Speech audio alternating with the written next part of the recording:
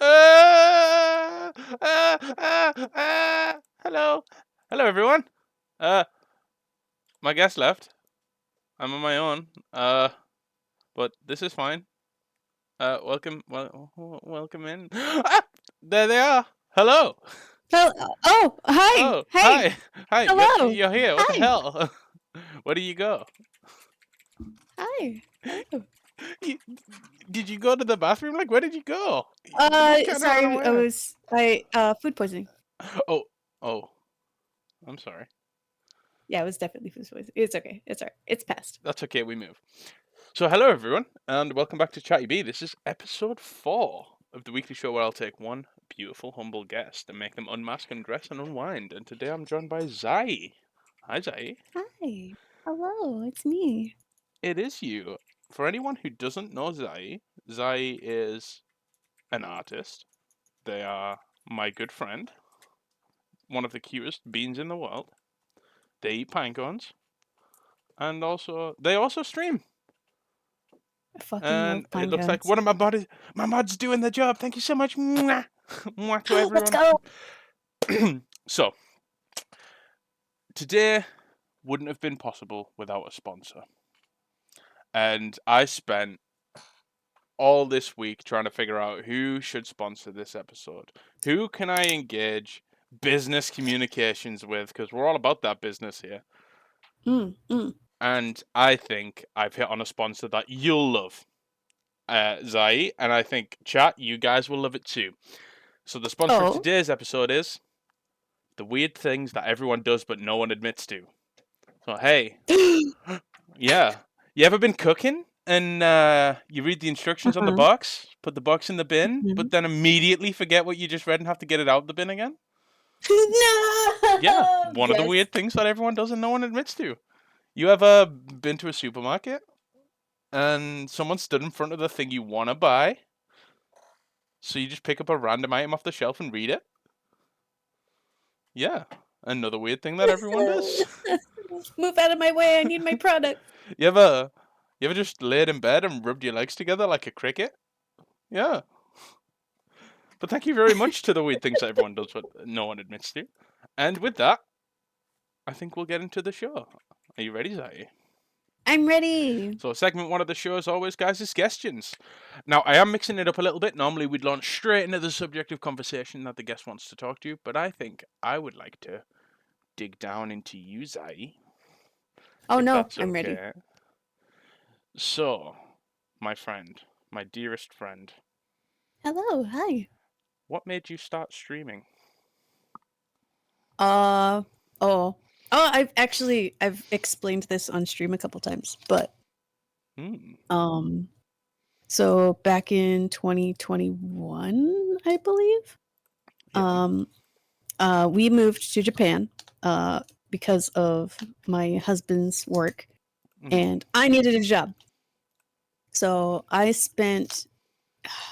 probably spent like 6 months looking for a job. I had interviews and I went and they ended up picking somebody else. And I was like, okay, this sucks. Awesome, cool.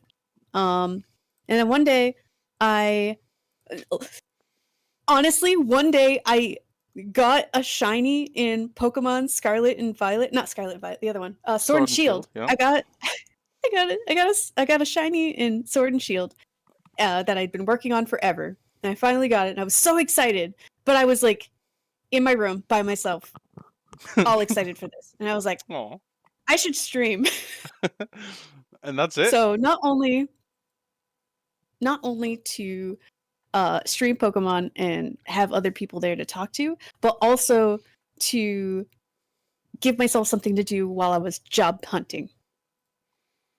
And it just went from there. Yeah, it ended up going really well, and I had a lot of fun, and I just kept doing it. And then I never got that job. But who cares? Because here you are.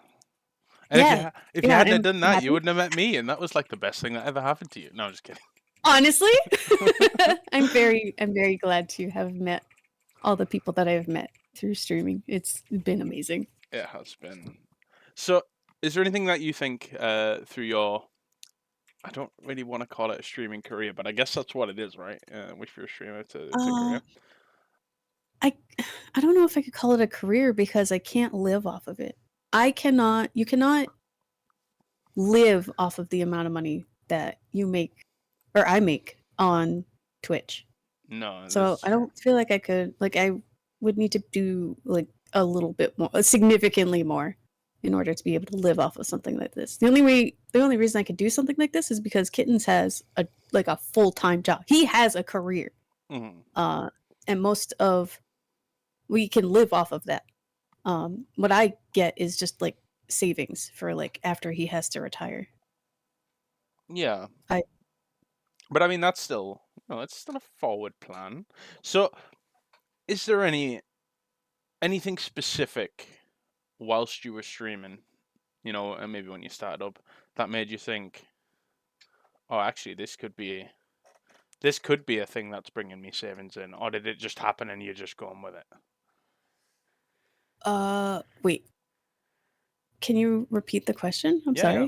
sorry. So, was there a moment in your history of streaming and that you thought, oh, this, I I have something here, or have you just kind of been going with it every day or each day you stream? Um, Or I have you not there. really looked at Okay, it that way, perhaps? when when I first got affiliate and I was like, oh, I can get subscriptions now. I should make icons and stuff. I made icons, and then people were like really cool with the emotes and stuff. Um, Hmm. I at one point was like, oh, if I just get what was it? I think it was like 30 Yeah. um subscribers a month, I could make $100 and then I could just get that. And I was like, oh, cool. Oh, So I nice. put the goal on my stream Yeah. um to as like an incentive. Like, oh hey, you can like, hey, I'm doing like a goal. Like by the end of the month, if I have this, like I can get like a payout every month. And I could use that and then I could start building up my savings. And I was like, oh yeah, that'd be cool. Sweet. But I kept hitting it Yeah. without the goal, without the like even with the without the little like visual goal on my Hmm. stream. I was like, "Oh, okay. I guess I'll take that down." And I was Fair. like, "Oh, well, I guess I'll just keep doing this. This is cool. All right." Nice. And I guess that sort of thing is good that because you have, and I've told you this before, you have a very magnetic personality. Like, you're so good to be around. You're so fun to be around, and it just makes, I don't know, it just kind of makes sense to me that other people see that as well, and they do, which is really nice. So, on that then, if you don't mind me asking, if you could go back in time and give any piece of advice to you when you were younger, say 18, is there anything you would give, any advice you'd give yourself? Maybe it doesn't have to be streaming related, anything you want. You're a furry. Give it up. Just give in. Have fun. Draw more furries. You're a fucking furry. Stop the denial. Don't let people tell you don't let people decide for you that something is like bad and something is awful. That's Mhm. not fair because it takes away from something that you could have had so much more experience and so much more fun with Yeah. if people didn't suck. If you have something that you are like, I really like this, but then you have like maybe your family, maybe some friends, and they're like, oh no, that's gross, that's stupid. I hate that. Well, good Mhm. for you. You can hate that, but I'm gonna sit over here and I'm gonna love it. I'm gonna live it. So fuck you. Anyway, yeah. Yeah. I, but that's good. And I mean, it kind of also stands for more than just being a furry. Like, I think that's, Honestly, yeah. yeah, it's the case for a lot of things. Like, you can't listen to that music, or you shouldn't listen to that music, or that music is XYZ bad thing, or Yeah, yeah, I that hate movie that. Oh my sucks. god. Yeah, like, just people just like what they like. Let yourself enjoy what you like, and who even cares? Yeah, like, who actually cares? Why do people care? Why do people care so much what other people like? Yeah, exactly. You know, and it's also it's not even that people are like, "Oh, that sucks." It's that they specifically tell you that it sucks. So you know that they think it sucks and that they think you shouldn't enjoy it because they hate it. Yeah. Griff says, unless what you like is weird and bad. Kappa. Fuck you, Griff. But yeah, no, I think this is a thing for even just like not even just hobbies or interests, right? I think it also stands for like being who you are. Like obviously we have, and I don't want to go too deep into like identity and sexuality and stuff like that, but Mhm. it's the similar trend of that's not acceptable in some way because either I don't like it, I don't think it's real, I don't believe in it, blah blah blah blah. So, but I think that's a really solid piece of advice. Just go back and tell your 18-year-old self, or everyone should go back and tell their 18-year-old self that they're a furry. Oh wait, did That's I what not you get the gonna take right from message this? from it? Hold on. Wait, is that not What the are you right gonna- message? No. I mean, it's close. It might work for a lot of people, actually. Not everyone. I don't think so. Yeah, I mean, to be honest, I kind of had a similar thing with like furries. I mean, I'm I'm not one, and I golfed before them, which makes it seem suspicious. I Mhm. personally don't, identify with that stuff, but I had a misconception of what that meant, what being a furry meant. So, on that, if that's okay with you, if it's okay with you, would you like to explain what being a furry is to you? Ah, what it is to me. Mm. Um, so obviously for me it's mainly the art. Mhm. I really enjoy the art. I love the creativity that furries have with their character designs and how bonkers and crazy or just like super simple they can be. And animals are just like they're they're really charming and they're really nice to look at in general. So when people take that and they use their imagination to make something even more like spectacular, it's like it's super impressive. I love that shit so much. Yeah. I love it. Um and I think the type of people, the general type of people that the furry community like, so from my experience, the people who are in the furry community or the people that I've personally hung out with and stuff, Mhm. they're always accepting. Mhm. Like we're all here for the same reason. We all like these animals. We all like these weird little like creatures and stuff. And that's what we're here for. And we're here to like celebrate each other's like different characters. And Yeah. I love that kind of like community. Yeah. And it's just so it's I love it. It makes me so happy to see people like celebrating each other, all their designs and their creatures and stuff, and just like the artistic side of it, like making these fursuits, making these Mhm. figures, uh, making music using their personas, or just like the taking somebody's design of their character and making like they're inspired from those designs to make something like physical or like a story or just like an entire world or a game even like Yeah. I just it comes back to me and my love of art where the furry community is like full of all kinds of things that are just artistic and it's just I love that. I love it so much. It makes me so happy. Oh, good.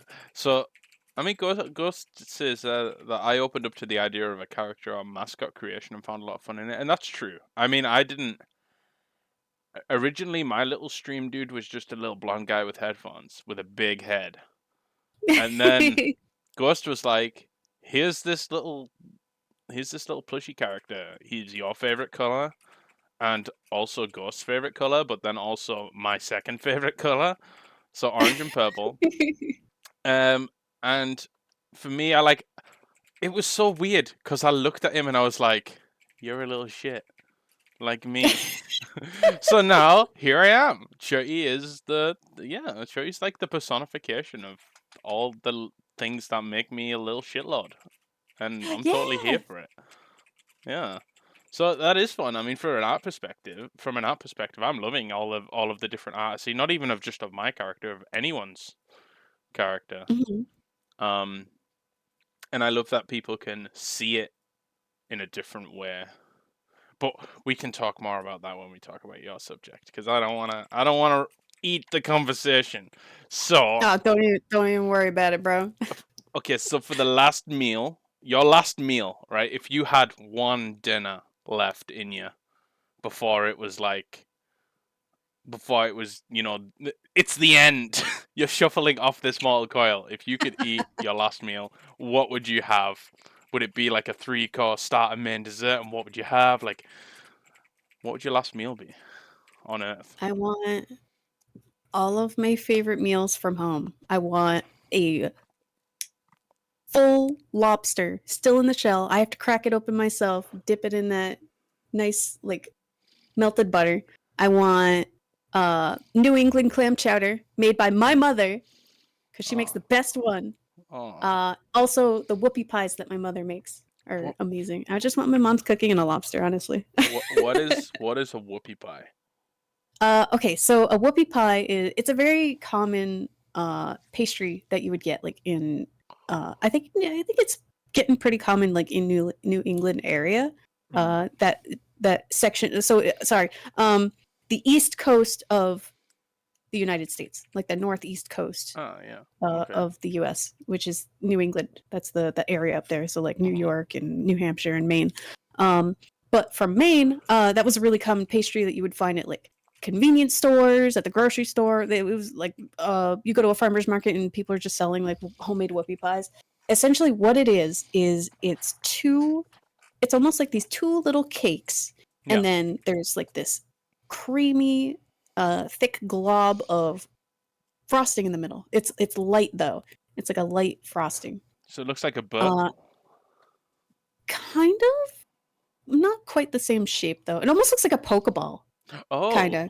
Where if the ring was like, it almost looks like a big fat Oreo, but it's not cookie. It's like a cake. I'm gonna have a It's look. very sugary and it's very thick. Oh, it's like a Um, big macaroon. I don't know if you know what a kind macaroon of, is. but Like it's more cake. like a sweet burger. Yeah. Oh, Yeah. nice. Oh, yeah, actually, like a sweet burger. Yeah. Yeah, Oh, yeah, yeah. they look so good. And are they like big or are they all bite size? Like how do you? How can it? They're probably about the size of two of your fists, like squished together. They're pretty big. That is And pretty big. you can get them bigger. Like I remember last time I was back in Maine, I went to a convenience store and they had like huge ones, and Mhm. I was like, "How am I supposed to eat this? Are you expecting me to eat? It looks like the size of a duck." Did you accept the challenge? I did. And did you? How did you manage to eat it? Then is my next question. I ate it over like the course of an entire like day or two. And I was like, "Oh well, okay. Take a couple bites, have some milk, go do something, come back, have a couple more bites, have some milk." I was gonna ask you what the best day of your life was, but I'm. Is that it? Was that the best day of your life? Eating the giant whoopie pie? Eating the giant fucking whoopie pie. If not, what do you have a day that you consider to be the best day of your life, and what is it? Oh gosh, Mm, it's a that's a question. it's a tough one, right? Because it's like you want to say your wedding, but then if you don't I say, can't say my wedding. I don't fucking remember my wedding. oh well, we're off That to a went by in great a start. flash. It was so stressful that my brain was like, "Yeah, you don't need to remember that. That was too stressful." And I was like, "That was kind of important to me. Thanks, brain." Yeah, I mean, I'm probably gonna talk about that with Ghost because everyone keeps telling us like, don't worry too much about it. It's gonna go by in a flash. And That's exactly what happened. yeah, what if I don't It remember was it? so stressful. Because it's a buildup of stress until it actually happens, and then it happens, and your body is just like, "Oh, oh, this is a lot of stress. Let's just delete that. You don't need that." Yeah, just abort, please. So Ah, okay then. Um, well, I'll give you some time to think about that one because that one's probably quite a difficult question to answer. So okay, what's the best compliment you've ever received? oh, that's another tough one. Um, no, actually, you know what? Yeah. There was this one time that kittens called me beautiful, and I fucking died. Oh. Kittens is not uh how do I describe this? He's not like outwardly affectionate or anything. Mhm. I actually found out recently, it clicked in my brain that he is um acts of service. So he'll buy me like gifts and stuff, like Yes, little like candies I and relate. Yeah. sweets and stuff. Yeah. Um, so he's never like verbally like affectionate or physically affectionate. So there was this one time when he called me beautiful, and I just like I cherished that You melted. Like it was a while ago. I can't remember what year or when, but I just Yeah. remember it all the time. I'm like, ah, I love him. Oh, it's so dreamy. Oh. That's the. I mean, my my love language is definitely acts of service, but also words of affirmation as well. So being complimented, being told something you've done is good in some way, like, and when we say Oh. obviously when we say love language, like, that's not, acts of service and words of affirmation. That's not like a in any way a sexual thing. This is purely from a romantic perspective. It's Hmm. um these are things that are like really make you feel the love or really help you show your love. So what's yours? What would be your Oh. love language, do you think? I'm very physically affectionate. Like I want to hug you. I want to snuggle you. Not really into kisses. Mm-hmm. I want to like hold your hand. You want to Like hold hands on the I froggy just couch? yeah, I want to hold hands on the froggy couch. Yeah. I want to prop my legs up on your lap while we're watching like TV or something. I just yes, just squish me. I need physical affection. Like it doesn't need to be anything like sexual or anything. I No. just want to hold your hand. I just want to hold your hand. You just want to be close. Yeah, because it's like maybe there's something like maybe the warmth of the physical contact, or maybe it's just the physical contact itself that makes you feel emotionally close to someone. Hmm. Yeah, I Particularly. think it is just the Yeah. physical part as opposed to like the warmth. Because it can get really hot here, and I'm like, no, don't fucking touch me. I don't. It's too hot. Yeah. Griff says my love language is pissing in people's sinks, but Ghost won't let me. Oh no. uh, you love physical contact too. Yeah, that's true. I suffer really badly from like affection aggression, and that's not like Oh I'm gonna no. punch you in the face because I love you. That's like I'm we're gonna be hugging and I'm gonna be like grabbing. I'm squeezing your tummy. Like it's just like like I'm not mad, but I'm like, oh, I need to show my affection to you. Let me let me like let me like scrungle your hair or something. Hmm. I Hmm. just it's just something. Yeah, there's just something in that for me, like from purely from an emotional perspective. I think maybe it's an energy thing as well, having ADHD, that it's like, I want to show my love, and this is the only way my body tells me or knows how to do it is Yep. I'm a pick you up in a bear hug and just break all of your bones. All of your bones. Because It's I the need only to. way. It's You it's don't understand. please just let me squeeze. I But can kind of understand that with my cats. So like I would pick mhm. up my cat and I would hug them and I'd be like, "Oh, you're so cute." And then you would squeeze them just enough to make them squeak. But it's like, "Oh, I just want to pop your head off or something." I don't know. I just want to hug you so hard. But I I just can't want because to you're so pop your head. fragile and you're so cute. I just want to So you pop just your squeeze head them off. enough to make them squeak. But yeah, no, I mean, that's totally right. I mean, it is just a way of showing, um, yeah, it's just a way for me to show that I love people I love. Like, so, like, again, with acts of service, it's giving you gifts. But for me, it's, I'll be out shopping and maybe it's just groceries or just even something stupid like, oh, I'm just going to get a bottle of milk. But then, like, I'm walking through the store and I see something out the corner of my eye. I'm like, subconsciously, my mind's like, Gus would love that.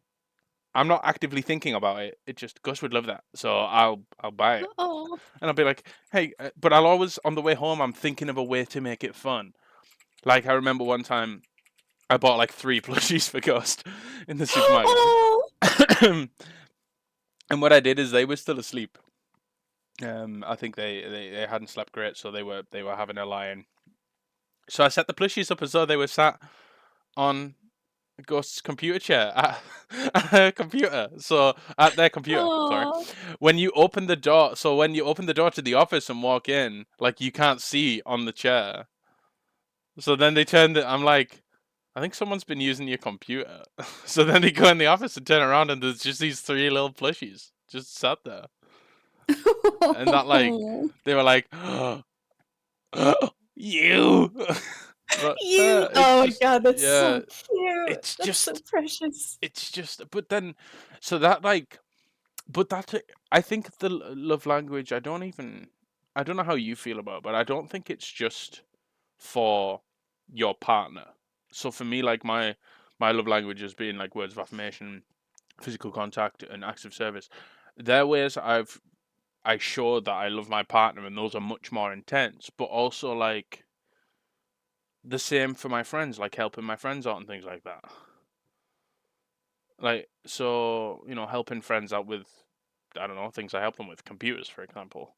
That's like I'm doing this for you because I know it helps you, but also I feel good about doing it. Like I enjoy doing this. This is a way I can show my friends I love them, which is something Yeah, I'm yeah. gonna inflate your head a little bit here, but it's something that you've taught me. Is that it's okay to just love your friends? Yes! Oh my god, yes, please. Please love me, please. Anything. No, just like normalize loving your friends. You can love your friends. That is okay. Yeah, and I mean before I met you guys, it would be me and like I loved my friends. Like I cared for my friends a lot. But it was like not a thing to be like, "Oh, I love you." Mm-hmm. Because that's reserved for the partner. But now it's like, well, but it's a different kind of love, right? It's Yeah, exactly. yeah. It's a different kind of love. As long as you make that distinction and it's clear between you and your friend, like, yeah, that's it's great. It's amazing. It like totally completely like changes the aspect of that friendship. Yeah, Like like if you can get to that point. yeah, well exactly. And I mean, it is important to I think it is important to make that distinction, but then there's like a level of and I think you told me about this was it yesterday? You were like it's getting on a wavelength with a friend or being on the same page that you can tell them that you love them and there's a mutual understanding. You know what each other means and you know what that means to each other. And it's not Yes. going out of the scope of that and there's no like misunderstanding that, it could be anything more than no, we're friends and I love you because we're friends. That's how I interpreted what you told me. What you said Hmm. to me about being on the same page. I don't know if you want to expand on that anymore or if that's kind of um, what you intended to say. No, that sounds pretty good to me. Yeah, yeah, yeah. As long as there's mutual understanding Yeah. and you have like communication again is another Yeah. like it's a little bit okay, it is more complicated. Mhm. Because my brain is doing that thing where it's like thinking of all the little other details. Like it Mhm. is more complicated than that, but at face value, yeah, understanding both sides. Both sides are understanding Yeah. of the nature of just loving your friends. Yeah. Exactly. Well, Toast dropped us a hydrate, a stretch, and a posture check. So get that Okay. hydration, get that stretch, and get that posture check. I am. You know what? I'm gonna stand up. Watch this shit. Uh, Yeah. I mean, I can't watch it, but I'm imagining you stood up there. Yeah, standing up on this chair. You stood up on the chair? Oh, my chair. I'm Oh, yeah, standing nice. on your chair, not my chair. That would be dangerous. And I don't think my headset could reach. No. But that's fine. But yeah, I think a platonic love for friends is me. I mean, I can only really speak for me, but my personal discovery stretching all 3.5. Okay. Um, was that a short joke? I think that was a short joke. No. I don't know what that. I don't understand. Help me. Um, but for It's a me, joke. me discovering that is like uh the ability to share in that I love my friends is it's been a revelation for me because I'm like, oh, now I can be my hyperactive, loving self. Because I'm a goofball. We all know that. Like I just say shit sometimes, but like it's all for the effect of I want to make all of my friends laugh. I want to make them happy because I love them. And that end bit, that because I love them bit, wasn't there before. I was just like, no, this is just what I'm like. But then it's like, no, I'm doing this. There is a reason I'm doing this. There's a reason. I think my brain does it because it's kind of subconscious, most of it. And it's because I want to hear my friends laugh. I want them to be happy because I love them. Yes, I'm like, exactly. ah, Exactly. like you're all getting squeezed if I ever meet any of my friends. I'm ready. It's happening. Like Grave doesn't know, but when I pick Grave up from the airport, he's gonna get squeezed so much. I'm gonna break every bone in his body. That won't take too much. He's also gonna get a finger in the butt, but that's just for him. That's just a cheeky butterfinger just for him. Well, I mean, we've been talking about it for a decade. So, so on the love language thing, then. So, would you consider yourself to be like a with physical contact? Does that extend to your friends as well, or is that that's a me and this a me and kittens thing? Like, do you have maybe a separate love language when it's your friends? Like, how do you have you ever thought about it?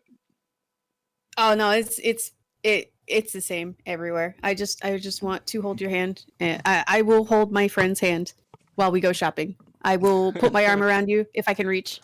I will hug you and just cuddle the shit out of you. Squeeze, break all the But bones. it's because of the level of trust and understanding that me and kittens have. It's a lot easier for me to just go in and grab his hand or something. But with my friends, it's like I have to like make sure that they're okay with it too. Yeah. Like I'll obviously ask for permission. Like, hey, can I hold your hand? Or hey, can I hug you? Please. Can I break every bone in your body? Please. Oh god. Please. You don't understand. Yeah, like, and that because obviously some people in particularly in a relationships when you're long term any kind of relationship I guess and even marriage it's like I think there's also like a maybe there's a section of understanding from your partner as well that they understand that no this is just this is me being friendly, this is nothing more than Oh, that yeah. because obviously I imagine in some relationships a partner might look at that and think I don't like that. that that kind of feels weird to me. But then it's like, I'm married to you, you silly goof. Or we're in a relationship for a reason. But I imagine Mhm, that's mhm. probably not something you've experienced, but I imagine that's probably something a lot of people would experience with that. Maybe people who are more unfamiliar with love language, uh, not just being a thing for a relationship, but Mhm. also for friends. So, that was just a weird observation. So, with No, that's that, good. That's good. yeah. So, I want to ask you then, because we've done your compliment. Is there anything you think you've done that's been your biggest failure on the flip Oh, side, and what you learned from it, or something that you for maybe streaming? did? Anything you feel comfortable enough to disclose. I just kind My of want biggest to, failure. you know, learn more Uh, about my friend. so I wouldn't really call it my biggest failure, but it's definitely something that I reflect on a lot. Hmm. Um, is spreading myself too thin between people. Like in the beginning of streaming, I wanted to talk to everyone. I wanted to like get to know people. I opened up my DMs to like literally everybody, and I was like, Uh-huh. yeah, this is great. And then I didn't realize how many people would respond to that.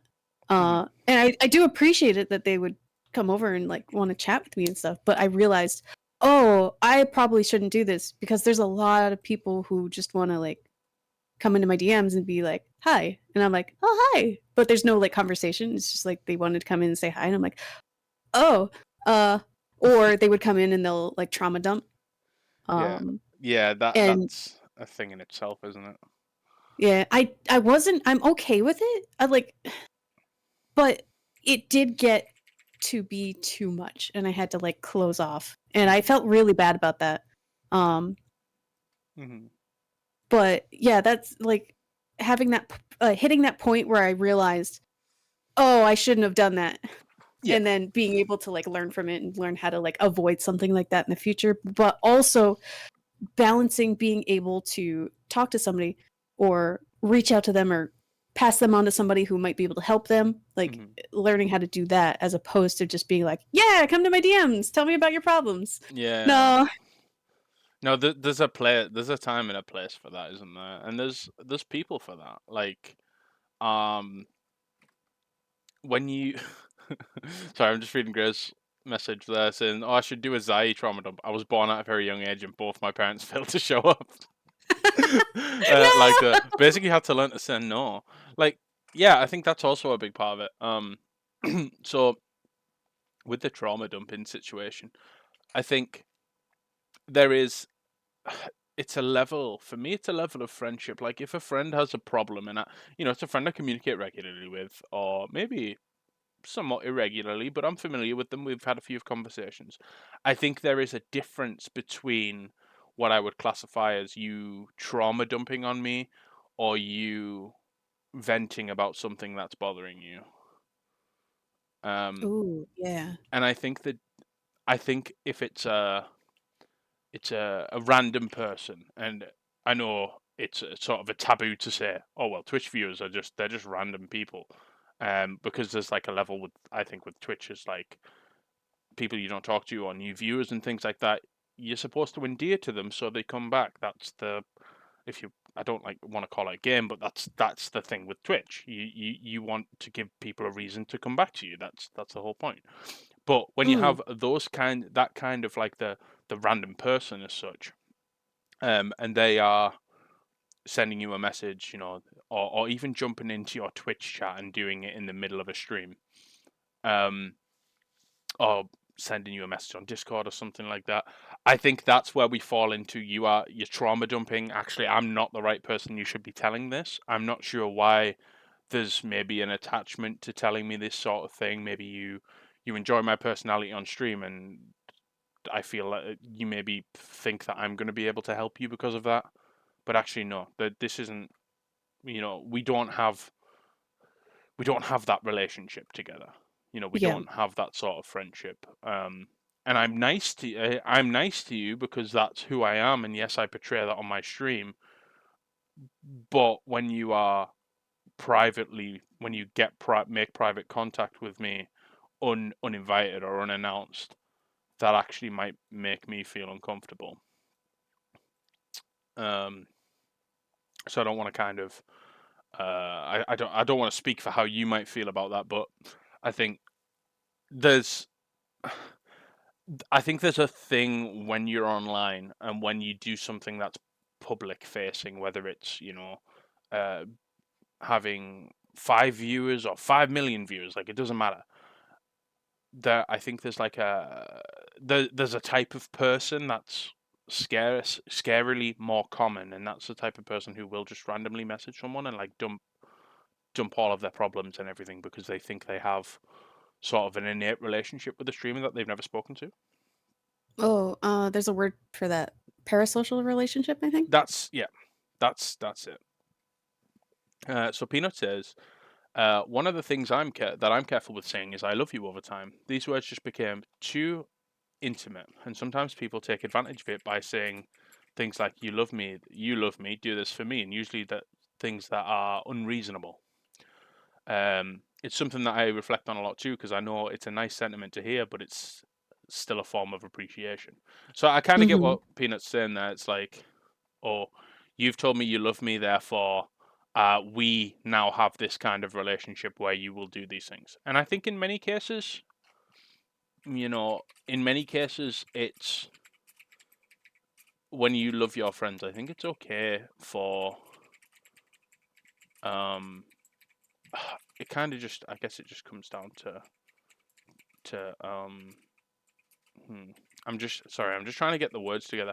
I think it comes down to the type of friendship that you have, like, and like communication. What is your friend comfortable with? Like, I can come to you and say, "Oh, Zai," like I did the other day, but I didn't say, "You love me, so you're going to do this for me." I was like, "Oh, Zai, here's an idea I have, and this was about the reference you drew for me. Um, Oh yeah. you know, removing the background from it. And I was like, how would I go about doing this? But then you did that for me, and that's obviously it's greatly appreciated, and thank you very much for doing that. But I think there's a difference, right, between us, because I mean we talk nearly every day, not always privately. Sometimes it's just in a Discord. Sometimes I'm just in your Twitch chat. But I think there is a difference when it comes to things, people doing things for each other in Yeah. friendship. I think it's not just something that should just autonomously happen because you're friends. Um, so Laxus says, admittedly guilty of trauma dumping. Granted, it was with people I know well, but I have trouble managing bad situations and feelings and just piles up until it explodes and I do regrettable things. Now, that's understandable, and I think that comes to. I don't know how you feel about that, Zai, but that for me breaks away from trauma dumping a little bit there in that situation. Like, that seems to me like it's more of a vent and, hey, maybe getting this off my chest. You're not necessarily asking for advice, but you know you're going to feel better when when you've gotten something off your chest and you're discussing you're discussing it with friends that you know well. Yeah. Um, it's not like you're finding a Twitch streamer you watch all the time but don't talk to and then sending them a message being like, "Hey, look at all this terrible stuff that happened to me. Please help me." Oh yeah, yeah. That difference between trauma dumping and venting is really important. Yeah, and, Um, and I think it's a difficult. I don't know why people have a there's a difficulty there.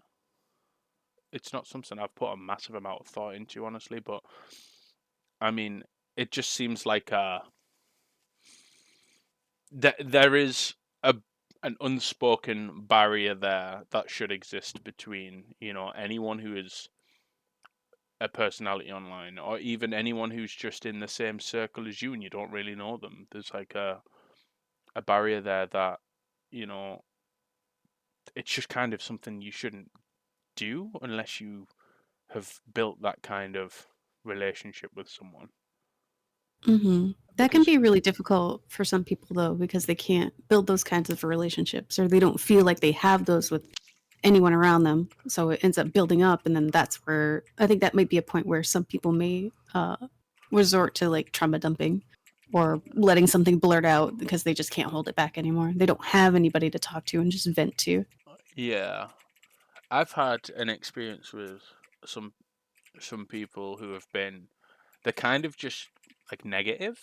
I don't know how much you've experienced with this, but obviously there's a lot going on in their lives and things like that, and we can appreciate that. Everyone has their difficulties in some way, shape, or form, and some people have more than others, and some people don't have as the management techniques or the equipment, the tools to deal with that as effectively. But I've had experiences with people who they just they'll just pop into a space, be it a stream, a Discord, whatever it might be, and it's just always immediately negative.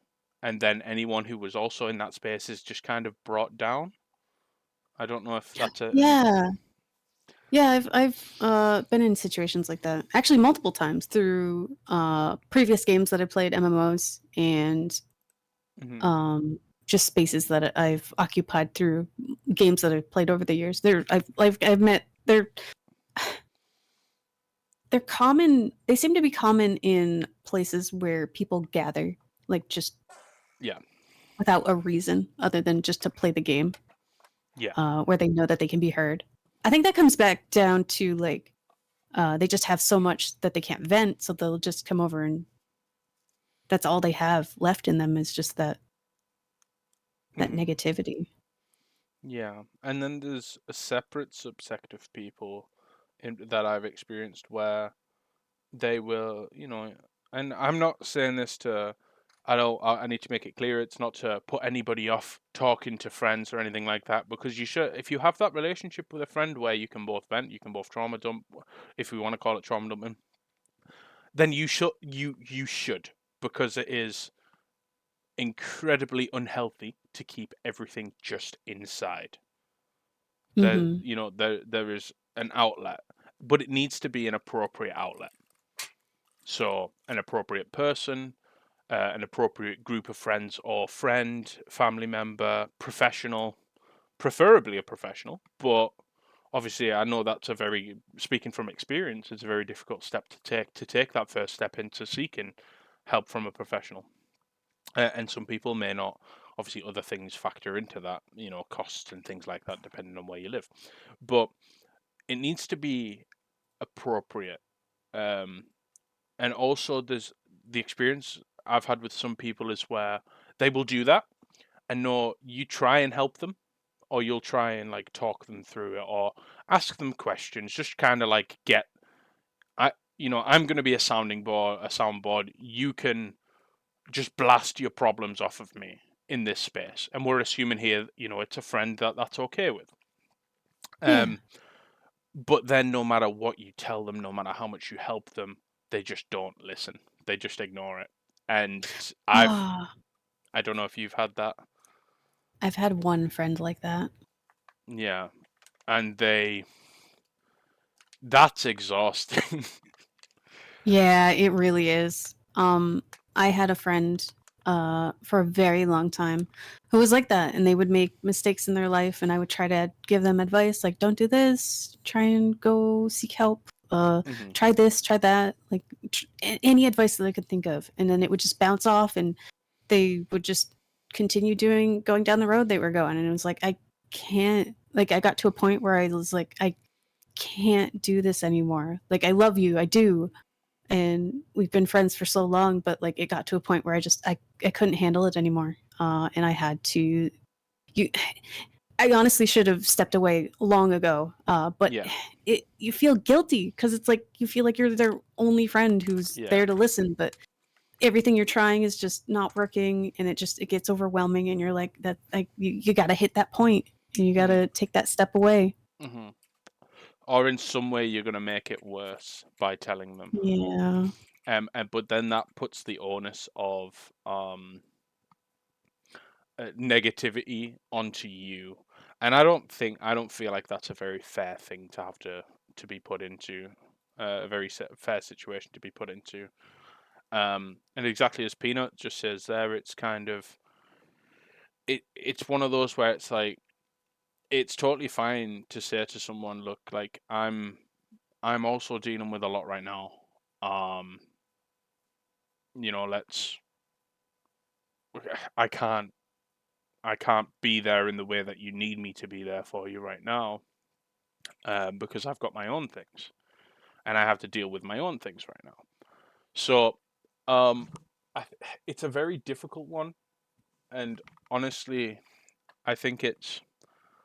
I don't think people realize the people who do that sort of thing realize that that's what they're doing, um, and that it puts you in an awkward situation. Mm, Hmm. and I think that's the weird thing. I don't even know if that's exclusive. It definitely happens more often with online internet friendships. Um, but I don't think it's exclusive to the online friendship, because I've definitely had people in sort of my experience in real life that they see me as they see me as a friend, but also as like I am their diving board, so they can just bounce off of me with every single thing that's ever happened to them negatively in their life, but then also not listen to what I have to say in return, and Oh, it's kind of shitty. yeah. Mm, and it's just a weird thing. Hmm. But I think that in a way that also kind of comes with the territory of being online. I think particularly in communities where there are a lot of people in the community, and maybe not all of them talk all of the time. Like you have communities, and then you have maybe circles within those communities of people who are talking regularly, people who talk intermittently, and then there's people who just have never spoken to each other. And I Hmm. and I think it's that weird middle space of the Venn diagram where you tend to find, or at least my experience has been, where I've tend to find people who will drop all of their dirty laundry onto someone, but then not help them pick it up, I suppose is the best metaphor I can come up with that. Hmm. Um, so on a bringing it back up then, um, if you won $10 million tomorrow, what would you do with it? If I won $10 million tomorrow, Hmm. And let's say you didn't know you were going to win it today. You oh just gosh, $10 million. mm, I know a lot of my friends are struggling with finances and bills and stuff. I would probably just pay them all off. pay Debt pay gone. them off. Pay Pay. pay off the debts. All right. Pay off I the was debts. gonna I'm paying off pay. the debt. I'm paying it. I'm paying you to not be my friend anymore. Here's five hundred thousand Yay! dollars. Now fuck Yay! off. No, I would just fuck, dude. There's a Yeah. lot of people that money is so fucking hate money, man. Yeah. If I was rich, I would fucking help all my friends. I like the like knee jerk reaction idea would be to donate to charities, Mhm. but I like with charities, it's you don't see the impact as much as you do where if you were to help your friends.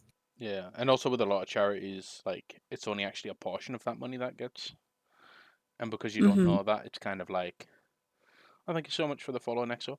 Um, it's kind of like the, as you say, you don't see the impact, but also if I'm gonna give you say $100, but then only like $10 of it, thank you so much for the follow, Lon Lupus. Um, if I am only actually going to see like $10 of that actually go towards the cause that I'm donating for, it's kind of it dampens the impact for me of what I'm doing. Yeah, yeah, it Um, really does. and that's I think the difference between an honest charity and a faceless charity. I think there's a lot of corporate charities, um, and I think those tend to be where we see the money doesn't trickle down; it seems to go upwards. Mm-hmm. Um, But yeah, I mean, I guess I would do the same thing. It would be I would primarily help my friends. Is there anything that you right now would really love to maybe buy or own, but you know it's not something you're going to realistically be able to afford? Ooh, a house. A house. I would love a house that once Kittens and I are once he retires and then we have to settle down somewhere, like I would like a place, like an Hmm. actual home, as opposed to renting an apartment or something. Is there a particular kind of house? Like, are you thinking like out in the country? Are you thinking like, would you love I to live just in the want city? I just want to live in the middle of the woods.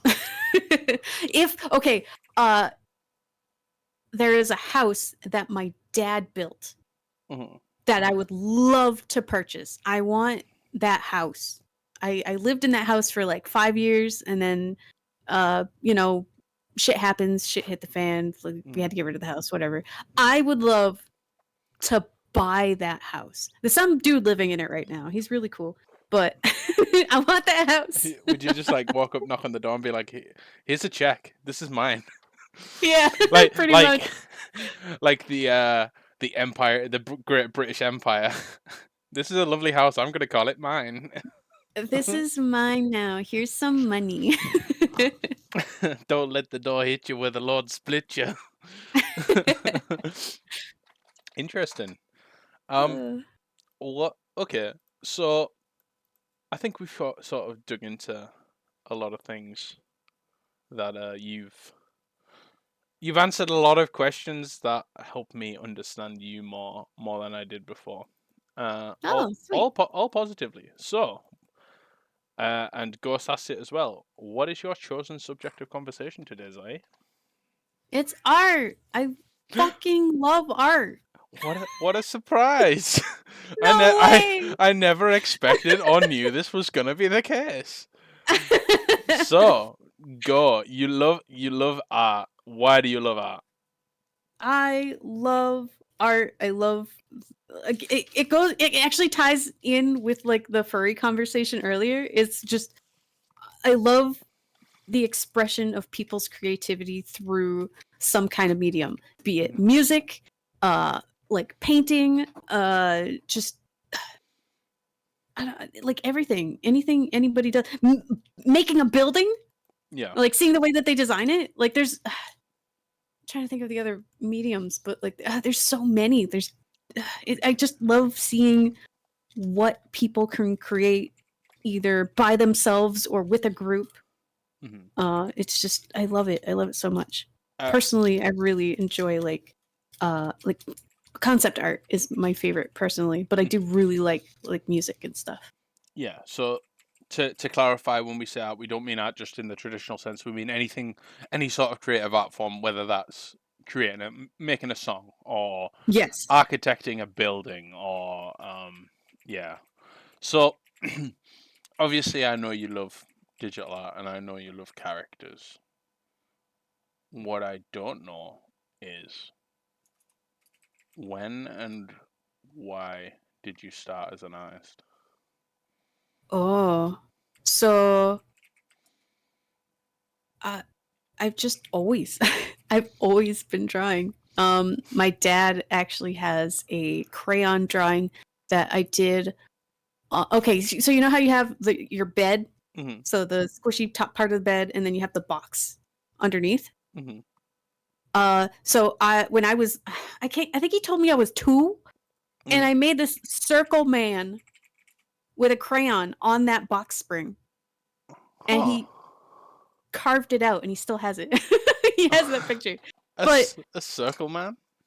it's just a circle with 2 lines for eyes, and then like stick arms, and that's it. He's just a circle man. He's just a little guy. He's just a little circle man. I, So yeah, you left the but womb with pencil in hand. I guess, yeah, I've just always been drawing. I remember when I was in, oh, hold on, let me think of ages instead of grade school numbers. I was probably maybe 10 or 12, I Mm-hmm. think. Yeah. Um, I remember going to the library in my school and I found a book about dinosaurs. And it was like my first experience with dinosaurs. I'm like, oh, these are cool. These are awesome. So I'm like sitting in the library. I don't know. I couldn't pay attention when I was a kid, so a lot of things I don't fucking remember. Like I Yeah. don't know if I was going somewhere, what I was doing. Anyway, I was in the library looking at these dinosaur books and just flipping through the pages, looking at all the different like designs of these dragons or not dragons. Oh, there was a dragon book, but that was later on. Yeah. Because they were like, "Oh, pick a book to read," and I'm like, "The dinosaurs!" So when did that? Is there a point that grew for you from, hey, I just like doodling, to, oh, I want to hone this? Hmm. Because obviously and I mean, I've been party to, well, not been party to, but I've seen your development, and I've seen a few of the people in chat, like Ghosts sort of does a bit of digital stuff. They never I don't think they'd ever describe themselves as an artist as such, but and I've seen Kittens art. We've gone. I think we looked at that a little bit, but like Mm-hmm. I've seen a lot of like your very old early art, and then how that's changed over time. Stay Oh away from yeah, my art. me. I will not. I love your art. It's incredible. Your background work is like it is Oh just my god, yeah, his background your work. scene Goddamn. work is just amazing. But having seen your development, like, was there, as I say, was there a point? Was there anything that sort of hit you? You know, maybe a moment, a point in school or something like that, where you were like, you know, this is something that I really want to work on. This is something I want to develop. I don't think there was. I think I've just always it's been a hobby with me since forever. Like I've always drawn, I've always worked on art, I've always tried different things. Like I think maybe when I was 14 I got my first drawing tablet Hmm. and I just from there like I had communities where I would interact with people like DeviantArt. I don't know if anybody remembers these, but like Iokaki boards. It was like a digital space where there was one canvas and a bunch of people could go in there and just draw on the same canvas on a browser. And I used to Oh. hang out in those, and that's how I learned a lot of different like tools that people could use or little techniques, and just talking to people. Like art has always been just a hobby for me, and it still is to this day. Like I do it for a hobby. I don't do it for like work. I never made it a job for myself. I just there were points where I tried to sell my stuff, and it didn't feel right to me. Like it wasn't something that I wanted to do because I wanted to keep it a hobby. Yeah. So there was never a point where I was like, I need to make this perfect. It was more like I really enjoy doing this thing, so I'm just going to continue doing it throughout my life. Nice. Okay. Who inspires you? Ooh, probably creature designers. So if you look at my art now, it's very like the lines are big. I got big chunky lines, and then it's kind of cute. Yeah. But before that, I used to do very thin lines and make really like creatures and monsters and like just creature monster designs. So most of the artists that I can list off the top of my head that inspire me are creature and monster designers, or people who have done art that was just like really badass and I thought it was really cool. So I can think of 4 off the top of my head. Okay. RJ Palmer. I really he worked on the concept art for the Pokemon movie. Yeah. The Detective Pikachu movie. I can think of Windy, or what is it? I think they changed their name to Wind X Spear. They do a lot of dragon art, and I really later on, like I was watching them during Tumblr years ago, and then they moved to Twitter, and then they moved back to Tumblr. But they make like these really amazing like dragons, and I really like the style of their like creepy art and stuff. They have like this one character that has evolved through the years, and he's like this giant eel, this disgusting eel. Rookshock. I really like Rookshock's painting. They worked with, I believe, he works with Paint Tool Sai, and does these like really detailed like creature designs and just like character work and stuff. And it's so beautiful. It's so good. What was my 4th? I forgot. My brain just went pew.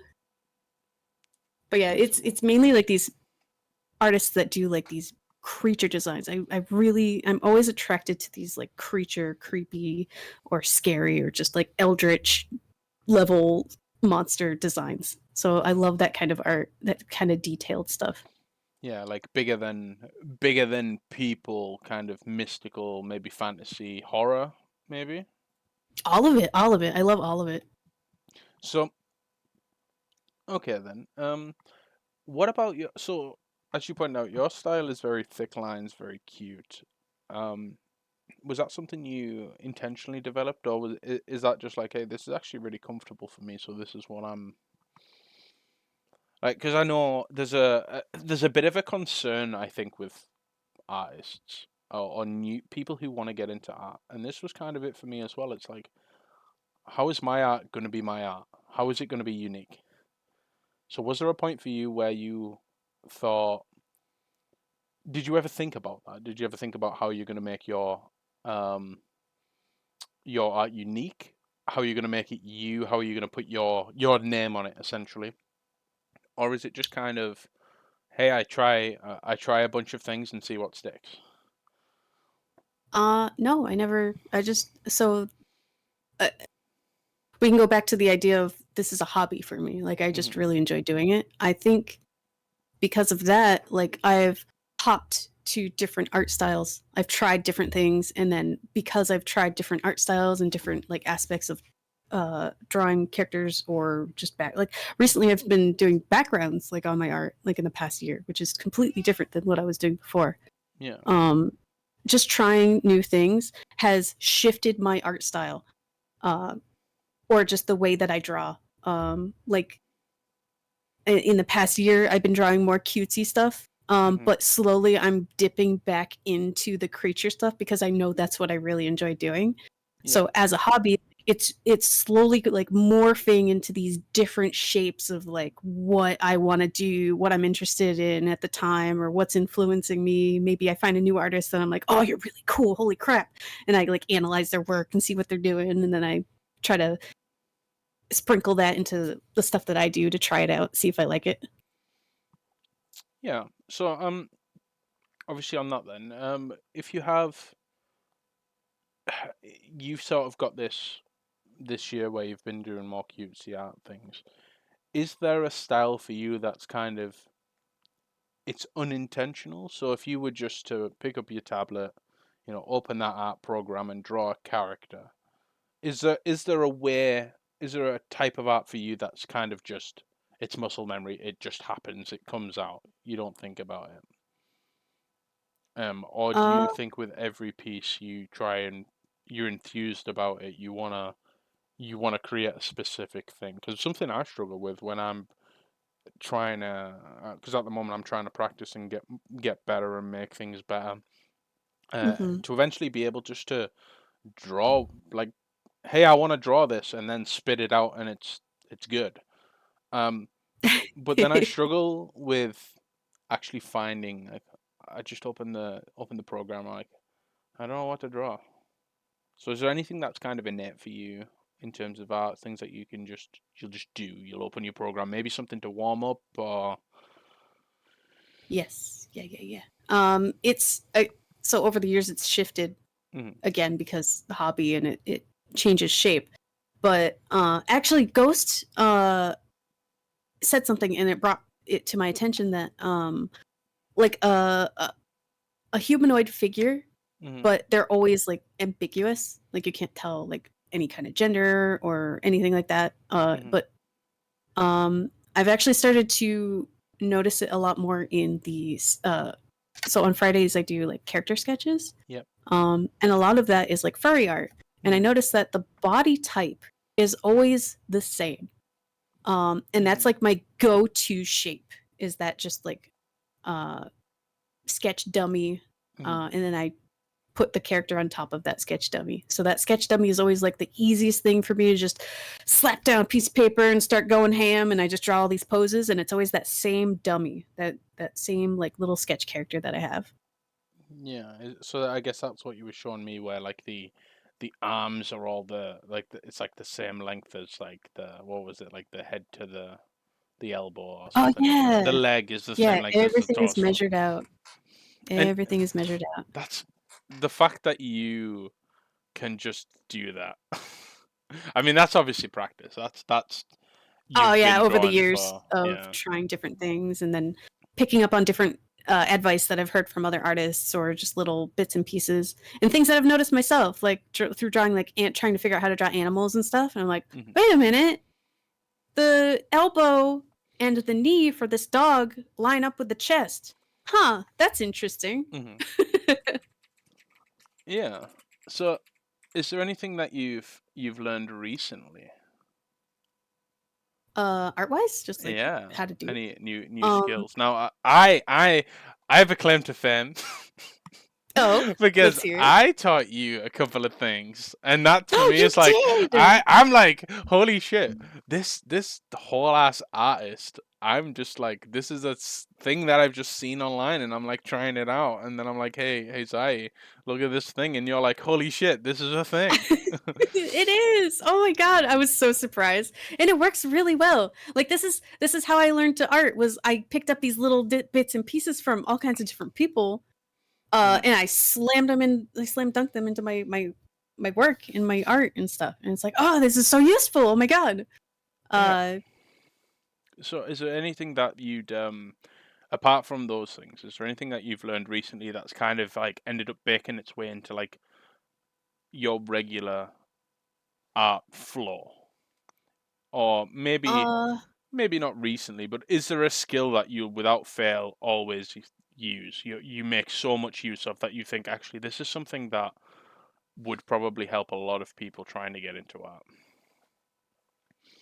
Um, Something that I recently started using. Well, it has mainly to do with colors. Hmm. I like to with the so on Tuesdays I do like the Pokemon art and stuff, and Yeah. I do like these full-fledged illustrations and stuff. Hmm. Um, I like to experiment. It gives me the opportunity, like whenever somebody like I get like a request from somebody that I'm interested in doing, which I can set it with those Pokemon art strictly.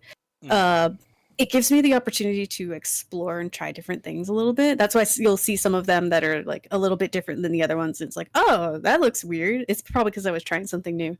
Hmm. But with colors, I really like big, vibrant, shiny colors. Hmm. Not like in the aspect of like the thought of it being like shiny metal or like the shine on my nose or something. It's more like the like maybe the colors in the fur or a fabric like Hmm. popping more. I like that. I like big, shiny, poppy colors, like bright colors. Hmm. Um, and I noticed that I know because I'm a hobby artist, uh, Hmm. there's a lot of things that if you go to a class or something, these are things that you might learn like through the class. I realize, Hmm. but I learned most all of my art is self-taught. I've like Hmm. to a point. Like I never went to a class. I never went to college. I didn't do anything. I just drew because this is my hobby. This is what I enjoy doing. Yeah. So one thing that I've learned to do was colors recently, where it makes your colors pop more if you use darker colors and then go over them with a lighter color. So like if you make the background darker and then you make your character just a little lighter, Hmm. if you don't use white on the eyes or the teeth, you use a slight off color so that you could put a lighter color on it to make it shine, make it pop more. Hmm. Um, so like using a whole different palette that's a little darker than what you want it to be, and then you go over the picture with another layer that has like it's called Hmm. add glow or whatever. Hmm. And if you use that with a paintbrush, you can actually make the colors pop more. So the darker that your base color is, and then you use that tool, you can make it brighter. And I love that. It looks so cool. I love it so much. I've Is been it experimenting with that and making like better my colors look cooler. I is that didn't the, do it with this picture. is that the same? Is it the same theory as like when you shade something, or is shading Yes. only using like a low opacity, like black or gray or something? Or Uh, so you, I don't want to say never, but it for me when I want colors to look more vibrant and stuff, I never shade in black or gray. I always use a color hmm. And is that? because it brings the colors out a lot better. And you can use that to set a color mood with your picture as well. So if you use like a blue, it makes the whole picture look more like somber, like kind of like cool, calm colors, as Hmm. opposed to like a red or something or a purple. Hmm. So did you ever put time into color, like learning like color theory, or is it just all experiment? It's all experiment because I tried to look up like information stuff about color theory, and my brain could not wrap around it. I had to uh, experiment on my own to figure out like what I felt worked best for what I was trying to do. Hmm. So if you do like a practice,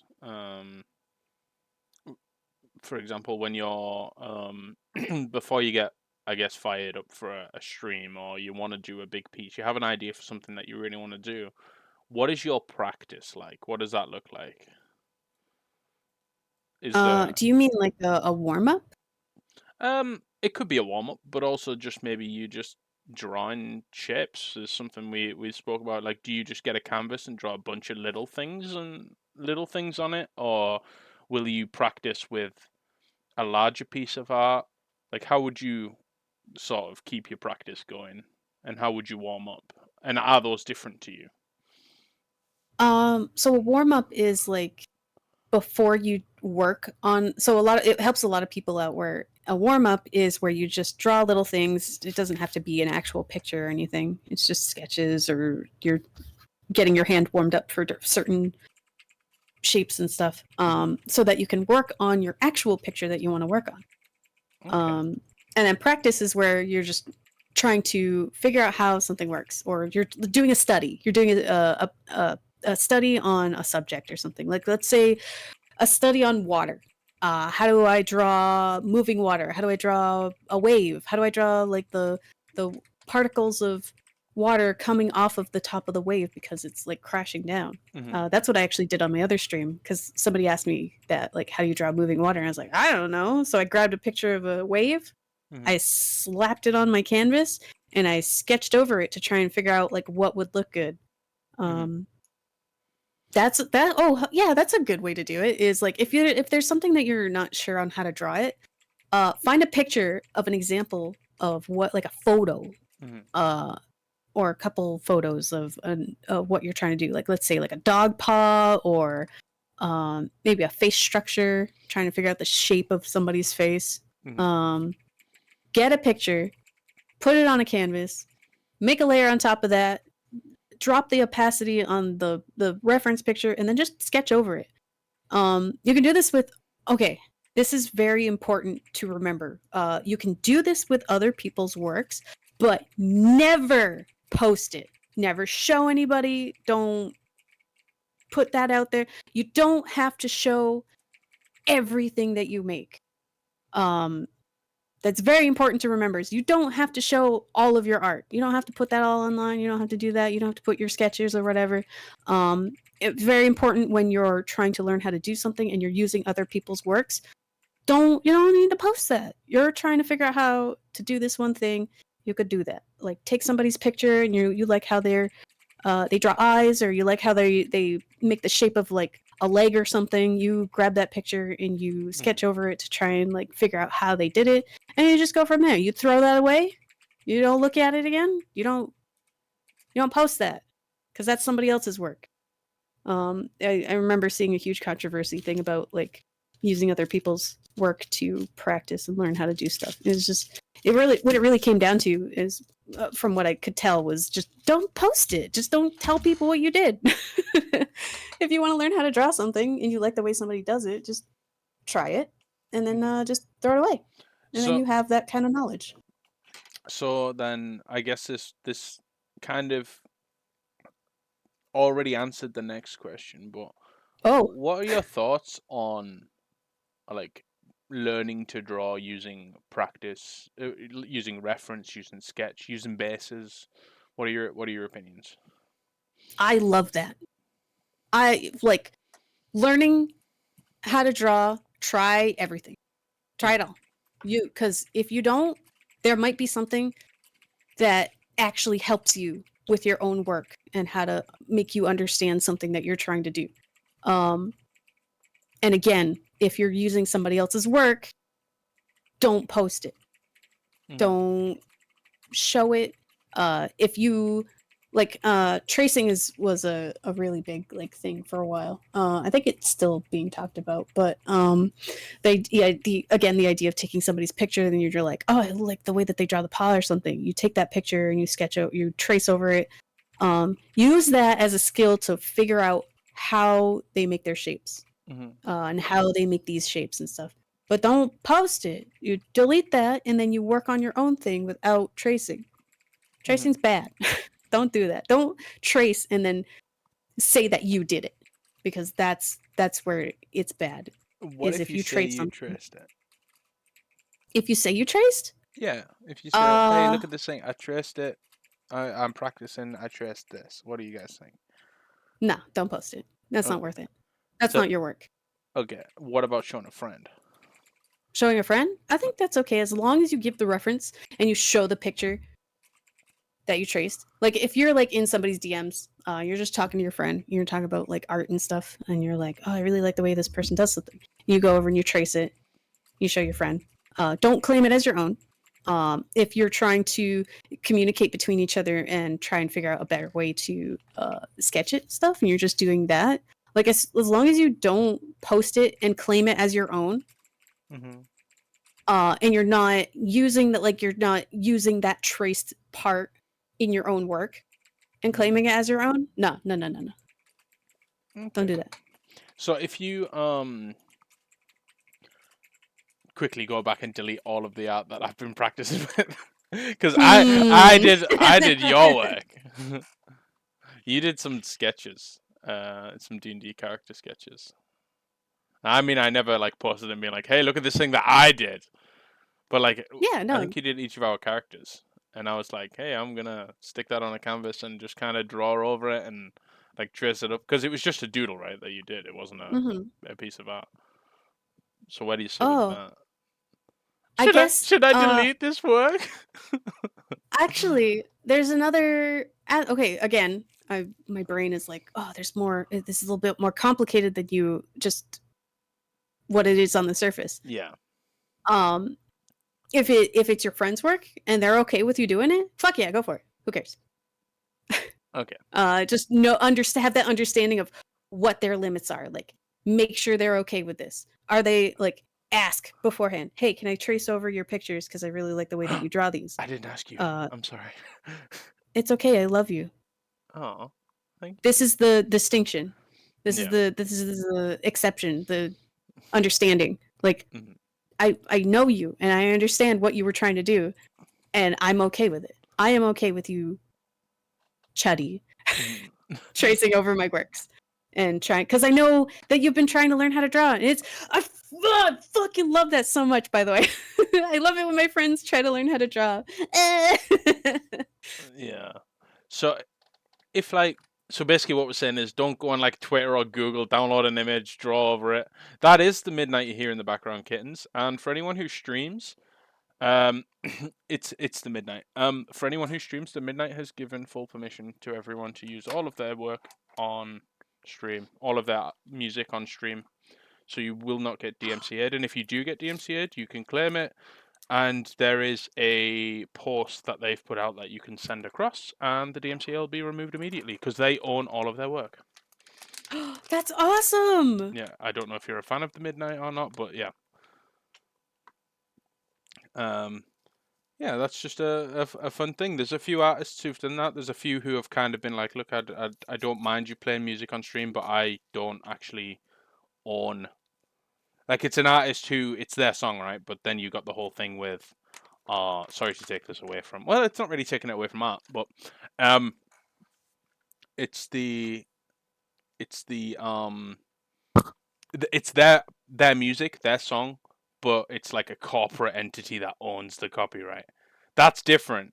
Whereas the Midnight owns all of their music, all of the copyright. And there's Oh, actually a that's list. awesome. There's lists online of people like Ninja Sex Party, for example, Dan Avidan's band. They've done the same thing. Dan and Aaron have Starbomb together. They've said the same thing. Like, you can use our music on stream, totally fine, no problem. Or in a video, DMCA free. Yo. So if you like the Midnight and you ever want to do a bit of art and have music in the background, guilt free. Alternatively, Yes. there is a method, and I am more than happy to teach any of my friends how to do it to make sure that your music doesn't actually get uploaded to your VOD, if you're worried about that. Anyway, back to the art. Sorry, Good stuff. just a sideline thing there. No, that was really good. She liked Kids. Oh yeah, the song Kids. Sorry, I'm just like, hold on a minute, what? Little babies, little kiddos. Ugh, sticky jam hands, Aw. like putting a peanut butter sandwich in a Aw. VCR. Like, no, thank you, get the fuck away from me. They're just kind of kids are just gross. They're just like they just have sticky In the physical hands. way, yeah. No thanks. I much prefer like I like talking to kids and stuff, and hanging out with them. I think they're cool. They could be really cool. Mm-hmm. Sticky jam hands. Bleh. Yeah, exactly. They're just like, nyeh, nyeh. And then they like Oh God, no. when they're eating a bag of Ugh. chips, they don't just pick a chip out; they put that whole fist in the bag. Oh, I just hate them. Little grubby little hands. Yeah. Ooh, I can't yeah. grab a chip without. And then they just Never like mind. mash it into their face. I'm like, can you just not? And they get covered and they have snot coming out. Oh, okay, I'm like, no more kids. No, get rid of them all. Just yeah. No, we need the kids because they grow up to be really cool and stuff. Some don't. Yeah, some don't. I But can some give do. you some examples, but I won't. You ended up being really cool, and I'm glad that you were here. Yeah, but Hitler didn't. Yeah? Uh-huh. Says who? Are you? Wait. Yeah, exactly. Wait, did you say... Yes. Think about what you just said. I'm so sorry. Wait, who did you say? Hitler. Oh, yeah, fuck that guy. Never Yeah, mind. he was a I kid. heard something else. I'm sorry. I was yelling. That's absolutely okay. Yeah, never mind. I misunderstood. I apologize. Yeah, fuck No. that guy. But yeah, anyway, so ultimately, don't trace, don't trace and claim it's your own. Don't grab images for like pictures, art from random people and trace over. Like practice with it. Don't show anybody it. Is that right? And then, Yeah. like, so the effect of doing that on your own art is not to. Is that just like you're not going to replicate that exact thing, but you're going to bake that process into your work. You're gonna use that an ingredient in your own cake to make your own fucking cake. Yeah, don't Of take your own somebody else's creation. eggs. Don't take somebody else's cake. Yeah. Oh yeah. Don't take a slice of somebody's cake and put it on yours and claim that that piece of cake is also part of your cake. Only you can see what kind of ingredients they're using, and you can use that to like make your own fucking cake. Peanut says, "Would it be There you fine go. if I asked you advice?" Of course, it would be fine if you asked for some Yeah. advice. We're happy to help if we can. Franken cake. Yeah, that reminds me of the. And I know this is kind of like a strange things for the next segment, but this reminds me of the whole thing about the Chuck E. Cheese pizzeria where they like put old pizza. Like if someone eats only half a pizza, they'll put that half with another half of a pizza that they have and serve that. No. Now, I don't think that's the thing they actually did, but people were questioning why their pizzas seemed like they did when they look at it on the plate. It doesn't look like it matches up. Oh no. Yeah. So then there was this big theory that they were they were like recycling pizza. But yeah, don't do that. Don't recycle pizza. Don't take a piece of cake and make it and claim it to be your cake. Like, just say this is somebody else's cake. This is a good cake. Or just eat it. Just eat the cake. Just don't tell anyone. Just have the cake and Have eat the it. cake. Eat the cake. Just eat it. Just Make enjoy your it. own cake later. Yeah, just be inspired by the cake. Yeah, exactly. Yeah, be inspired. What is this? Freddy Fazbear's. I don't know what that is. What are you trying to say? You say bullshit ballsack? Freddy Fazbear's ballsack? I don't know. Don't take somebody else's ballsack and claim it as your own. That's probably some good advice. Never mind.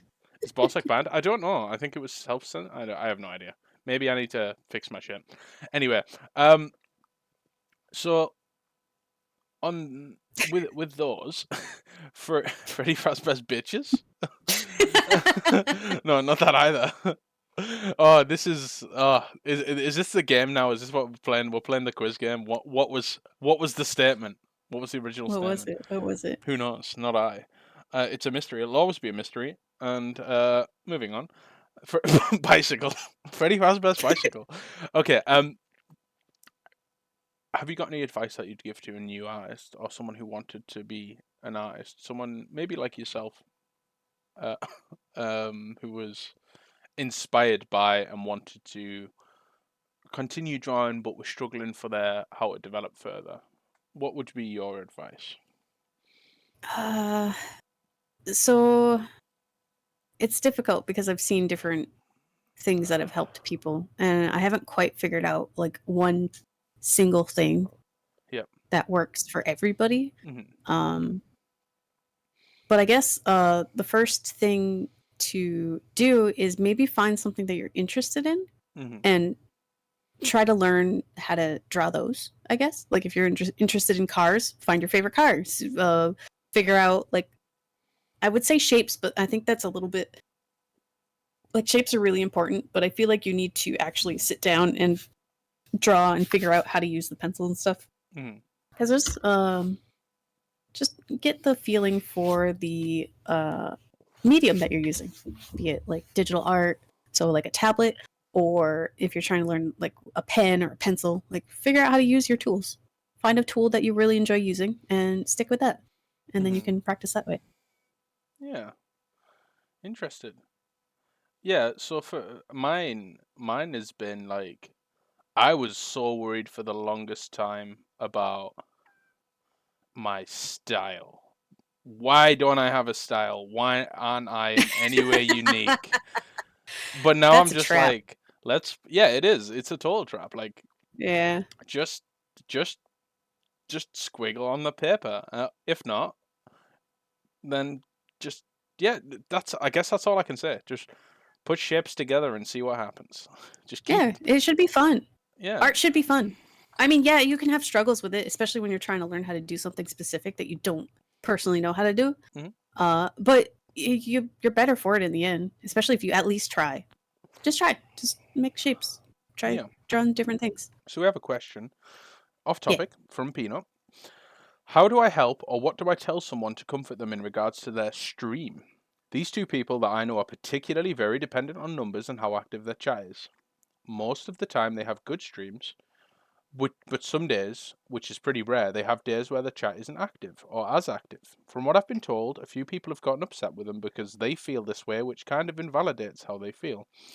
I'm trying to be careful not to say anything that will break their heart further or destroy their motivation, but I do want to know your opinions about it and what would you say to them? I don't really, so Peanut's saying they don't really worry about it a lot, and I'm grateful for any kind of support they get. But I know I can't just say you should focus on having fun yourself. Numbers don't matter because what matters is that you're having fun and you enjoy what you're doing. Because not everyone has the same outlook. So, what advice, if you could, or what would you say to someone who was, I guess, demoralized in their own streams because their numbers or their chat isn't active? I have very specific opinions on this, because I don't really care about numbers, but um, I want to know what you think. Oh, that's real. That's a really tough one because I've been asked this before and I still haven't figured out a good way to answer it. So, Uh, do you want some time to think, and I will just talk shit yeah, for a you bit go ahead about and then maybe I can bounce off what you got. it? Okay, so again, I want to underline everything that I'm about to say with I don't care about numbers. Like, it does not bother me. I'm not here to make a career out of it. I'm here because I realize that, hey, I talk a lot of shit. Why not talk a lot of shit on a stream so other people can hear me talk a lot of shit? That's the be all and end all for me. And also, I enjoy talking with friends. So, um, here's the thing: when you stream, you have to have a base level understanding of why you're doing what you're doing, in my opinion. So, why are you streaming? For what reason are you doing it for? If you are if you are concerned primarily with, oh, well, I'm just streaming because I want to play games and share them with people, then yeah, I'm always talking chickens, always.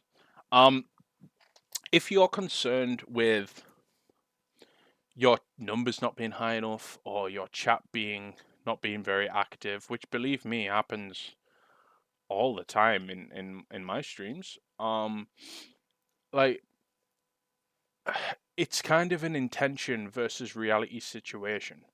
Like if you're just intending to stream for fun, then you need to be asking yourself, okay, why am I worried about the numbers? What is it about them that worries me? Is it because am I jealous that, for example, and I hope you don't mind me using you as an example, Zai, because you're here. Am I worried Mm. because if I looked at the numbers, Zai is much higher in growth than I am. They have a much more active chat than I do. Um, is it because there's like a maybe a jealousy there of that's what I want to do. Why aren't I doing that? I'm trying so fucking hard. Or is it I'm streaming because I want numbers, and is that in some way impacting? Um, is that coming across?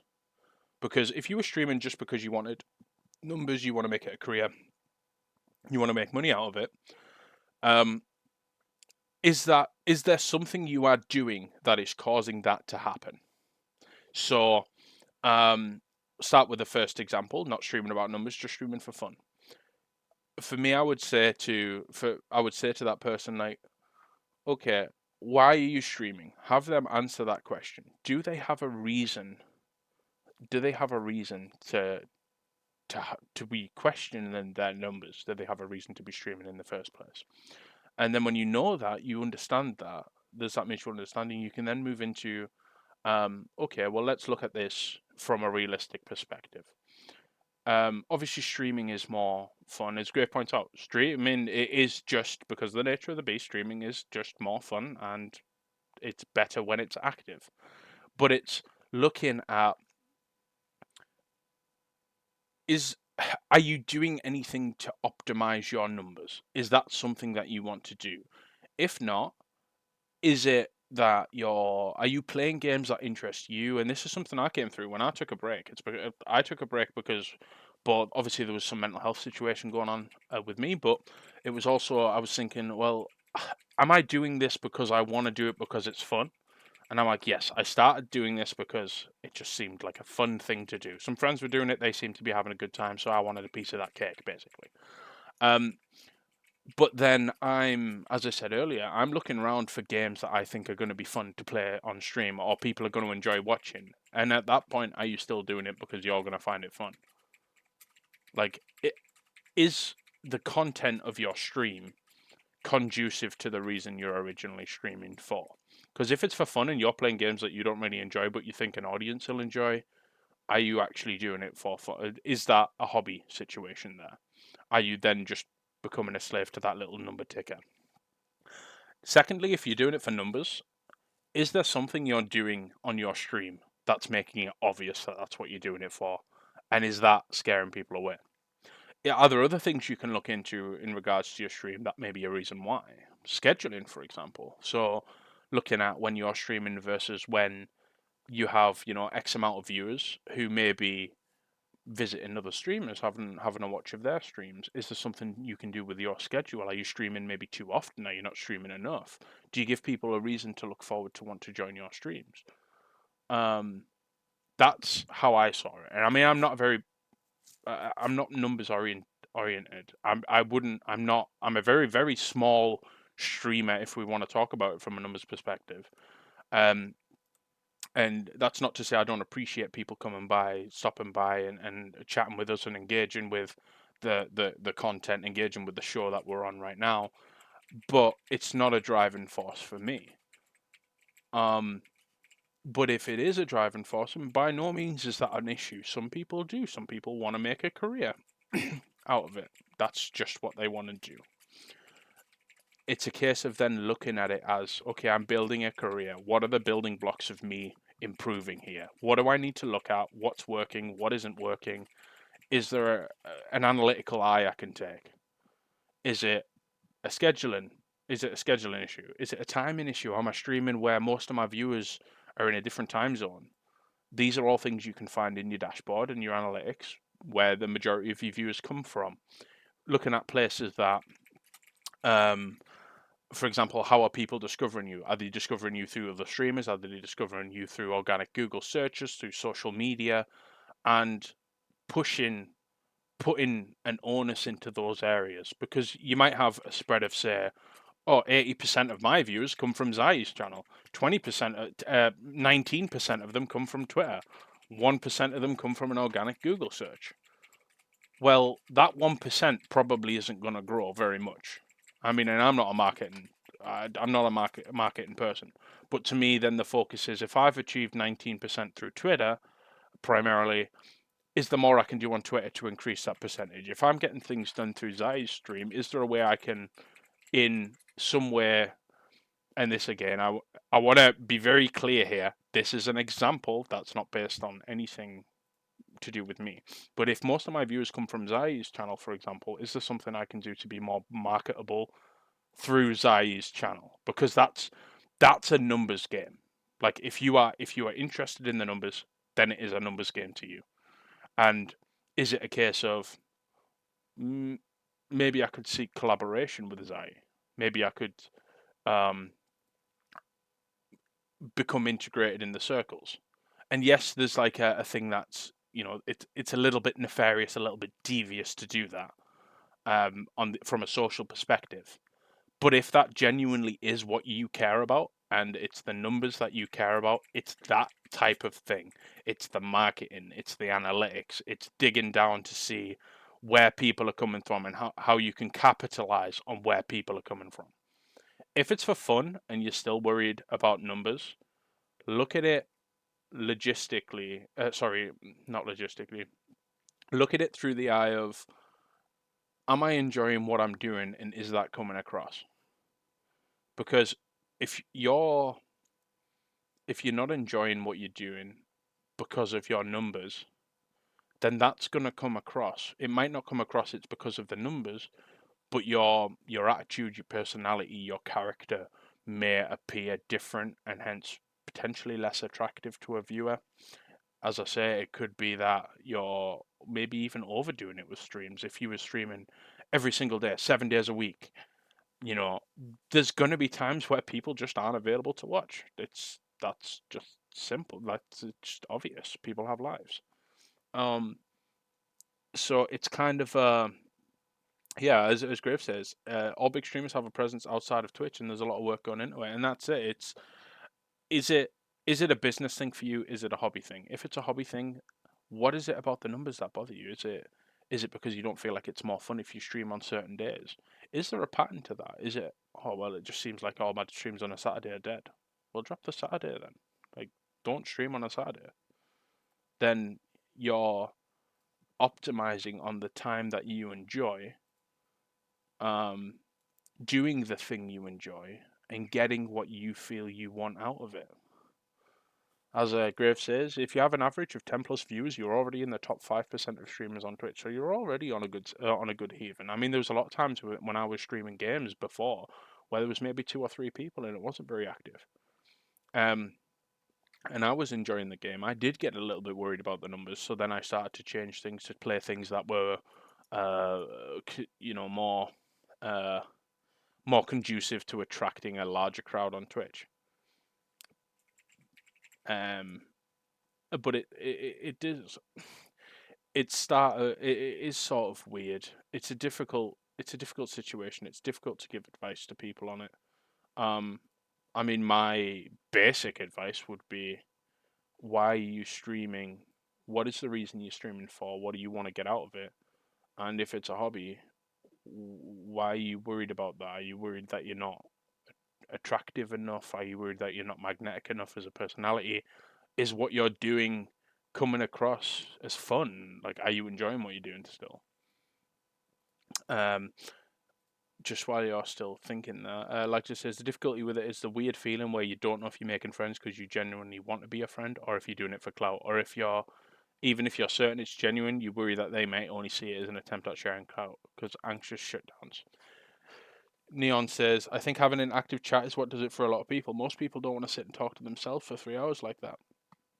And this is the thing. There's also in streaming, there's gonna be times like that. Like if you want to stream, that is a reality of streaming. That's You're not gonna go into every stream right off the bat and it's gonna be the chat's flowing, you have to slow mod because you can't keep up with chat, and there's that many people and everyone's subscribing, everyone's donating, every bits, channel points, everything like that. There's going to be times where that just doesn't happen. But just like everything, like I think I said this on Chat with Grave, like if you find on a stream you're between that rock and a hard place, just remember that's where snakes shed their skin. Like it's going to happen. It's part of that onward progression. Um, Sorry, I feel like I babbled for a long time. Have you any thoughts, Sai? No, that was good. That was interesting to listen to. Knowing or understanding who you want your audience to be, curating your audience to people that you, especially if you want to interact with people in your chat a lot, make sure it's people that you want to interact with. If somebody comes in and is really negative, try and steer that away or let them know, like, hey, this isn't the space for that. Curating your chat into a environment that is engaging, has similar interests that you're all just like into and stuff, Mm-hmm. is really important as well. um, trying to figure out the audience that you want to bring to you can really like putting that into your streams. Like, do you want people to just come and hang out with you and watch you while you play games? Interact with your chat, talk to them, start a conversation. Yeah. Talk about the game, talk about the company, like get a conversation going. Recognize people who continuously come back to your stream and be like, "Hey, I know that name. How you doing? Welcome back." People love that. They love it, especially people. Uh, this is when in the beginning when I was streaming, Mm-hmm. I would go around and see things in other streams that I was like, I like that. I want that in my stream. So Yeah. one thing that I do is I do my best to the best of my ability. Obviously there are points where I fail at this, but I do try my best. Mm-hmm. Where anytime I see a name that I recognize, I will always ask them, I'll try to remember what the conversation that they brought into the stream previously and try to interact with them on that. Yeah. Like, hey, how you going? How you doing? Hey, I know you were sick last time. How you doing? How are Yeah. you? Because people want to talk. People want to chit chat. Like, Yeah. hang out. Hey, You don't have to be friends with them. speaking of friends. Some people just want to vibe and hang out with you. Not everybody's gonna talk. Sometimes, for me, like I know sometimes I'll pop up a stream. I'm not actually watching it, but I'll listen. Mm-hmm. Um, and it's like that's why I'm always I I've said it a couple times in my stream where it's like I appreciate the lurkers. I really do. Mm-hmm. Some people don't have the uh how do I explain this? Some people have anxiety with like just talking in chat because they don't want that interaction. They don't want to say something in the chat and then be acknowledged, and then they feel like they're stuck there and they can't like step away because it's like Mm-hmm. now you've started a conversation. So Yeah. they won't say anything in chat and they'll just sit there. I do that all the time. I lurk at a lot of streams and I just like I listen because I don't want to talk in the chat because I know as soon as I do, it'll start a conversation. It's like I don't want that. I just want to watch your stream. So Yeah. lurkers are great. I fucking love them. Yeah.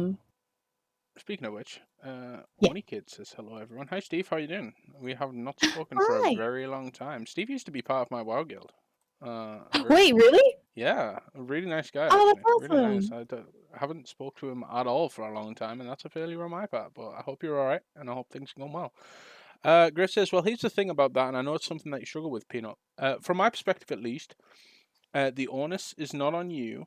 Um, let's see. It's not on you to make sure everyone's happy. I know it sucks when friends are sad and struggling, letting them know and letting them know that you're there to help is all well and good, but taking it onto yourself to solve their problems will tire you out, and it's not good for either of you. Ghost says, "Well, also remember that you're not responsible to look after people every single time they feel down about streaming." And this is it. Yeah, I'm really good, Steve. Ooh. Thank you for asking. It's great to hear you're doing well. How's things been lately? How's life? But yeah, I think on this, there is that side. It isn't your responsibility because it may be a feeling that you can't relate with, you can't empathize with, but also it's a feeling that you really can't do anything about. Um, hey, yeah, thank you so much for the follow. How you doing? Um, so yeah, back on that, I think it's a difficult one. I think you've got to know what you're streaming for. What is it you care about? That's great to hear. What is it that you actually care about? Um, what is what is it you're doing? Are you doing? Is it a numbers game or is it a hobby? If so, what is it that's bothering you about it? Is there a way you can fix that? Because this isn't something that friends can really help you with. We can give advice. We can talk about that until the cows come home. Like, oh, schedule streams, give people a reason to look forward to it. Market yourself if you want to do that. Discord, talk to a community, create a community, join a community, all these different things. But ultimately, Mhm. it comes down to you, and also ultimately, it comes down to understanding that. As I said before about the snake shedding the skin between a rock and a hard place, there's those things are going to happen. Those times are going to happen. Those streams are going to happen.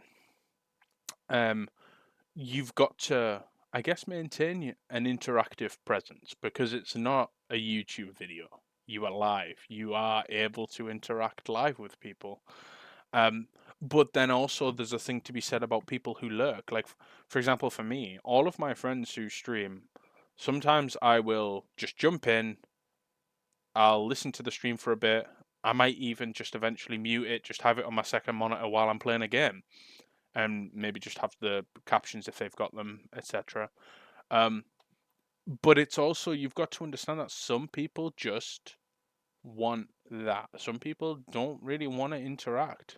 They just want to enjoy what's going on, or they might just want to silently support you. Might not be watching or listening. They might just have a window open and silently supporting you. And you've got Yeah. to learn that the fact that someone's making that effort in the first place to watch you, which may be like, of a 10 viewer stream, that's like 10% of your audience. Like that's no small figure. Um, so it's also about appreciating what you do have as well. Um, I've done streams 3-4 hours where there's been one person, where maybe even just Ghost has just lurked in it while they're playing games. Like, these things are gonna happen. I mean, for me now, I stream my streams. They're once a week. I bring a goofy, beautiful, goofy friend of mine, and we talk about things. But if I wasn't doing this, what would I be doing? I'd be sat with a goofy friend of mine talking about things. So I kind of found this, and I enjoy this, and the people I have had on the show up to now have all had a really good time doing it. And that's what it is. It's, if you're doing it for a hobby, you've got to enjoy it, because if you don't enjoy it, it's not going to come across. You're not Mhm. putting anything across. Oh, there's a Mimikyu in chat. Hell yeah. Oh, hello. Fucking love the Mimikyu. Get them Pokeballs out, friends, if you play the PCG. I don't, but it's just there for you guys. And also because I'm hoping you'll all give me money at some point. I'm just kidding. Give me money. Give me money. I have a wedding to pay for, please. I You beg. like what you see? Leave a tip. In the top left-hand corner, you can see my butt. Please. For anyone who hasn't realized my ass. And also, I also put the little doodly guy. I don't know if you can see that, Zai. Your little dude is front and center, top of the screen. Oh, that's so cute. I'm just kind of hiding. Every time someone gives me art, I'll give Chirty a tip soon. Kappa, wink, wonk. Oh. I'll give you money if your chat gives me a shiny Mimikyu. No, June, don't kid yourself. You don't have money. None of us have money here. um, that's something that I'm kind of enjoying with this as well. With like the whole Chattybee thing, is like hiding the little arts people are doing for me around the place. Maybe not even just hiding them. Like, okay, just put me on blast now. I'm putting everyone on blast. None of us have money. We're all poor. I'm gonna have to get like the bins in the refrigerator pulled off the background so I can like hide little creatures, little Oh chutties. my gosh. Spot You're gonna all of have the chutties to win a prize. Oh my god, a little crane machine. Oh my god, Oh, and if it was interactive, where if somebody actually tipped you, it would actually move the crane machine and maybe get a prize. oh yeah! Holy shit, that would be fun. Oh my god. That would be I so actually know fun. how to do that too. Fuck, dude. Oh my god. Oh my god. Well, maybe later. Conversations for the future. TBD. Look forward to the next episode where we'll have a crane game. Maybe. I don't know. Um, yeah, but what were we talking about? We were talking about. uh, Huh. uh, Why do we do this? We have two people with ADHD, and we're like blasting into different subjects, but that's fine. Sidelining is totally fine. yeah. We love a sideline. Our brains just go pew pew pew pew. Zoomies. Oh yeah, they make the noise that when you throw a Pringles can off someone's head, it goes. Zoom. Oh, that sounds so cool. God It damn does it. sound, yeah. We were answering Peanut's question. Oh yeah. Oh So yeah. Oh my god.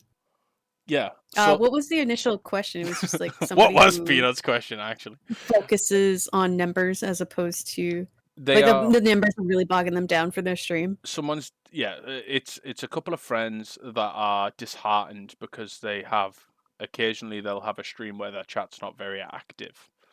Mm, And from what I gleaned from it is that they'd spoken to Peanut about it and sought advice. So it was, what advice would mhm. we give to somebody who was experiencing that? And I think I Um, summarized on like if you are streaming 4 numbers, then optimize, check your analytics, like market yourself. Like there are numerous things you can do if you are treating it as a business. If it's a mhm. hobby, these things are just going to happen. There's going to be days where things aren't active because not everyone can be at every stream all the time. People are busy. Everyone has a life. Yeah. There's gonna be those just days where nobody can be around. I think the only real advice that I can give is stuff that I've done for downtime on my streams. Hmm. Because I do actually get downtime. Like with Red Dead, there's a lot of time where people don't talk at all, and I'm just like, oh yeah, that's fine, it's chill.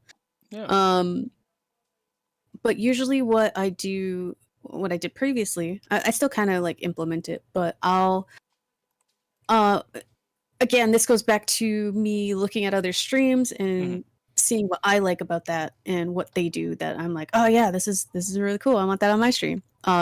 Music in the background is really nice. Yeah. That is a very I feel like that is for me that is a very important thing is to have some kind of music in the background. It doesn't have to be loud.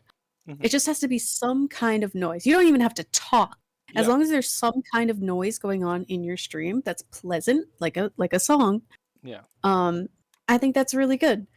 Because it gives something the lurkers to listen to, and it keeps kind of people engaged a little bit. Well, not really engaged, but like interested. It keeps their attention a little bit. Yeah. Give them Um, give them a channel point redeem that does a fart noise. yeah. Oh my god. Yeah, that's another thing. Having something that's interactive on your stream that they'll be like, "Oh, I have all these points. I can just spend them on this," um, or with the reactives on your stream, where Yeah. if you just type something in the chat, it does something on the stream. Yeah. Um, I know for some people that can be kind of annoying for the streamer, Hmm. so it's important to try stuff out, see what annoys you and what doesn't, and then be okay with having that kind of interaction. PCG was another one. I saw that on somebody's stream. I originally was like, I want to catch more Pokemon. I don't want this for you. I want this for me. And Yeah. it ended up also being like a benefit on the channel where people will be like, "Oh, I like that Pokemon. Yeah." And then they'll be like, "Oh, I don't have a Pokepass." And then you get to explain the whole thing and it creates that kind of engagement with that person. Yeah. Precisely. Like I don't have many. I think I have like a text to speech thing. Yeah, I have a text to speech thing, and I have a chutty wisdom thing where I will give. If you redeem it, I'll give you a really shitty life pro tip. Hell yeah. So something you should do, and the terrible consequences that you doing that's gonna have. But we move. This is just this is just what we do. But yeah, I think it's you've gotta I think maybe explain to them, like, look, understand why you are doing that, why you're streaming. Um, and also once you have that understanding, you could that will help you figure out from there where to go next. Whether it's hey, well, actually, these things do happen, and it's not necessarily an indication on you, but people are just busy. You gotta remember that people, even though it's just a chat window with a bunch of text. They're still people. They still have lives. Friendships, relationships, children, jobs. Um, Hmm. and there's going to be times where they just can't be there, and that's not a reflection. Not always going to be a reflection on you, particularly if it's, as Peanut said, a rare scenario or not very often it happens. Um, don't let yourself be demoralized by that because it's normal. Mm, Oh, yeah. I can actually liken this situation to a job that I had previously. I worked at a little store. And sometimes we would have like a ton of people in the store and it's really fucking busy. Hmm. And then sometimes we would have like nobody for an entire day and it's like, oh, that was weird. Yeah. So, Um, but ultimately, you're still present. You're still there. yeah, you're And still there. You're uh, doing your thing. It's just nobody could come in today or like either they were busy or it was a bad time. Like, I don't know. They didn't need to come. Well, that's me thinking the store side of it, but um, Yeah, It but could also be like what you're doing for the day. Some people aren't really interested in it. Or like with Tears of the Kingdom, a lot of people were playing. I'm not going to say any spoilers, just mhm, heads up. But Tears of the Kingdom's a lot of people sorry. A lot of people want to play that on their own, so they're not going to go to your stream. yeah, They don't want to see anything, they don't want to hear anything, so they're not going to go to your stream. mhm, That's an issue a lot of the time with new games is for some people they want to see that, so they if they see people playing that, people that they know, they'll be like, yeah, I want to go watch that. Or they'll be like, oh, I really want to go see this streamer, but they're playing a game I don't want spoilers of, so they'll back away from that. That happened with Pokemon a lot too, I remember. mhm, um just people wanted to come and watch, but they couldn't because they didn't want spoilers. mhm. Yeah. So I think there's those factors to consider as well. Like with the new release games and such. But as I said, there's also just the whole: is there an element that you're streaming too much that people can't keep up, or people is it different enough? Are you putting yourself across well enough? Is the fact that you're worried about the numbers impacting your stream? Because that, as I said, that stuff does come across. Like if you're in a bad mood, that's gonna come across on stream, Oh yeah, and it sometimes definitely does. you just can't help that. Um, but then the trick is take a break. There's nothing wrong with it. There's nothing wrong with just skipping a day, skip a couple of days, whatever it is, um, and then get back at it. Get back on the horse. To phrase, I guess. Don't be afraid to try something new, Hmm. Hmm. but make sure you are enjoying it. Yeah, that's ultimately very important. Um, if you don't, yeah, if you're doing something you don't enjoy, then it's gonna suck. That's as simple as that. It's gonna suck for you, and it's probably gonna suck for the viewers as well. Mhm. So, I think on that then, um, did I have some more questions about art? I think I had some more questions about art. Can we talk some more about art? Let's talk about art. I I would love to talk about art actually. I love art. It's like So my favorite thing. it is. Well, my friends are my favorite. Well, my fiance is my favorite, but you know, you're a close Nah, fuck second. them. It's all in the art, baby. Let's go. Art. It's like the only thing I know how to actually talk about. No, you're doing a pretty cracking bang up job so far. So Ah, hell yeah, let's go. yeah, let's go. So we've give some advice to a new artist. You know, you'd advised with things like getting used to drawing shapes, draw things you like, draw, get a feel for the shapes, get a feel for things that work. What about the mechanics of the art then? How would you advise someone to maybe pick out a pen or something that they really enjoy? Would you just be like, just draw things with a bunch of different pens and see what you like the most and then stick with that? Like, how do you. Uh, Start with the most common. A lot of the times, like I do this with all kinds of things where it's like a lot of people are using this. It's probably really good. It's probably really nice. Try the Mm, most common one. If mhm, you don't like it, try the next most common one. And then once you are comfortable, or at least at the very least, understand how the most common one works and see why people like it, uh, you can expand from there and then try and see what you are most interested in. Like, try to figure out the tools and stuff that you are most interested in using. mhm, Like, you pick up the most common one and you're like, oh, this is pretty cool. This is all right. But there's something about it. But as you use different tools, you start to realize what it is about that most common one that you don't like. And then you can, from there, have that experience to be like, oh, this is what I like. I like this. yeah.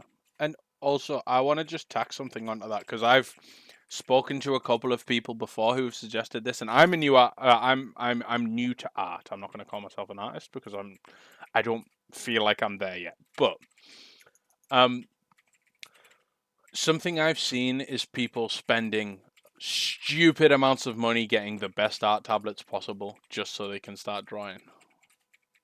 What's your thoughts on that? I don't. I literally just open MS Paint, dude. Yeah, like You can draw with anything. there's I Um, mean I use Getting Critter, the it's free. Yeah, and there's free options. There's cheaper options. You don't need the best of the best. It might not even be the best of the best. It's just the best. It's like the most expensive because it's a brand name. Yeah. I, Wake up. oh, call out. Sassy. Yeah, yeah. Take that I'm sass not. and put it in your pocket for now. Just for now. Okay. But um no, if your thoughts are I'd like to start practicing to become a digital artist. Hmm. Henceforth, I need this $500 or $1,000 art tablet. That $1,000 art tablet is not gonna make you better at art. Like you're Nope. gonna be your output will be the same on a $30 art tablet as it's gonna be on the other one. Obviously, if it's like cheap and crappy, maybe the pen flow doesn't work properly. You know, there there are bad products, but like I think I have a Hawaiian tablet, and it's not a Ooh. particularly expensive one. It's like a sort of lower range one. But my drawings Hmm. would be the same on that as they would be on $1,000 one. So don't just Yeah. immediately assume that you need to buy. And this is the same with like I do IT for a living, and there's people who are like, I help friends pick out components, build computers, buy full PCs if they want to. And a lot of them are like, I want to buy um, you know, "Oh, I want to play this and I want to stream it. Here is my budget, but also I want to make sure I have this part, and this part in it." And I'm like, whoa, whoa, whoa, hold on just a minute. You don't need it. Um, so Kitten says, I don't agree. I have issues with hand-eye coordination. I need a screen. I can't use a screenless tablet. Well, that's absolutely fair. Oh, yeah. That's fair. That's fair. So I think when it's maybe like a physical limitation, um, that's one thing. But in the same token, um, when it comes to the actual output of the art, I guess where I'm hitting it from is less from the perspective of your your physical ability with the tablet. So using a screen is something that helps you with your hand-eye coordination. That's I agree with you. That's kind of off to the side. A side note of my original statement is that just by virtue of the equipment you buy, there isn't an immediate output gain or output increase from that. If you have a hand-eye coordination issue and you need one with a screen, for example, is I mean, I don't have one with a screen, but is there a difference if you buy a $500 tablet with a screen that's it's decent, it does the job, or a $2,000 tablet with a screen? Like maybe there's a technical difference, but is that going to improve your output? I'm not so sure. Like the Yeah. same way a screenless a $50 versus a $300. Yeah. Yeah, The idea that buying the most expensive tablet would make you better at art. That is not true.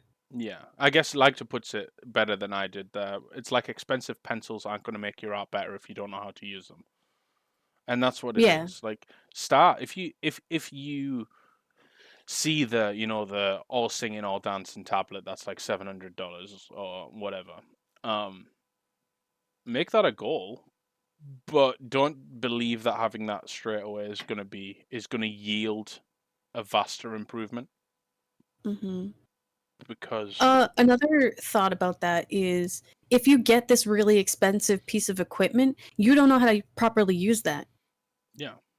You don't understand how that's going to work. And then as you use it, like then you'll learn how to use it, I guess. But Mm, you're going to get the same experience from another tablet, and you learning how to use this tablet and uh, putting it through that stress of using this piece of equipment for a couple years, Hmm. you're going to have to replace it later. Like you've spent $2,000 on a piece of equipment that you spent maybe 7 years destroying because you not destroying, but just general use. Wearing it out. And then you're gonna have to wearing it out, and then you'll have to replace it. Like maybe you've drawn on the screen too much, and it's scratched it up to the point where it's you can't see anything. Hmm. Or just maybe over time the pen busts and you have to buy a new pen. Um, the idea of buying like a cheaper version of it to get better at the equipment and understand how to use it, Hmm. uh, and then upgrading to something bigger once you have a better understanding of how it works. Like like you build up to Yeah. the bigger stuff. And also the platform of it as well. So again, we'll just go back to the art tablet. Like you might buy an art tablet that's like like a freestanding art tablet, but that might turn out to not be the comfortable way you draw. You might draw better on a flat surface, but the tablet you bought that's expensive maybe doesn't support being laid flat. Maybe it needs to be on a stand, or maybe the stand's like part of the whole device. So then you've invested in a product that doesn't suit your needs. Um, So Kittens and I actually have experience with this. mhm, This has happened to us. Kittens bought a very expensive tablet that was a screened tablet. It's rather large. mhm, Um, and it was a gift to me, mhm, but I couldn't use it. It was very uncomfortable to use. You stand it up on the desk and it's all propped up like that and you draw on it. I don't have my brain can't work with a screen that I draw onto. mhm, There's some kind of disconnection there that I can't understand, and my brain is just like, you no, no. So mhm. I have he ended up taking the tablet because he it works really well for him. Yep. But he actually got an arm where he can like move it around and put it at angles that are more comfortable for him, and that works amazingly. That was perfect for him. Mhm. But for me, I need a screenless tablet in my lap. I need to put it in my lap and I need to draw from there. Mhm. Otherwise, my brain just doesn't comprehend. I can't, like I have to do it that way. Yeah, and that's the same for me. Like mine's quite a small. I mean, mine's not even. I guess it's probably like maybe A5 in terms of paper size, so it's not very big.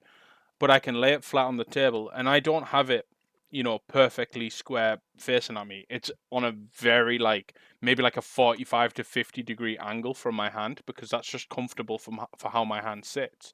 And the fact that it's Yeah. laid flat on the table is like drawing on paper, and that's much more comfortable for me personally. So I think there is definitely something in not picking up the expensive straight away.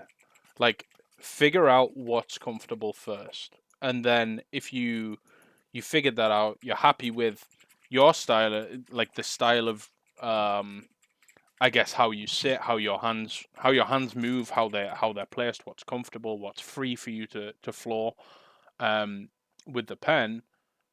Then if the use is there, then pick up a more expensive tablet if you want to. But I don't think there's a just like a there's no immediate gain from it. I don't believe, Hmm. and that's just like as a statist, I'll call it, because that's what I am. I'm a statist. I'm not an artist. Like I says, for me, I knew what was comfortable coming from drawing on large scale paper. I knew from the start I needed a large screen tablet to get into a digital, and that's perfectly fine. So from the perspective of I guess converting would be the right word, converting to digital from pen and paper from physical art, you do have a more of a starting point from the perspective of someone who doesn't draw very much or even at all to come into it. So I guess there is a couple of caveats on the statement I made earlier regarding not to pick up the most expensive thing, but I feel like the point would still stand. Like you don't need to go super expensive straight away. It's not going to yield any improvement unless it's obviously a thing that provides help with a physical limitation you have. Like, for example, Kitten said, a screen a screen helps him with his hand-eye coordination. Hmm. That's a physical limitation. So obviously kittens would always go for a one with a screen because that suits him. It helps him. It works for him. Um, don't quote me. I ain't said shit. Fair enough. Kitten, okay, who's kitten? He said nothing. What am I talking about? Um, Yeah, I put that into his mouth. yeah, you did. Why are you doing that, Zoe? I'm sorry. Don't It was just apologize an to me. experience that we both had. We actually talked about this. Shut up, kittens. Yeah, don't fight. Not But fighting. okay. Mom and Dad are arguing. No. Like says, I still want to do traditional, but it's hard to stream it. Most of my art nowadays is done on stream. Well, that's fair. That's totally fair. But I guess there's still that you can do traditional in your own time at your own pace until you figure out maybe a way that you can stream it and it's more comfortable. I guess up to you. So, but I think that sort of brings up the wraps up the art conversation. Unless there was more you wanted to add. Not really. Draw what you want. Just draw shit. Draw shit and send me it. Do. Uh, I guess there is something I do want to say more on it. Send me. Um, art block. I want to talk about art block real quick. Okay. Uh, art block sucks. Art block is when you open up a canvas, like you have this energy to draw, and you open up a canvas and you just stare at it and you don't draw, Oh, that's me. or you can't even pick up the pencil. You're just like you think about drawing and you're like, yeah, that sounds like fun, but you don't do it. You can't bring yourself to do it. I've experienced this in several different sections of my life. I think the longest I didn't draw was like, oh gosh, maybe like a couple of months where I didn't draw at all because the art block was so bad. I found out later it was because of stress and anxiety. I just it was really affecting my creativity and I just couldn't do it. Um, and I've had it where it only lasted like a week or something, Yeah. or a day. There are going to be days where you can't draw. There's going to be days where you try to draw and it just doesn't come out the way that you want it to. Mm-hmm. You need to learn to rest. You need to learn to stretch your wrist. If like, there are people who draw every day, like as a career, they do that. They draw every single day. Mm-hmm. Um, you need to learn to take breaks because after a while, that's going to affect your art. And then you're going to get in a situation where you have art block and it's just going to be depressing and sad. And like, if art is your outlet, that's going to be that's going to hurt you. It's going to suck and it's going to be awful. It's very important to learn to take breaks, learn to understand what's causing your art block if you can. Mm-hmm. Just know that some days you're not going to be able to draw, and that's okay. Sometimes you're going to have to take a break for a while because you can't get anything to come out. It might not be art block. It might just be that you need like a creative break. Yeah. Stop thinking. Go have fun. Go experience something. I don't want to tell you to touch grass, but I'm going to tell you to touch grass. So just stop Or maybe breathing. just Like, just go do something that you're going to enjoy as opposed to doing art so that you can come back when you're feeling like you could do some more art again and then mm, you'll be better for it. yeah. I guess that kind of sounds with a lot of different things. It's I think forcing. Don't I guess try and force it because I don't know if you're gonna get as much out of it if you force it. It's like Mhm. for me at the moment, I mean, I'm not playing very many games at all. I'm more enjoying like hanging out or watching movies or TV shows. Except for Yeah. Power Wash Simulator. I am obsessed with that shit at the moment. But Oh, no. yeah, I'm stuck in like I'm in the I'm in the void now. I've taken the Power Wash pill. Like that's it. I'm in the Matrix now. But I guess yeah, with that as well, I often find myself just lately opening. I open the art program. I have my pen ready. I'm like, I don't know what to fucking draw, Mhm. and I just end up sitting there, maybe doing a couple of squiggly lines for a bit, and then I close the program and put the tablet away. And that's like, it doesn't feel productive for someone who's trying to practice. Yeah. But in the same token, I guess you have to understand that that's okay. Some days It's just not going to happen. But then you can come back to it, and maybe you draw 600 million different things on a canvas, and it's a really productive day for you. Maybe you pick Hmm. one of those things and do a larger version, more detail, and that's cool too. But yeah, I think I've not experienced, or maybe I have experienced art block. Maybe that's what that is for me personally. Maybe that is just a block. Yeah, art block can be like any length of time. It could be a day, could be a couple minutes, could be a week, a month, a year, several years. Yeah, but it's Sometimes it just mm, doesn't work out for you. yeah, but it's normal, I guess. Yeah, Yeah, block. it's totally normal. I mean, if for some points it might not be normal, like you can find out like, oh, I was really stressed. Like there was Hmm. something in my life that was causing me to be thinking about this as opposed to art or just not be able to bring up that creativity because of stress. Yeah. At which point you should that would be like a tell, I guess, Hmm. to know that something's wrong with you, like something's like you're something is stressing you in your life. Yeah. Thank you for the follows up, much appreciated. Oh, Well, anyway, um, on that then, shall we take a quick breather, get a drink, stretch our legs, and then come back for segment two?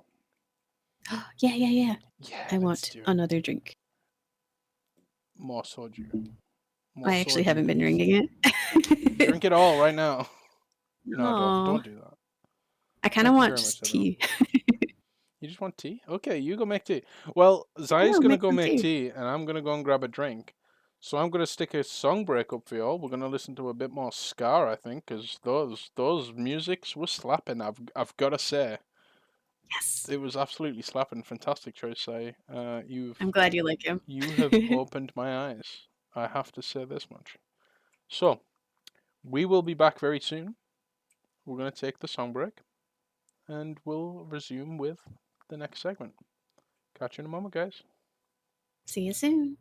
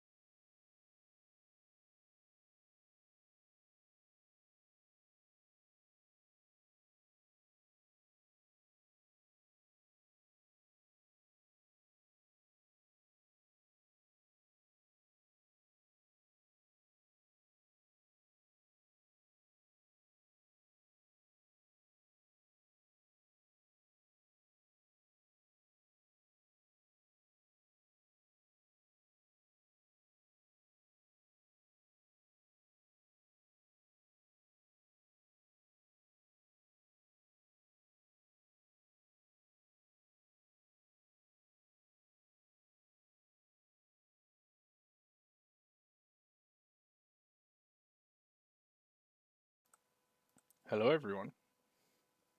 Hello. Welcome back.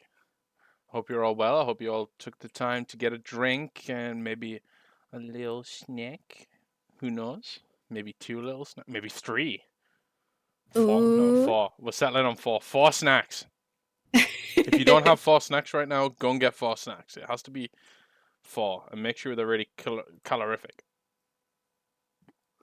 Sorry, I just had to burp, and I didn't want to burp in. Oh, fuck it. Anyway. Do it. Yeah, there we go. Hey, This just reminds me that's of D&D okay. the That's other not day. bad. Oh yeah. Oh. Because I don't know what happened, but I burped the other day in D&D, and Zai just lost it. Like, I fucking oh god, it crippled me. you were inconsolable. I couldn't. I was crying. I was laughing so hard I was crying. It was just a burp. Mm. Maybe I was tired. I don't know. I don't. Maybe it was the situation. Maybe it was a. It had some comedic timing to it. Potentially, yeah. But anyway, well, welcome back to segment 2, guys. This is Das Fucking Weird. I'm gonna introduce some weird shit, and we're gonna talk about some weird shit. So get ready for some weird shit. I guess Oh. some of it's not really that weird, but you know, it's weird anyway. So here's a weird thing. Killer whales off the coast of Spain and Portugal are intentionally bumping into boats. Why? I guess they don't like it, but basically, apparently, like 60 incidents recently have been reported where like young whales are trying to imitate orcas. So you have orcas doing it, but now young whales are now doing it as well, and Oh they're just no. like intentionally sinking boats. They're Oh, wait, hold on. There's a difference between bumping into a boat and fucking sinking it. Yeah, they're doing both. I think they're trying to Ah! sink it, but yeah, they believe that basically that younger orcas are imitating the behavior of older orcas. There seems to be Mm. one specific one that they've called White Gladys. They've named Oh. her, and she's thought to have been traumatized following like a collision or being trapped in a fishnet or something. So she's gone on the offensive. Oh, damn. Yeah, she's out for blood. Like she is like, this is. I don't even know what to make of it. Like they are, as Griff says, they are the ocean's prime killer machines, and someone has upset one to the point where it's just Oh, destroying no. boats. This same whale, S- and also now the babies are now trying to do it as well. Okay, so on one hand, Mhm. fuck yeah, do it. Fucking do it. Get them. Fucking get them. But at the Get, same time, safety. yeah, I'm so sorry for those workers. yeah. So it's like a big dog in the ocean. Um, but yeah, the younger ones are kind of seeing this happen, and they're weirdly just imitating the behavior.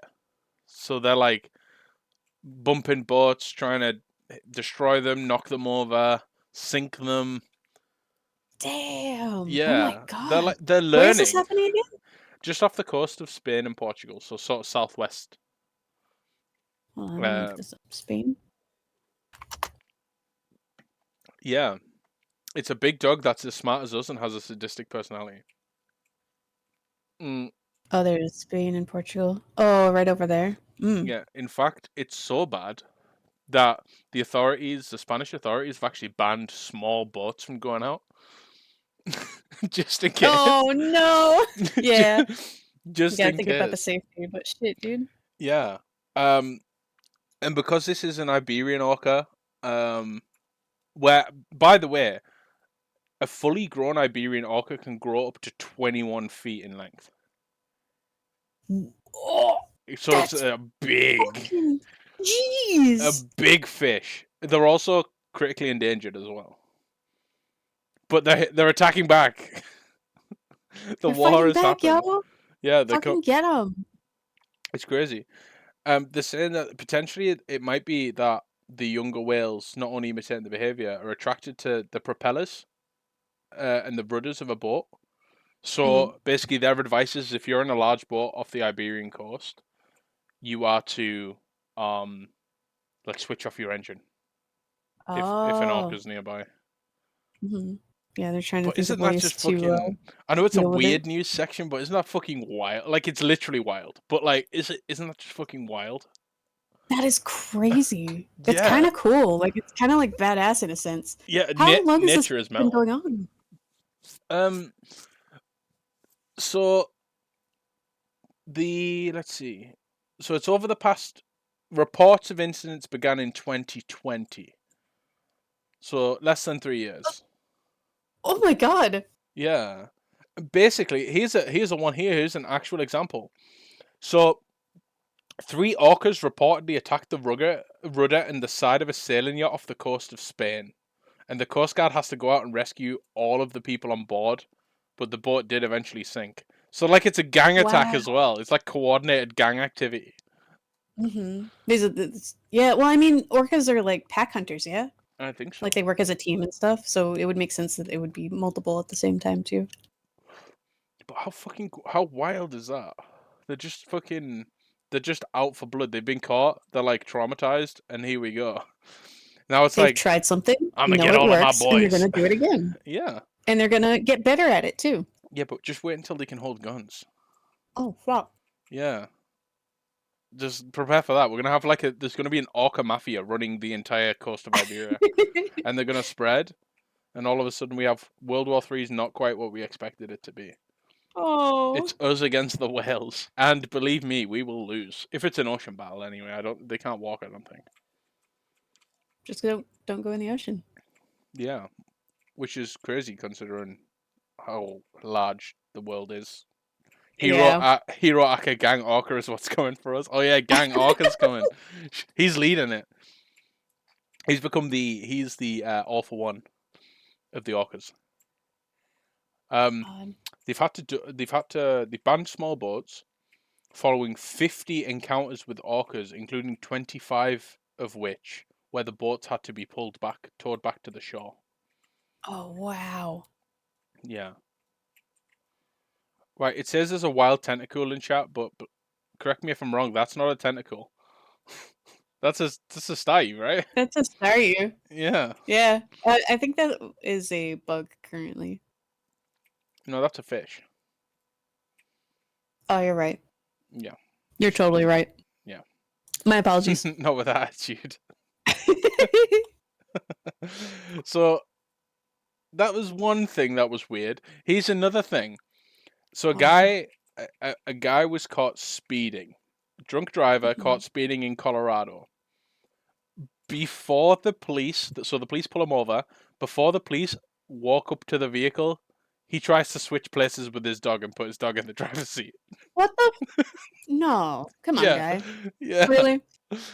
It's alleged that he showed visible signs of drunkenness, and then when the police officer asked him how much alcohol he consumed, he ran away. So not only has he's implicated his dog, but also he's abandoned his dog. Apparently, he only got around 60 feet away before he got caught. So, I mean, he's in jail now. Damn, 60 feet? Shit, dude. But yeah, the police officer said he actually physically saw the man pick up his dog, switch seats, and sit his dog in the driver's seat. So he wouldn't get caught speeding and drunk driving. 60 feet for free? Yeah. No subscription. Oh my god. But how ballsy, brave, drunk, and drugged up do you have to be to think that would actually work? I can't even, like, how dumb. Like, I don't. That's so wild that somebody would try to pull something like that and think that it would work. Yeah. Like, is he just like chilling in there? Like, if you were to swap seats with your dog and you were in the passenger seat and the dog was in the driver's seat, how would you play that to the officer? Oh, God. Oh, I was too drunk Just to take drive, the so I L, let bro. yeah, I was too drunk to drive, so just let the dog off it, and you know, I just I just thought I'd let him drive me home. So I'm sorry if he was speeding. He's not exactly conscious of the speedometer in the car. I mean, he is a dog, so. Yeah. More weird news. More weird news. So here's another one. A book was returned to a library. So a book on the history of the United States was returned to a Californian library 100 years late. Oh, It was due. what? It was due back to the library on the 21st of February 1927, but a mystery man handed it back to the library a few days ago. Oh my god, that's wild. Imagine the fees. That's like I would 96 just. years later. It's so. Would you? So Would you apparently, charge some? Realistically, would you charge somebody for that? I guess if you had fees, probably, unless he could prove it wasn't him. Which I mean, it was due in 1927. So, do you like seek out his family? The person who rented its family. It says basically because the library hasn't used fines since 2019, he owed no money. However, if the Oh. fine would have stood, he would have had to pay $1,756 because at the time the library was charging fines in the 20s. Mhm. It had a nickel a day policy, so it was a nickel for every day it was late. Oh wow, I don't know how much a nickel is, but it's I, 5 cents. right. So yeah, 5 cents a day Hmm. for 96 years. Wow, that's bonkers. That's In kind of cool though. inside the book where they put the page that they either write in or they stamp for the rental, it said this Hmm. book may be kept for no longer than 2 weeks. Injuries to books and books lost must be paid for.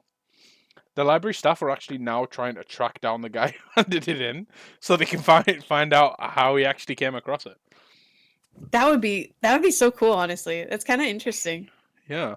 It was thought that this book was one of the original 540 volumes on the history of America made available in 1892 when free public libraries were brought out in the US. Whoa. Yeah. That's crazy, isn't it? Man, he just found it and he's like, fuck, this needs to be returned. Yeah. That's it. What goes through a guy's mind where he thinks, I found this library book, I need to return it?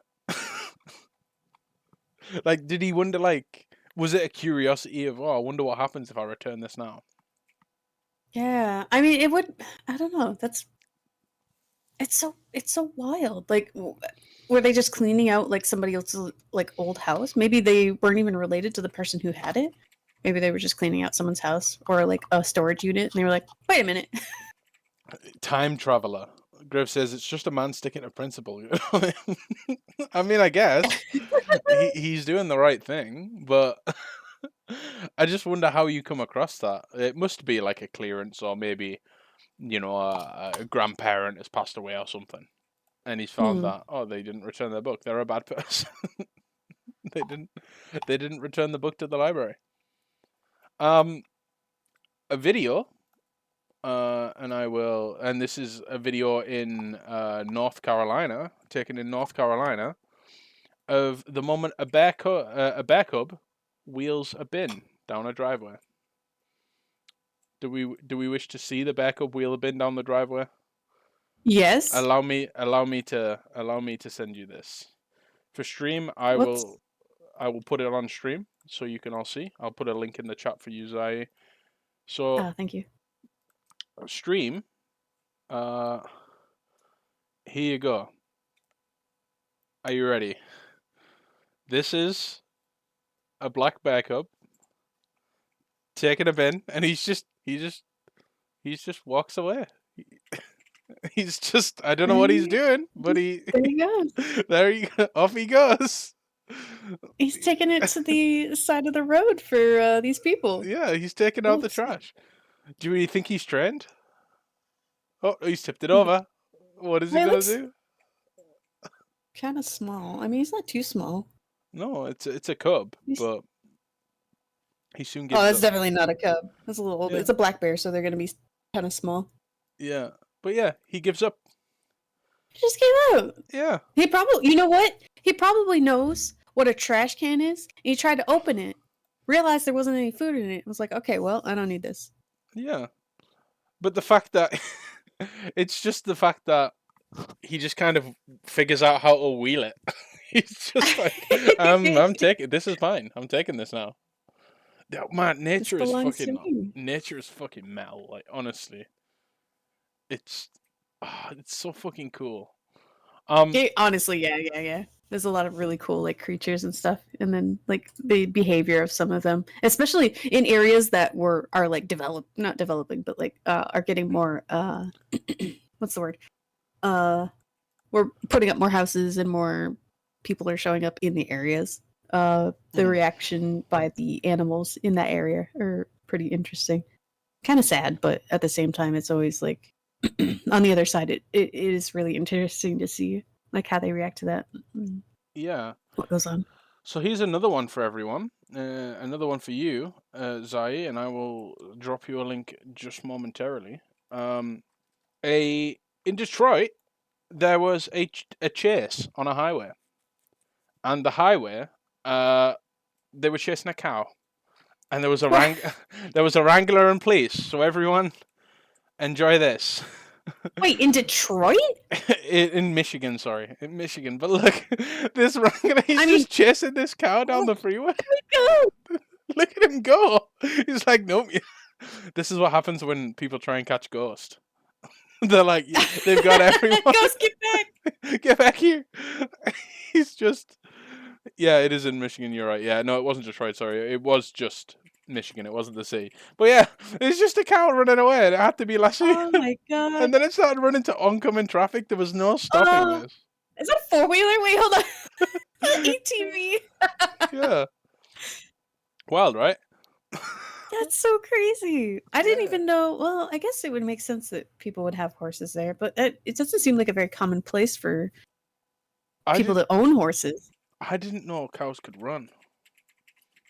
Yeah, they can. Yeah, they can lay down on their side too. It looks funny. It's literally Red Dead Redemption in real life. More stuff, more weird shit. Animal videos in the US. A neighborhood in Nebraska has been overrun by peacocks. So what? Yeah, and the locals just don't have a clue what to do about it. That's awesome. Peacocks are so cool. Just a lot of peacocks have just decided to turn up, and the population's doubled in the last 7 years, it says. But yeah, they just kind of turned up, and they've just taken over the town. So yeah, that's so cool. I love that. What is I it? want to live there. You want to live in the peacock town? Oh, I don't want to live in Nebraska.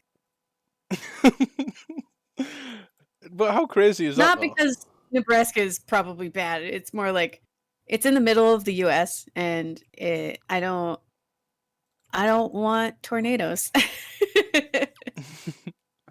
And then I guess to wrap up this weird shit in the news lately, scientists have found evidence that human beings began kissing around 4,500 years ago. No way. Yeah, which is 1,000 years earlier than they originally thought, and that's because they found a carved tablet that depicts an erotic scene of two people kissing, and I will send this to you in the chat. And I will put it up on screen for y'all. Yo, they smooching. Yeah. Let me see how I get this up on screen without showing everything. Without you can Chitty turn bearing it. all. I can edit it for you real quick. Oh, it's okay. I'll just make an image source and I will just do this. There you go, everyone. This is the erotic scene that they found, apparently from 1800 BC.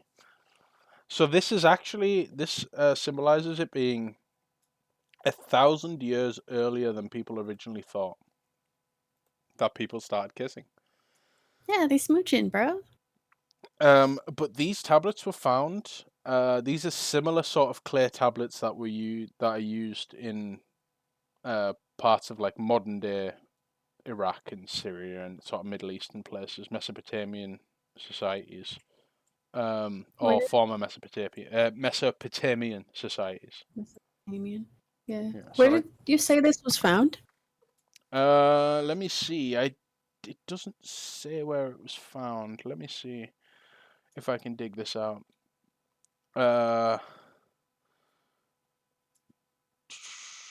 Uh, the it just says it was discovered in the Middle East by researchers from the University of Copenhagen. So it was the Danes that discovered it. It contradicts a previous hypothesis that the earliest evidence of human lip kissing came from a specific part of southern Asia around 3,500 years ago. They say it also contributes to the spread of cold sores. Oh. Yeah, so that's where it all comes from. It's in. They say this tablet is written in what's called cuneiform script, which was written and used by human cultures in ancient Mesopotamia between the Euphrates and Tigris rivers in present-day Iraq and Syria. So yeah, Middle East once Ooh. again. Among the tablets showing such a scene was a Babylonian clay model showing an erotic scene. So this is a Babylonian model that you've just seen from 1800 Mhm. BC. So,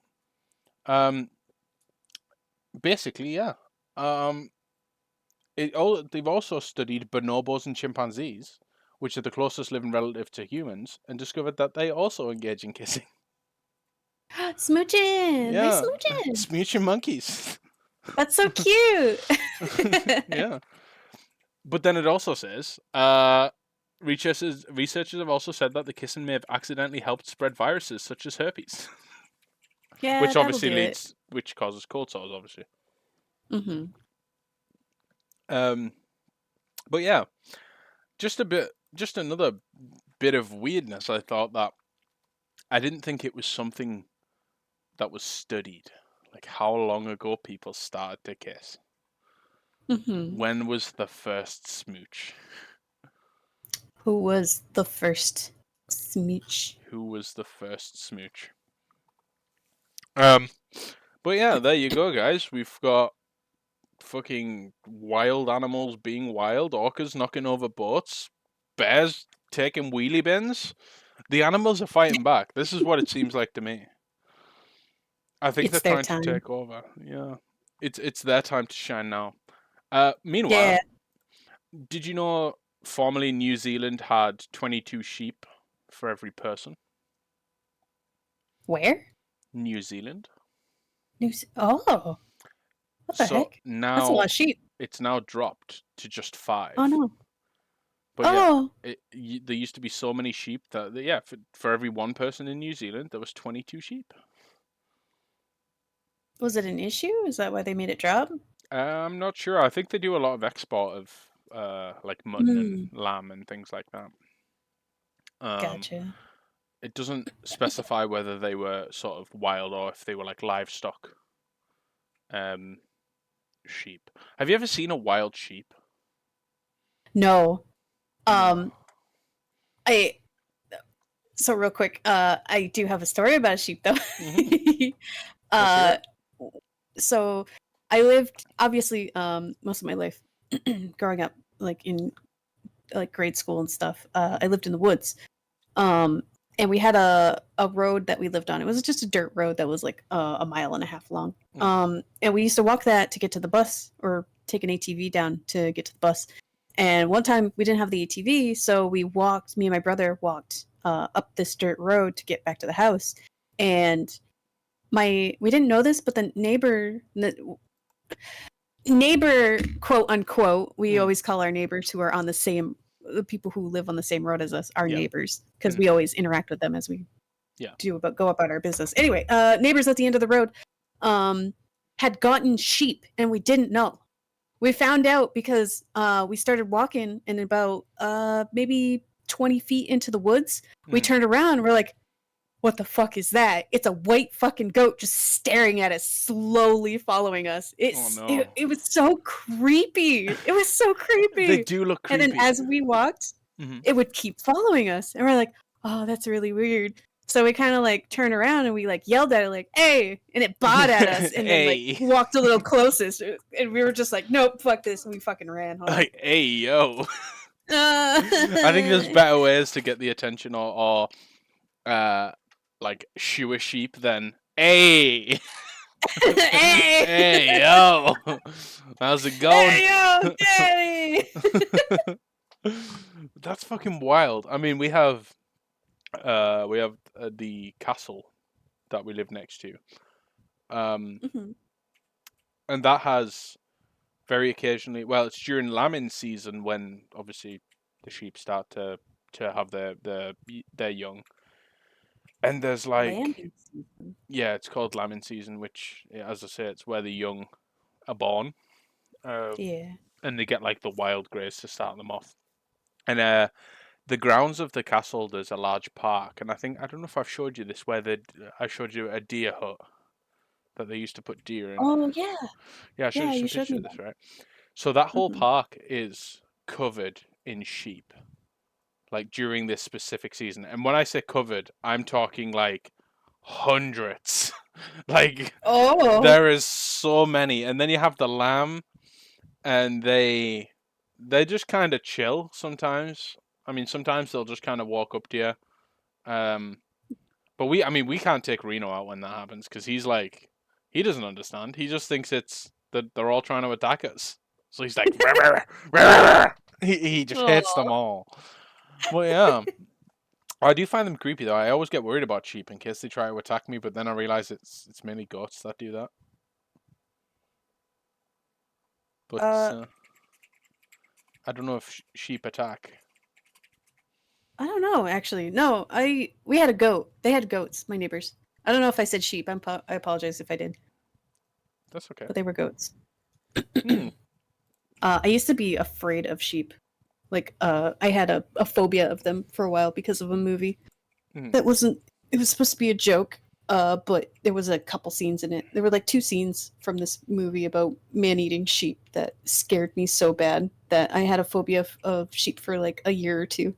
I literally couldn't hear a ba, or I'd be like, "Oh, where is it? I need to leave." You'd be terrified. Well, another odd one then. Let's just continuing on the weird animal news. A bear has barged into the open door of a bakery in Connecticut and stole a Oh, box of 60 cupcakes and just sat eating them in the parking lot. oh, that's awesome. Yeah, until it gets scared off. Um, they say that basically the employees were screaming because obviously there was a bear. It was a black Mhm. bear. Um, and it just kind of charged into the bakery and took a box of cupcakes and just kind of sat eating them. That's so wild. Yeah. I thought black bears specifically were typically like skittish. Like I'm this not guy must have sure. been like, I need some cupcakes right now. Yeah, he must have been like craving so bad. But yeah, just more examples of the animals coming to get us. I think we really need to be. I think we just need to be careful. I suspect. Mm. There's a video attached to this actually. It looks like it has like a collar. It might be like a tracking collar. Hmm. That's funny. Yeah, it's fucking wild. Um, so then let's just move slightly away to a little bit more weird stuff. Um, a woman noticed her 2-year-old had something weird inside of her ear. Oh no. The mother was like noticed it. It was like that's weird. So they took the child to the doctor, who thought um, maybe they've just got some food in their ear, like lodged in their ear or something. Let's bring them in and have a look. Do you want to take a Mhm. guess at what they found? Please tell me it wasn't a spider. Nope. T- Okay. 2 ticks. Ah! Oh! Ah! No! Ah! No! 2 ticks inside. No! Yeah, it was only That's when the doctor pulled them out. Luckily, there's no after effects. She was totally fine. But uh-huh. like, oh, because it's just like at least like your mouth, you can close it. But like, oh, that Uh-huh. that that makes me like skittish. Like, Uh-huh. you know what I mean? Where you like think of a bug and you can like feel your skin tremble a bit. Yeah, I don't like that. I don't like that. Mm-mm. No No, thanks. no. But yeah, imagine just feeling, oh, maybe it's some food. Oh my god. Oh no. Fucking bleh. Yikes. But yeah. But I think that's that's kind of I think that's going to be it for the strange stuff. Have you seen anything strange online this week, or have you had a relatively normal week? Yeah, I can't think of anything like out of the ordinary that's been going on online Yeah. that I know of. I've just seen some Uh, like weird like little weird videos and stuff. hmm Um did you know Pablo Escobar kept hippos? Who? Pablo Escobar, I the don't know who that is. drug lord guy. He's like the drug he used to be um a big kingpin in I don't know if it was cartel or no, he was Colombian. So yeah, peanut regimes a hydrate and a posture check. Get that posture check. Sip, sip, Oh, you motherfucker, got a bus. and a big stretch. But yeah, so Pablo Escobar was a drug lord. He used to own hippos, and one of them died recently in a car crash. So Wait. an SUV crashed into it and it died. Okay, hold on. So there's a couple layers here. First Yeah, of all, hippos are fucking scary and yeah, large. yeah, yeah. They are. So he just had them as pets. Yes, he owned a zoo. He had a private zoo. Oh yeah, privacy. Okay, I guess. Yeah. Um. Also, I don't know who. I've never heard of him before. Oh, that's Yeah. interesting that you've not heard of him before. But I guess I suppose yeah, maybe you wouldn't if you weren't in that kind of circle. But um, Yeah. yeah, he's sort of renowned, like a renowned drug lord. Um, Kitten says she lives under a rock. I do. There's a lot of celebrities and people that I don't know. I wouldn't call Pablo Um. Escobar. Well, I mean, maybe he is a celebrity actually to some people. Uh. Well, celebrity being a person that's well known, I guess. Yeah, like A name that people have heard of. yeah, Yeah, it's the first time I heard about it though. yeah. He used to own hippos. Um, by the way, hippos can just eat you. Hippos are scary. Yeah, they are. There was a TV show about him. Which one? Oh, Narcos. Yeah, Narcos. That's right.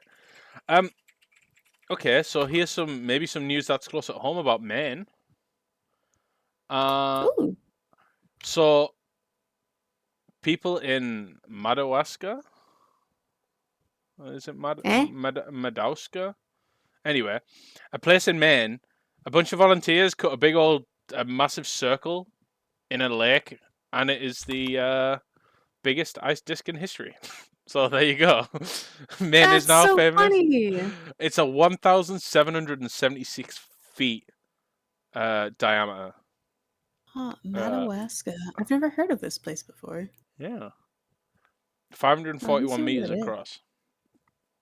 Uh, Dang, dude. and it, Oh, that's at like the very north tip of Maine, like yeah, the almost the northest you could be. I was at the very like south end. yeah, but yeah, they were yeah, they now have the world's biggest ice disc, weighing 146,000 tons.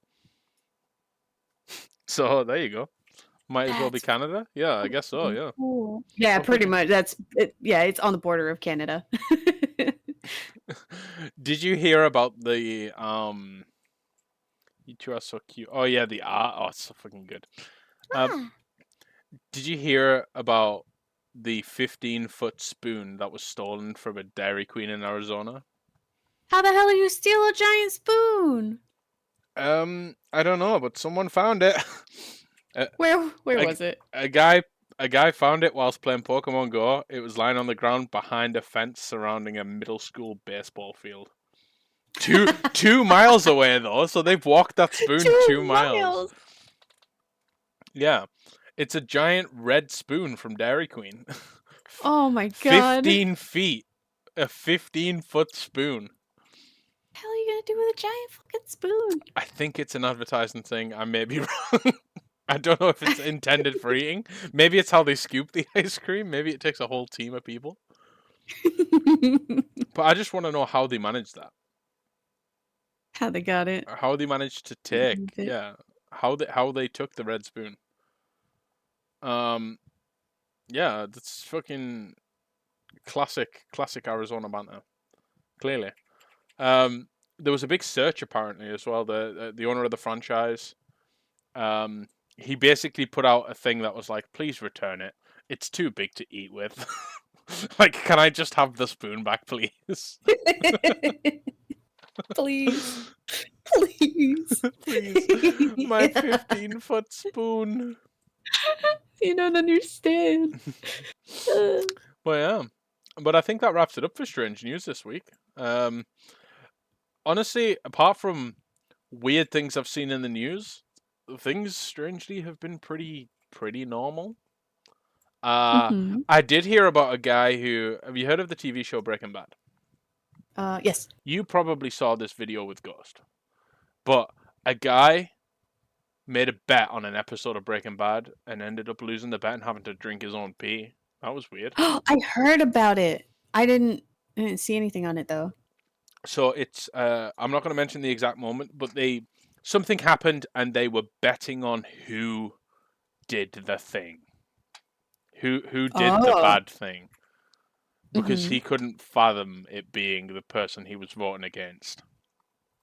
And yeah, he lost. And the forfeit was drink his own pee.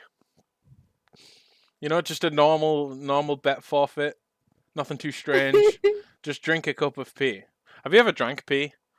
I can't say I have. I can't say that I have either. Some people do, you know. Do you know there's people out there who just drink pee? Yeah, I've seen a TV show, I believe, like a long time ago, where a lady did that. Yeah. I'm not sure if it's like they believe it's like recycling all the good stuff, but as far as I'm concerned, like isn't it? It's all the bad stuff, isn't it? It's like Yeah, it's literally all the bad stuff. That's how your body flushes out like any waste. That's how it flushes out any waste yeah, exactly. from your body. It's a waste product. I know that just from like seeing an episode of Bear Grylls, which I know is not real, not 100% real, but like Hmm. I know that like if you're in the desert and you're dehydrating, you should like take your shirt off and pee on your shirt and then put it on your head to keep your head Oh, keep both it cool and cool. hydrated. Yeah, and it also hydrates your skin through. Is it osmosis? Ugh. Is it osmosis where it passes through? I don't I'm not know. sure. But yeah. So don't drink pee, everyone. The Yeah, moral, don't drink pee. We have water yeah, and soda. yeah. We have sody pop. Don't drink. Don't drink if Mhm. it comes out of you. Don't put it back in there. I think is the best thing I Don't could put it say. back in. If it Like, falls off or comes out, just get rid of it. You don't oh, need it. do you know what? I don't know what you would call it in America. Maybe it is just you know what a scab is? Yes. Okay. There's people out there who eat Yeah, we those. call it a scab too. There's people out there who eat those. No! Yeah. I mean, it's not gonna do anything to you. It's just dead skin cells. Like, but no, don't eat that. Yeah. But then I guess again, that's we the say same that, but concept of like somebody eating their boogers. children do Like, it's not gonna like that. kill you or anything, but it's still like, When I was a kid, my brother used to do this thing where snot would be coming out of his nose, so he'd put his tongue under his nose and slurp, ah! slurp. I think that's a normal thing when, maybe not a normal thing when you're a kid, but it's common enough that I've seen that. I bet you've done it as well as a I kid. have not. Ah, Have you ever eaten a booger? I have. Kittens are suddenly shut off the podcast. Immediately, as soon as the booger speak happens, that's it. It's the end. It's over now. But that probably brings us into. That's probably a good time to go into our last section. Do you need a refill of your drink or anything, or should we just fire straight into it? Oh, I'm good. I'm good to go. Poggers, okay. So Did the last everything I section of the need. podcast, everyone. This is why though. This is where we're going to go through a couple of things. We're going to maybe do a bit of relationship agony entry. We're going to hear some stories from people, figure out who's the asshole, hear some things people have fucked up on, and make our decisions and absolutely judge the shit out of them. So, prior to the show, I asked Sai to prepare a couple of posts. We'll start with the Am I the Asshole? Would you like to read yours first? You're the guest. Oh gosh, you want me to read? Can you not do Hold that? on. I can't. I'm so sorry. Hold on. Where is it? Am I the asshole? Is that the one? Mm-hmm. Let me see how long this is. Oh, this one's not so long. Okay, I can read this one. Okay, fair enough. I think it's the other one that was really long. I was like, That's okay. This. Sorry, I just want to say, Grave just said here on Chattybee we forced the dyslexic kid to read, but also you came on a show called Chattybee. Yeah. Part of the aim of Chattybee is to talk. So, but anyway, yeah. Okay. So, first of all, anybody who doesn't know, I am dyslexic, and the part of my the dyslexia that I have is when there's just a wall of text, I get lost in the text and I mash words together and I get lost a lot. And I'll stutter on some words sometimes. Like it'll take me a moment to realize like if I read too quickly, there's a big word that I'll think it says something else, and then I'll say what I think it says, and then I'll look back at it and it's like, wait, that's the wrong word. Yeah. It happens a lot. So I apologize if I don't apologize. If you don't feel comfortable reading, don't worry about it. I'm happy to read for you. I can give it a try. Okay. Let me just open it in another program that changes the font. Yeah, friendly font. We love it. We love a friendly font. Yeah. Let me just open this real quick. No problem whatsoever. Because it's literally just a wall of text, which isn't good for me. That's quite okay. We can. I'm sure everyone can wait just a moment while we figure it out.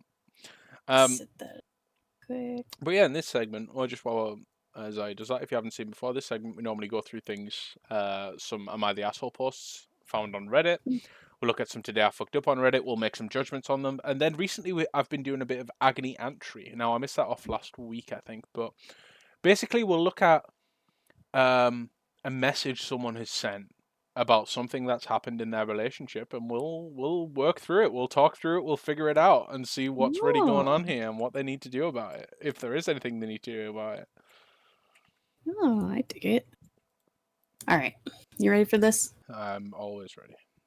All right, so I picked this one because I actually I've done this before. Not exactly this specific scenario, but it made me kind of think about my previous experience with something where I've done this, and I like, oh shit, okay. Well, I also specifically picked this one because it was labeled as the asshole. Like people agreed that this person was in the wrong, and I agree with that.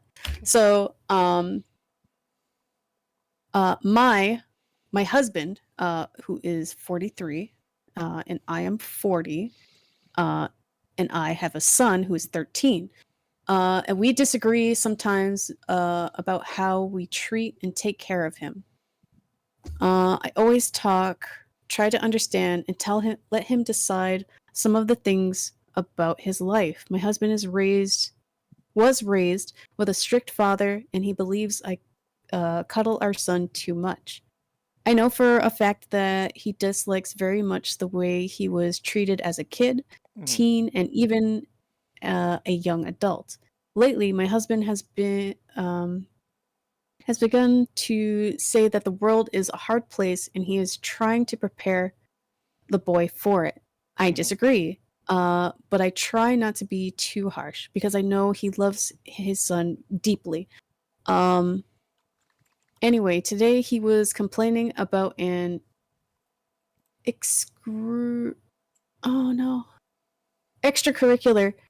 Right, an extracurricular he's paying for. My son is struggling to go. But my son is struggling to go for a lot of reasons. Yeah. I just told him to be patient because that's how teenagers are, and he said he decided he is not paying for it anymore. So he told him he was beginning. So I told him he was beginning to act like his father. Mhm. We were still bickering a little, but as we were getting ready to leave our home, and our son saw us and asked what was going on. My husband just told me, "Tell him." So I told my son, and he agreed with me. My husband looked the saddest at that moment. I feel terrible about everything. I know I should have approached the subject in a calmer and more compassionate way, but I can see the distance between him and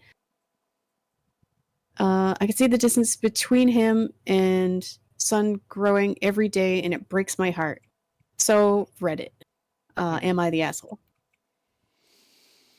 Hmm. Uh, I don't know. What do you think? I do agree. I've done this before, where I compared kittens to his father. We're not going to get into that, but Yeah. uh, after having that experience, I felt awful. That you don't compare, like, especially if you don't have a good relationship, or uh they don't have a good relationship with their parent. Never, like, you are not your parent. You are not your father. You're not your mother. You are your own person. Sure, they're because of how you grew up and the interactions that you had with them can Mhm. affect you in your adult life. Like, maybe you'll pick up something that you had seen them do or whatever later on. But Mhm. that doesn't make you like them, especially in a heated situation like this. That's not fair. Yeah. So I think, to be fair, in any situation, I I think comparing someone to anyone with a person you're in a relationship is never a good move. Mm. Um, because then it adds like a competitive, almost like a competition. Like I am sort of, how do I explain it?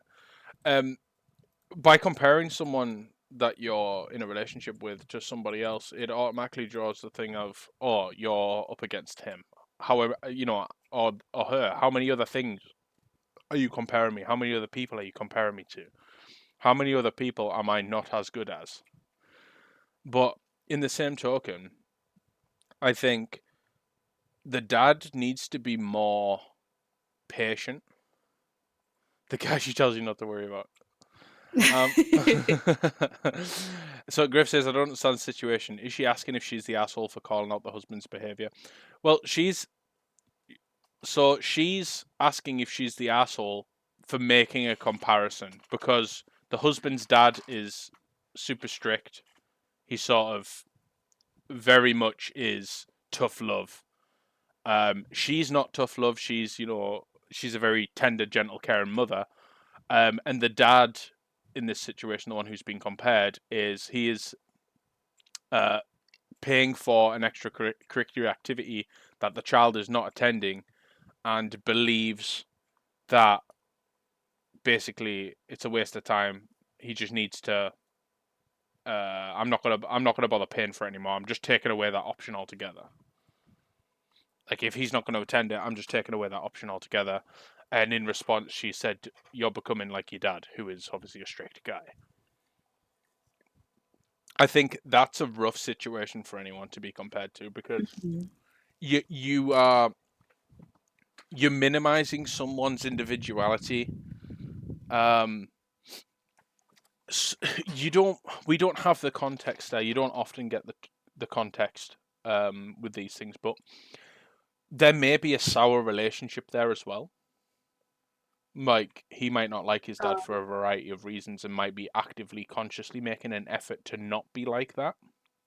Mhm. And in this one situation, she's demoralized. So I think she's not the asshole for calling the behavior out, but I think the way she's gone about it is incorrect. I don't think she should have compared him. Um, Yeah, I can agree with that. That's the part that kind of struck me was the comparison itself, like that approach to the situation. Yeah, it's often not the right way to handle something at all. I mean, I've had a similar situation with Ghost where both ways we've made a comparison, and it's never a good thing. Mm-hmm. It can fuel an argument, or it can fuel one person being upset. Um, as I said, there's the idea of competition. I know Kitten's joked the person she tells you not to worry about sort of thing. It's how many in how many other areas am I being judged? Am I having a scorecard checked on versus other people? You know, if you're comparing this negative thing to my dad, what about the positive stuff? Like, not the argument side of things. What about the romance side of things or the intimate side of things? Are you comparing me to other people? Like, it can open up a huge worm can. Um, Peanut says, growing up, I've been compared to everyone around me, which really lowered my self esteem significantly. Grave says, no, that's ridiculous. If someone you know specifically the situation of a man becoming his father's shadow, absolutely call him out on it. I think in a lot of situations, with the context we have, for me, there's a better way she could have gone about it. I think ultimately, um, you can call someone out on something without going deep, like without cutting, if that makes sense. You don't Yeah, have just to be cut more someone. gentle about it. Have a Yeah, better approach. yeah. Even if you're going to be direct, doing it in that way may be like that's like the linchpin um that can make the whole tower fall.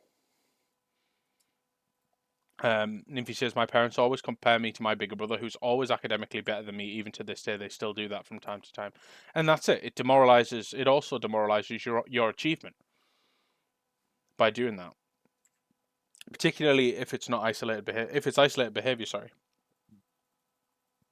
then it feels like the reaction is non-comparison to the initial action.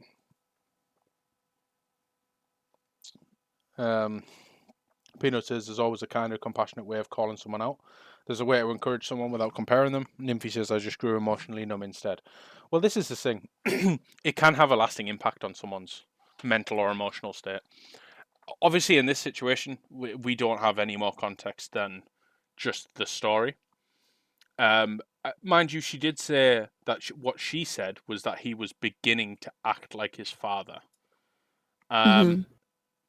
which, if that's an observation she made, I guess, I can see why you would come to that, and why maybe an argument or a bickering would come to that. But clearly, her saying that has had a lasting impact because, as she says, they're still bickering about it. They were still bickering about it even after the fact. Um, and then you've got, she says, what was it? My husband told me just tell him. So I told my son he agreed with me. My husband looked saddest at this moment, and I feel terrible about it. So maybe not to approach the situation in a calmer, more compassionate way. You can still be direct and stern. Grave says, no, that doesn't work. Speaking from personal experience of this exact situation, I agree comparing people to others is unnecessary in the token that comparing your child to their siblings or your partner to others for no reason other than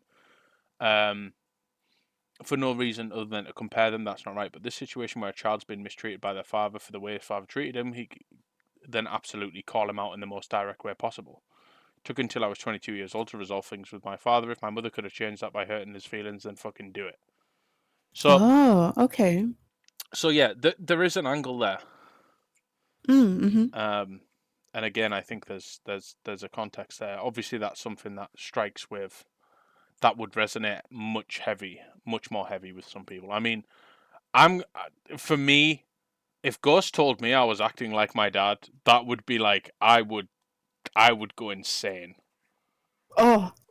because my dad is a terrible person. Not going to expand much more on that. But Mm-hmm. I mean, if that's the same situation, then that to me is not that's not okay.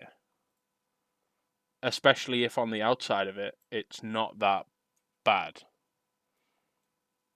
So I can definitely see where Grave comes from, where there are situations where it's absolutely warranted and in many cases necessary to be stern in that way. In this specific situation, Grave says, no, I don't think she is the asshole. I mean, where do you sit on it, Zaya? Where are you sitting right now? I think Grave has a really, really good point. Where it is contextual, Mm-hmm. depending on the context and the situation. Mm-hmm. And you also mentioned that we don't have all the facts. We don't have all the information because it's a Reddit post of about a story, Mm-hmm. and we only have so much information. At first glance, when I read this, I agreed that Mm-hmm. she was the asshole. But now that we've spoken and Mm-hmm. we've had a conversation about it, uh, I'm unsure. Um, I don't think I can make an answer just because we don't have all the context. Mm-hmm. So Um, that's what that's what we find with with pretty much every one of these, honestly. but I really do. I really thank you, Grave. I really like the way that you uh talked about the whole topic and everything. That actually there was a lot of really good points that you brought up. Mm-hmm. So if you um if we because we have to look at these as an isolated incident. So if we look at this, we don't have any more context, so we can speculate. As I was saying, there's a better way to deal with it. Comparison's not the right way, and that's Mhm. true. I said it. I believe it. I would say it again. But so yeah, I think you're right. Graves' perspective on this offers something that I wasn't previously seeing. So as an isolated incident, is she in the wrong for being stern, and is the level of stern she went to, was that necessary? Mhm. I This think. is also like a learning experience for her specifically as well, Mm-hmm. because having these types of situations Mm-hmm. um where you're unsure and you put it out there, get other people's opinions on it, maybe figure out how to deal with it better in the future, and also have a better idea on how to like approach a situation like this and have that a conversation, Yeah. talk it out. Communication is so fucking important in everything. Yeah. um I don't know where I was going with that. Just the whole idea of like having a bad experience and learning from it, essentially, is what I was trying to get at. Yeah. Yeah. So I think we're settled.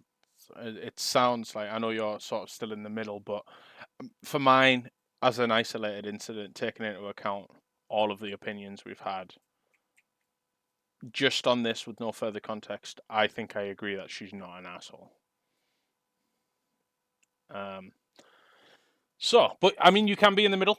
You can be in the no one's an asshole, everybody sucks. There's different ways we can look at it. Yeah. So the next one then.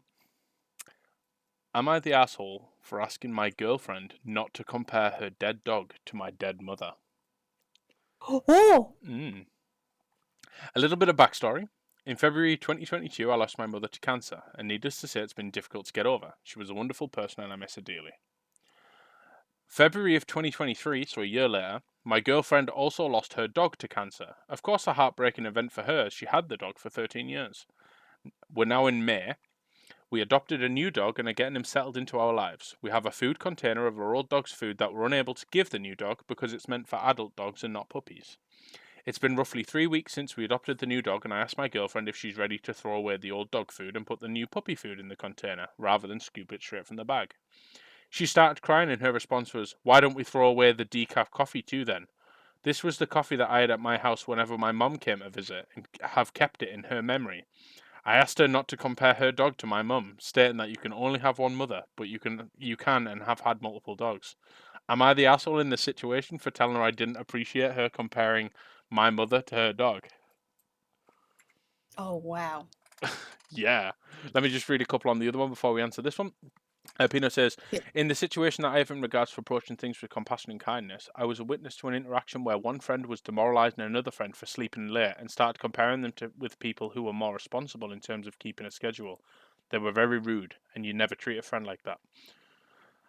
Griff says, I agree. Like I said, I agree that comparing people to others just for the sake of comparison is unnecessary and rude, but the question at hand was, is this woman the asshole for her husband's shitty behaviour to the behaviour, for comparing the husband's shitty behaviour to the behaviour of the shitty father? And I don't think she is. In the context of that, am I the asshole? I don't think the comparison was warranted. Okay. So on this one then, we have guy's mum dies and his partner's dog dies.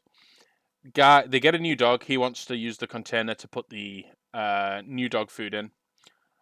And she says, well, we'll just chuck out the decaf coffee, which is the coffee that he keeps in for his mother visiting.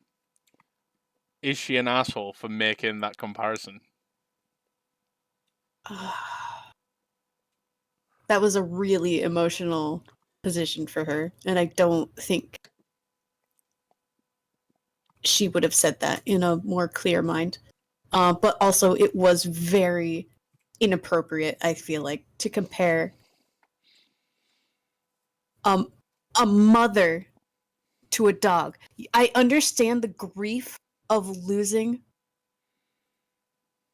a family member and like a family member, because a dog, a cat, like there's grief in that. There's real emotion. Mm-hmm. Um, but to compare, I don't think that's appropriate. I don't think that I don't think she should have done that. But again, like it's complicated because she was in a state of high emotions. Yeah. Well, here's the thing.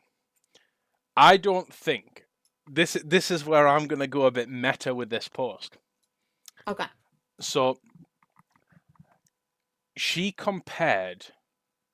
didn't compare the mother and the dog.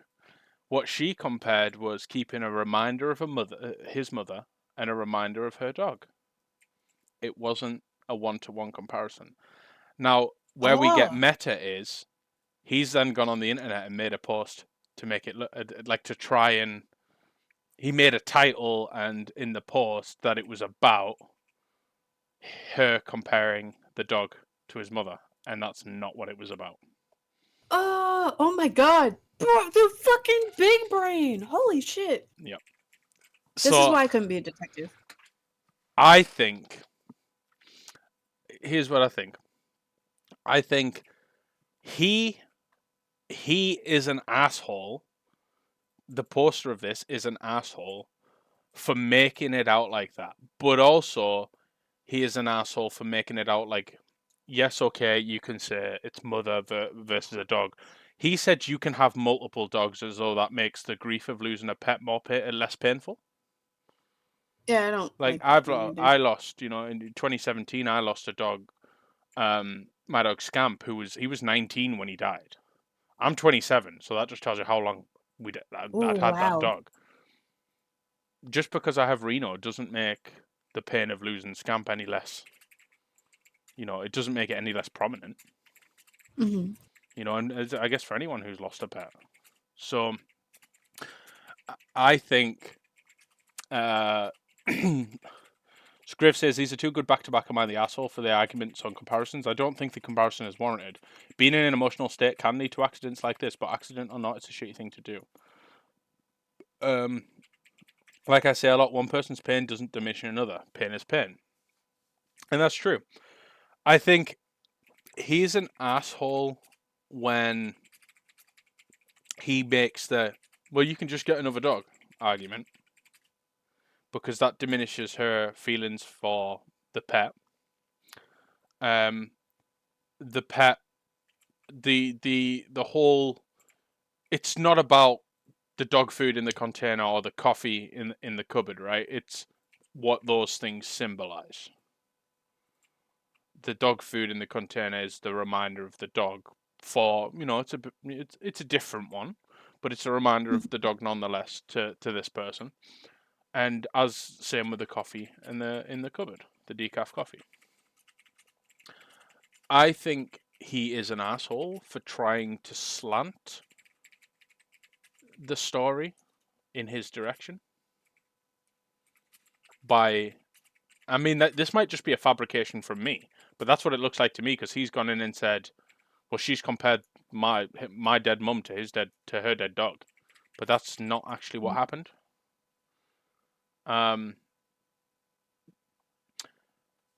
Graves Ghost says, "Yes, but I think you've not had a very close family member lost, like one you were really connected with emotionally, but you have had the experience of losing a lifelong pet."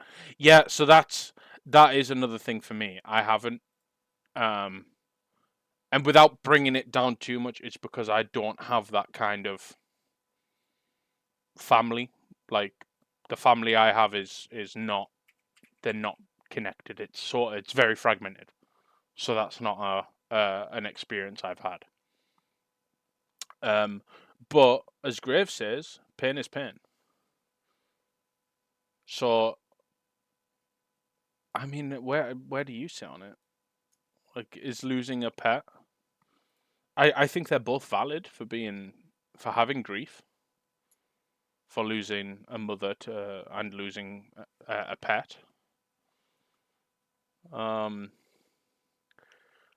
mean, she doesn't say that him losing his mother is any less valid.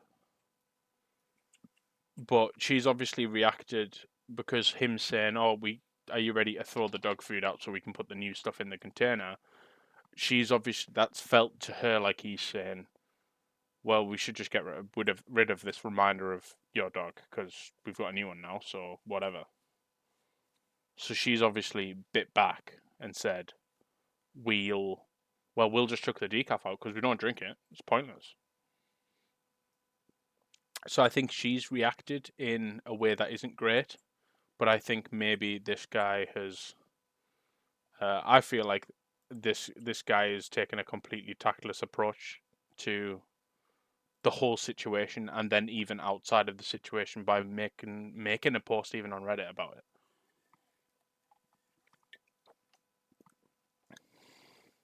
I don't know. I'd love to hear what you think. This is. I Yeah, feel like I'm bad at it sides. it gets layers. It gets layers, doesn't it? Yeah, as soon as it starts getting more layers and more like perspectives on the whole situation and what happened and stuff, and any information that we don't have, of course, it makes it really complicated. Yeah. It just gets more complicated. Like I don't. It becomes more of a discussion than who is guilty. Mm-hmm. I think Peanut says they could maybe compromise and have a different container they can store somewhere as a reminder, as a memento. Same with the coffee container. That way they can keep both as a reminder of the family they've lost. Yeah, I mean, there is a way forward from it. Mm-hmm. Graves says, I think he had a valid argument, but pet or family, the woman clearly still had a need for those things. Maybe she wasn't done grieving yet. And this is the thing, he also made an assumption that them getting a new pet symbolized an end of her grief. Mm-hmm. Just So lack of because, maybe communication, he maybe. didn't. Yeah. Um, yeah, I mean, I think. So I've made the points for why I think he's an asshole. Here's why I think he's not an asshole. I don't think him saying, "Oh, could we use this container to put the dog food in?" I don't think that's an unreasonable question to ask. But obviously, it struck a nerve because it's a container. They've used it for dog food. This guy has no. Um, how does he know that that's sort of an emotional reminder for her? Um, and then on top of that, she knows. Obviously, she said, "Oh well, why don't we just chuck the coffee?" But she wouldn't have said that if she didn't know that that was a direct relation to the mother. So you could look at it on another angle and think, well, actually, she's the asshole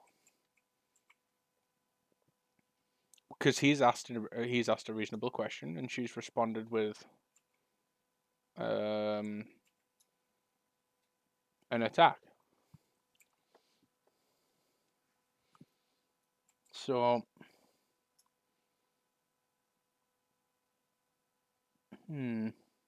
tough one, isn't it? Yeah, this is a really tough one. Yeah. There's a lot of variables to consider. Yeah, there are. Peanut says, it took me almost 2 years to finish grieving for my first dog. I still grieve for him to this day, but it's a much more bearable pain. And Grave says, grief stays with us. I don't think it ever fully clears. I still grieve for my first dog too, and it had been gone for almost 20 years. Yeah, well, this is the thing. Grief is a strange thing. Because it manifests itself in many different ways and can... There is a misconception that there is a standard for grief. So, like, if I lose a pet and then the next day I'm totally fine, people would think, oh, well, you mustn't have cared about it that much. But that's not true, because Oh. people grieve at different paces and in different ways. Mhm. So my opinion is, we can look at this. We can take the cube of this argument or the cube of this post and look at each side and get a different outcome.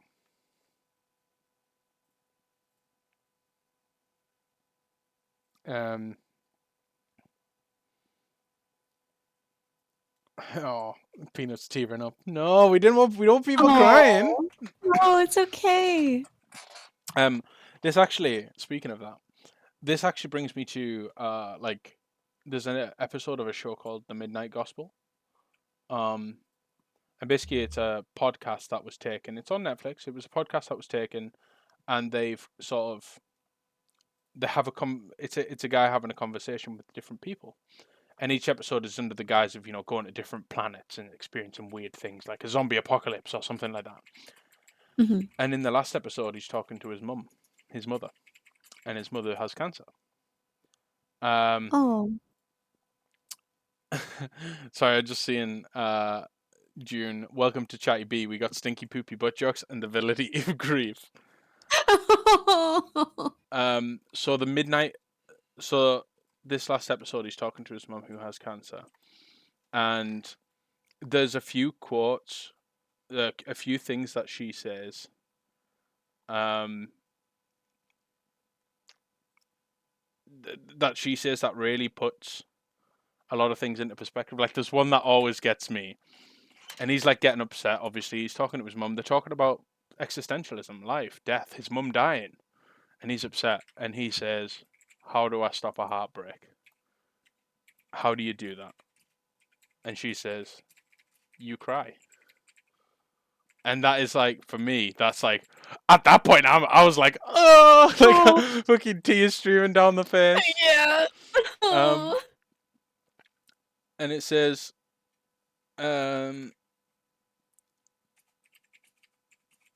what else? She also says, I might leave this plane of existence sooner rather than later, but the love isn't going anywhere. So then going back to the grief, she seems, you have to watch it, but it speaks so, she speaks so clearly about it, and I believe she's passed away now, but she speaks so clearly about her outlook on it, since she's facing death. She says, even hurt transforms you, because if you inquire into the hurt, you know that what you're experiencing is love. Yeah. So it's a lot of there's a lot of those sorts of things that just kind of make it very good, but it's a very honest look on it's a very honest look of death and grief, especially, and how we deal with that and how we understand it and how we come to understand it, and it's honest. And hearing that, you know, you find, I think it speaks on the different ways people grieve and the different paces. So again, it's just this whole thing of you don't need to. People might make you feel like, oh, you got over something quickly, but that's not necessarily true. You know, you've grief, you felt grief, you're dealing with it in your own way, in your own time, and that might be a day, that might be a year, that might be 10 years. But the main thing is you're still feeling everything. Yeah. Um, she says just another quote as well is the moment that you accept things as they are, you don't need to hope anymore because you realize what you are is kind of okay. And that's, Oh. yeah, she has a very good outlook. She has a very good outlook and a very, as Ghost puts it, she has a beautiful thought process on life, death, and mortality. Mhm. But on the happy side of it, her face in that, as Ghost again says, confronting her own mortality made her feel more alive and more clarity on her life than ever. But yeah, anyway, whew, not to make everyone cry and bum everyone out. I think I like these personally. Okay, I really like these kinds of conversations. Because it's yeah, you can have your fun and everything, but it's always good to look at these kinds of emotions and situations and stuff. It's always good to reflect on these and actually acknowledge them. Mhm. Because not a whole lot of people like get into these kind of topics like in a way that's like constructive, I guess, Yeah, and thought provoking, as opposed to using them as a means to pull emotions. yeah, exactly. Um, so you have to um I think as well there is that like you've got the knee jerk reaction, you've got the let's look at this analytically, but then yeah, there is the emotional side of it and how that's going to feel, and then obviously the reminder that everyone processes things differently, and that's okay. I always like to hear other people's experiences with certain situations or feelings or just things in general, like of a topic that comes up. I always like to hear other people's experiences with it because obviously you're going to have one experience and perspective, Hmm. but everybody else is going to have a different one, and it's always really interesting to hear other people's like point of view Hmm. and how they went through that kind of stuff. Yeah, and that's the I think that speaks a lot on your sort of ability to empathize. Um, says, are your capacity to listen and learn and understand people is a gift and makes you a really rare and precious friend. Oh, that's really Oh. sweet. But it is true. It is true. Okay, well, let's move on. Did you have Hmm. another Am I the Asshole post, or would you like me to read another one of mine? No, I only had the one. No problem. I can read another one of mine, and then we can maybe do some Today I Fucked Up in a little while. Yeah, that's fine. So, am I the asshole for bringing my sister-in-law's wallet to the restaurant when she always conveniently forgets it? So, Huh? my so basically, he's asking, is he the asshole because his sister-in-law always seems to conveniently forget her wallet when they go to a restaurant, and he's brought it Oh, for her.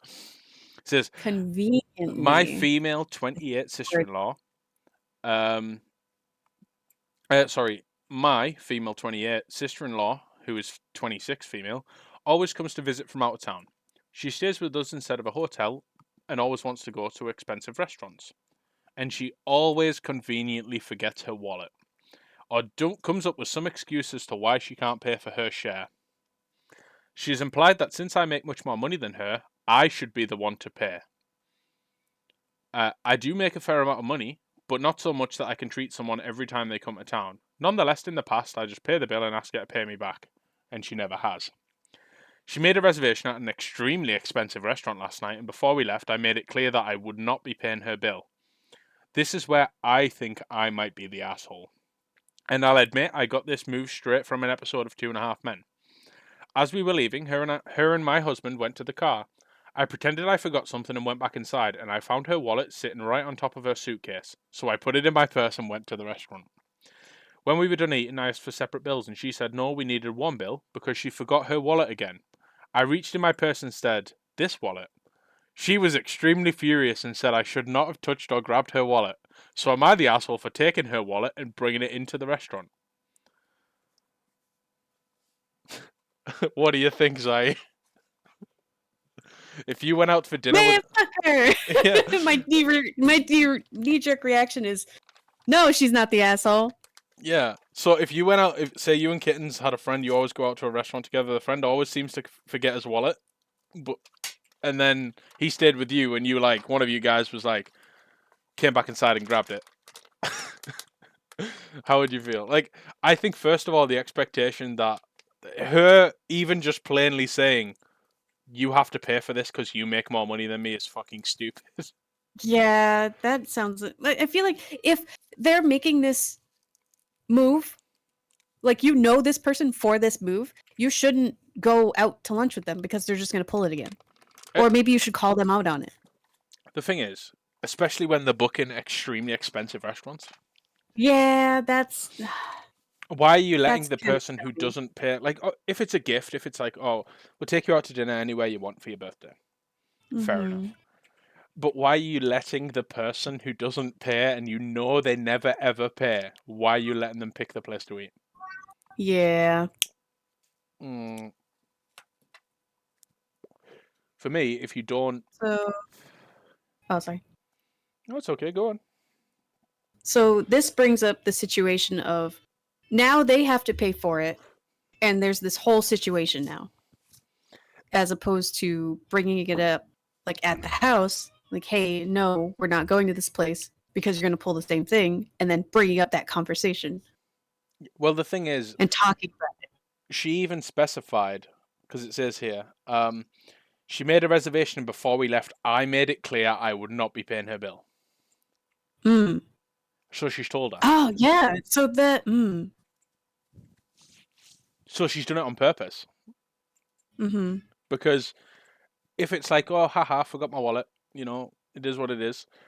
But she's specifically said, I will not be paying your bill. As soon as someone says that to me, I'm going to make sure I have my wallet. Like, I would make sure I have it anyway. But I would just be like, yeah, no problem. We'll split it or whatever it is.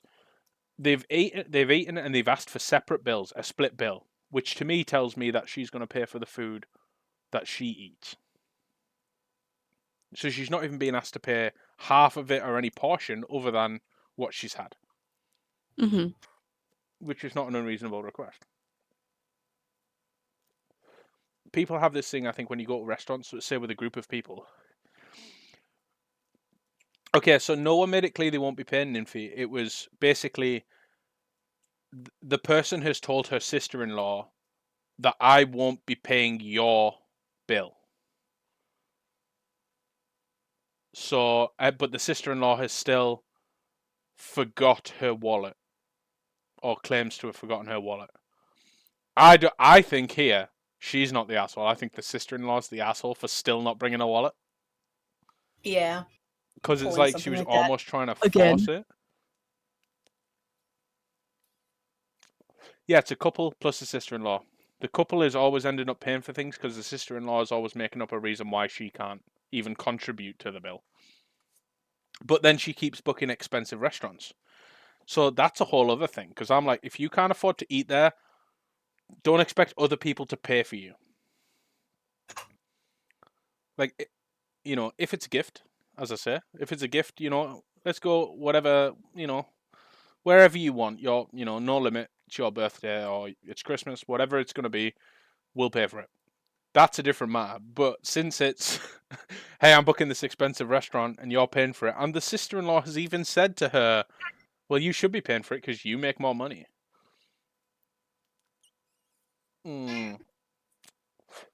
What would you do, Zai, if that happened to you? I'd make them pay for their own meal.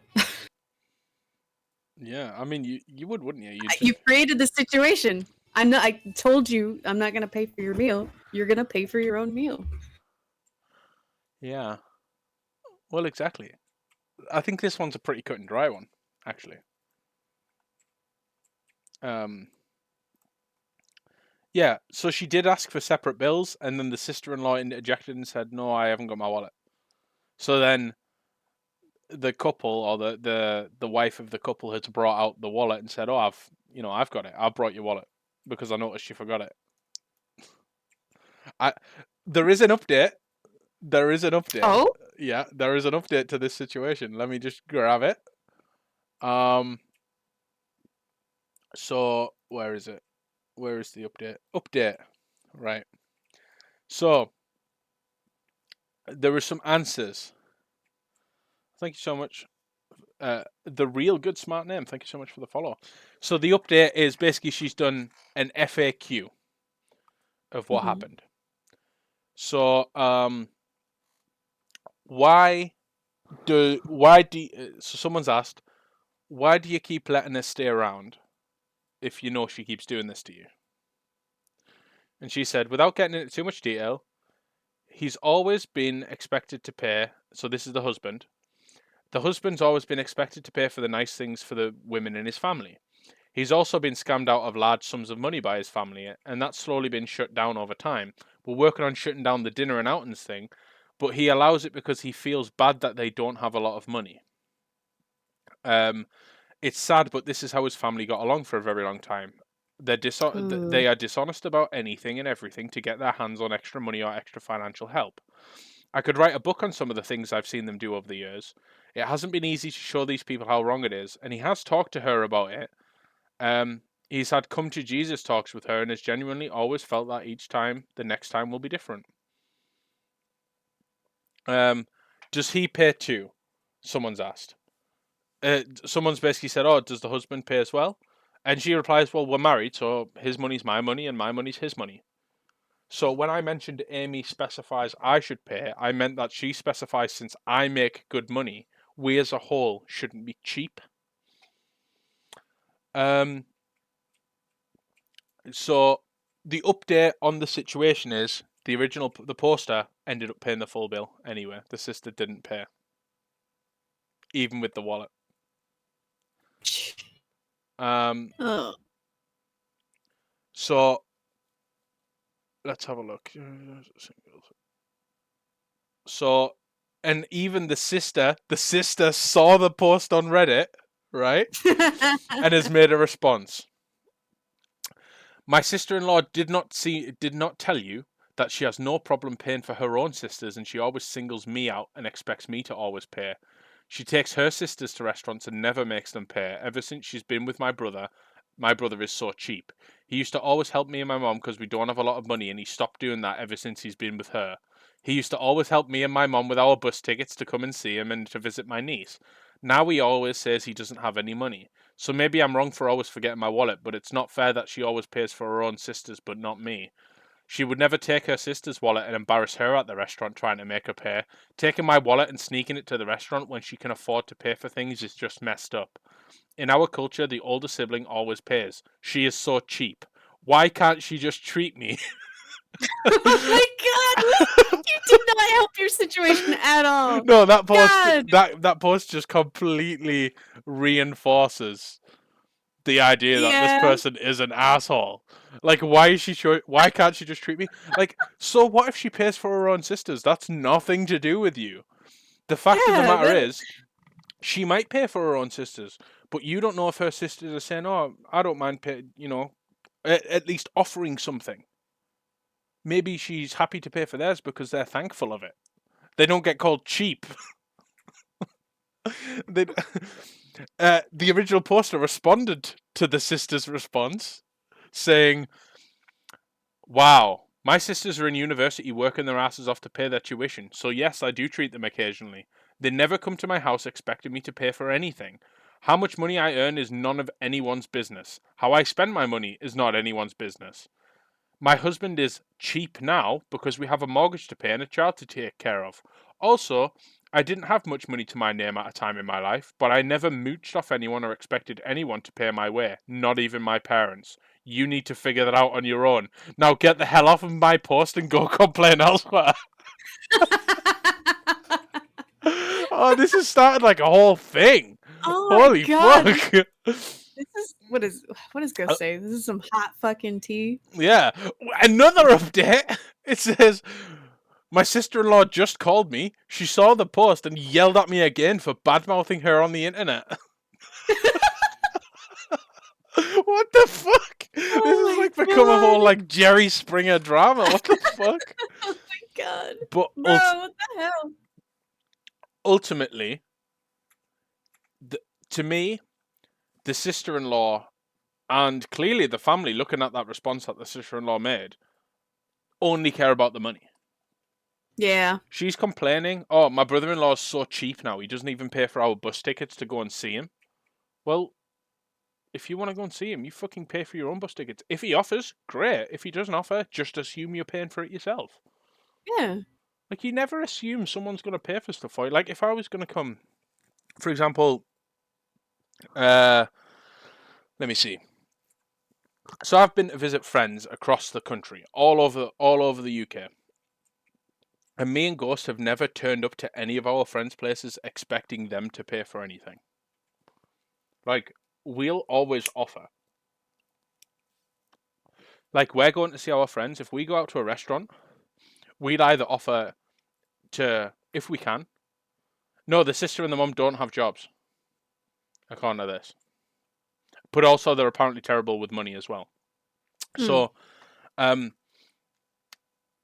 yeah. If we go out and I go to see friends and we're going out for food, if I can, I will pay. I will pay for everyone because it's like it's a treat because it's nice to see friends and things like that. But I will always, at the very least, offer to pay for what me and Ghost have had. Even if they say no, we're paying for it all, the offer will be put out on the table because that's just what you do. You don't go anywhere without expecting, if it's going to cost money, you should make sure at least you have the money first, unless you know you don't have to pay for it in advance, like it's, as I say, a birthday gift or something. And they've said, no, you don't have to worry about anything. There's like an etiquette here. Mm-hmm. Yeah. But to me, this sister-in-law is an absolute asshole. Yeah.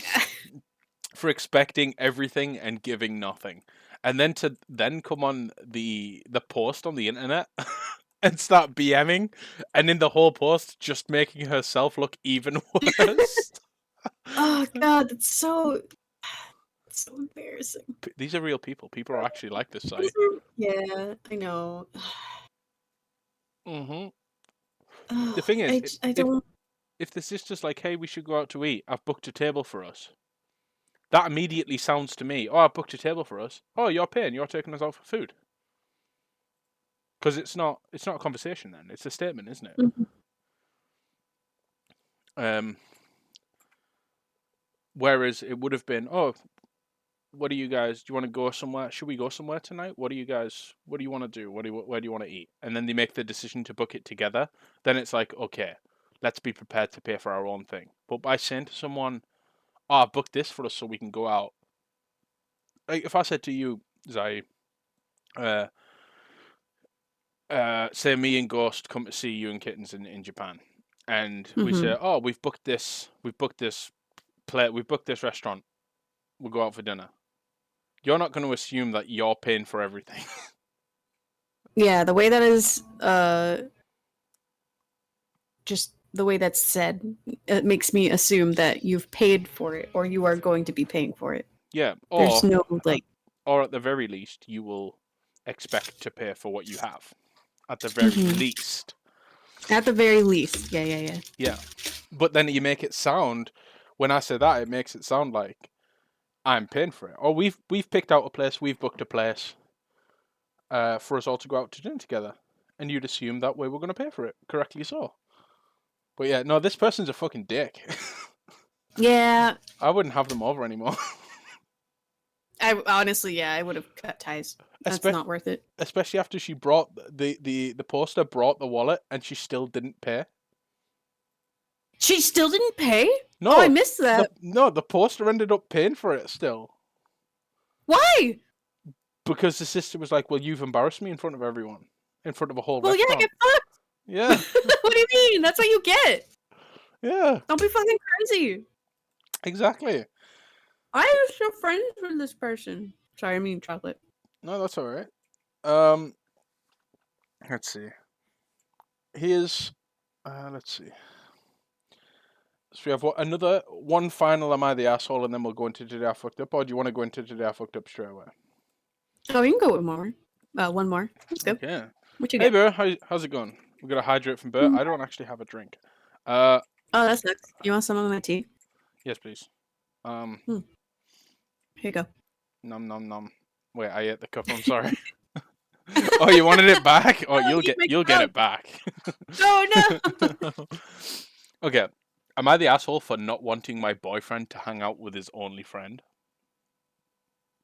You getting over a fever? Just working, so I figured I'd drop in. Well, welcome in, and I hope you're okay. I hope you get well soon. So me, 19 female, and my boyfriend, 19 male, have been together for almost 2 years. We live together. He's not a very social person and considers himself an introvert, whereas I have a rather large friend group, and I'm always excited to meet new people. He only has one close friend, 19 female, and let's call her Jay. They have a lot of history together and have been friends for years. I went to high school with Jay and have never been close with her, but I've always considered her a nice person. When me and my boyfriend first met, he was very much in love with Jay. He told us 2 times over the course of 3 years, and both times she said that she wasn't interested. He wasn't interested in other girls when we met, and I'd recently gone through a pretty tough breakup. But we got close very quickly, and one thing led to another, and we started dating. He told me he'd gotten over Jay, but I've always found it hard to believe that getting over somebody over the course of a month was possible. After a couple of months of me and him dating, he had a fight with Jay and their friendship fell apart. Fast forward to his birthday last year in October, about a year after their fight, we visit our mutual friend who just so happens to be roommates with Jay. He then proceeds to spend most of the night sitting in Jay's room catching up and not coming out for about 3 hours to spend any time with me or the friend we're visiting. I was a bit upset by this. Now they've fully revived their friendship and keep in touch regularly, texting, sending TikToks, gaming together, and going out for drinks whenever they're in the same town. I'm afraid he'll fall back in love with her, or worse, that he never actually stopped loving her. I've told him on multiple occasions that I don't feel comfortable with him still hanging out with her, but he told me I have nothing to worry about and that he doesn't want to stop being friends with her. I don't want to push, but I don't want to be controlling and possessive. Am I the asshole? So where do you sit on that one? Oh man. Your male partner hanging out with his female friend, who he has previously been in love with, but says he isn't anymore. So my first look at this is when you don't address the fact that your current partner is feeling very uncomfortable about a situation, you don't address it Yeah. properly. There's an issue there. Mm. When you just kind of brush it off like that, that's only going to create more friction. Yes. Yeah, well, I think there's also an element of unhealthy jealousy, Yes. but I also think there's an element of some warranted jealousy, perhaps. Also, yes. Yeah. There's a couple layers to this cake. Oh yeah, this is chock full of all the cream and everything. Um, Mm-hmm. if he doesn't have, so she's a social butterfly, let's say, with a large friend group. He has an isolated crowd of friends, one or two, in this case one, um, and they're good friends. Now, I don't see. So a big part of this, I think, there's also like a stigma behind. Oh, a guy and a girl can't hang out together because that must mean something. There is a thing there, and I think it's like a. These are still young people. They're only 19. Yeah, they're very young. When you told me the age, I was like, whoa, they live together? Yeah, they moved in together for university. Oh, for university. Okay, then. Yeah. So, um, it's a weird one. I think her expecting him to just cut off the communication and not be friends anymore, I don't think that's fair. But I'm thinking, is she more angry about the fact that they've travelled to see a friend and he's spent all night not actually seeing the friend? Or is she more upset because she has, she's worried that he's going to fall in love with this friend again, even though she's not interested? Because then it's how much does she trust the friend? There's a huge lack of communication here. Also, they're really young, so I can't. They're so young. Yeah, I mean, for me, like, from any perspective, I wouldn't, if I was hanging out with, um, or if Ghost was hanging out with someone, even of like the opposite sex or whatever, doesn't bother me because they're friends. Like we've been together for a decade. We're going to be married in a couple of weeks. Like they're not going to do anything because why would they? If they're like happy enough, we're happy enough together. If they're happy enough in the relationship to get married, they've been dating for almost 2 years. Um, and that's the thing. It's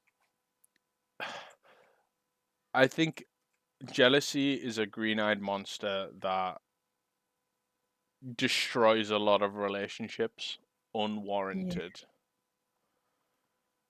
because people have this thing that if I want to take I have to strip it back. I'm sorry for stripping it so far back, by the way, everyone.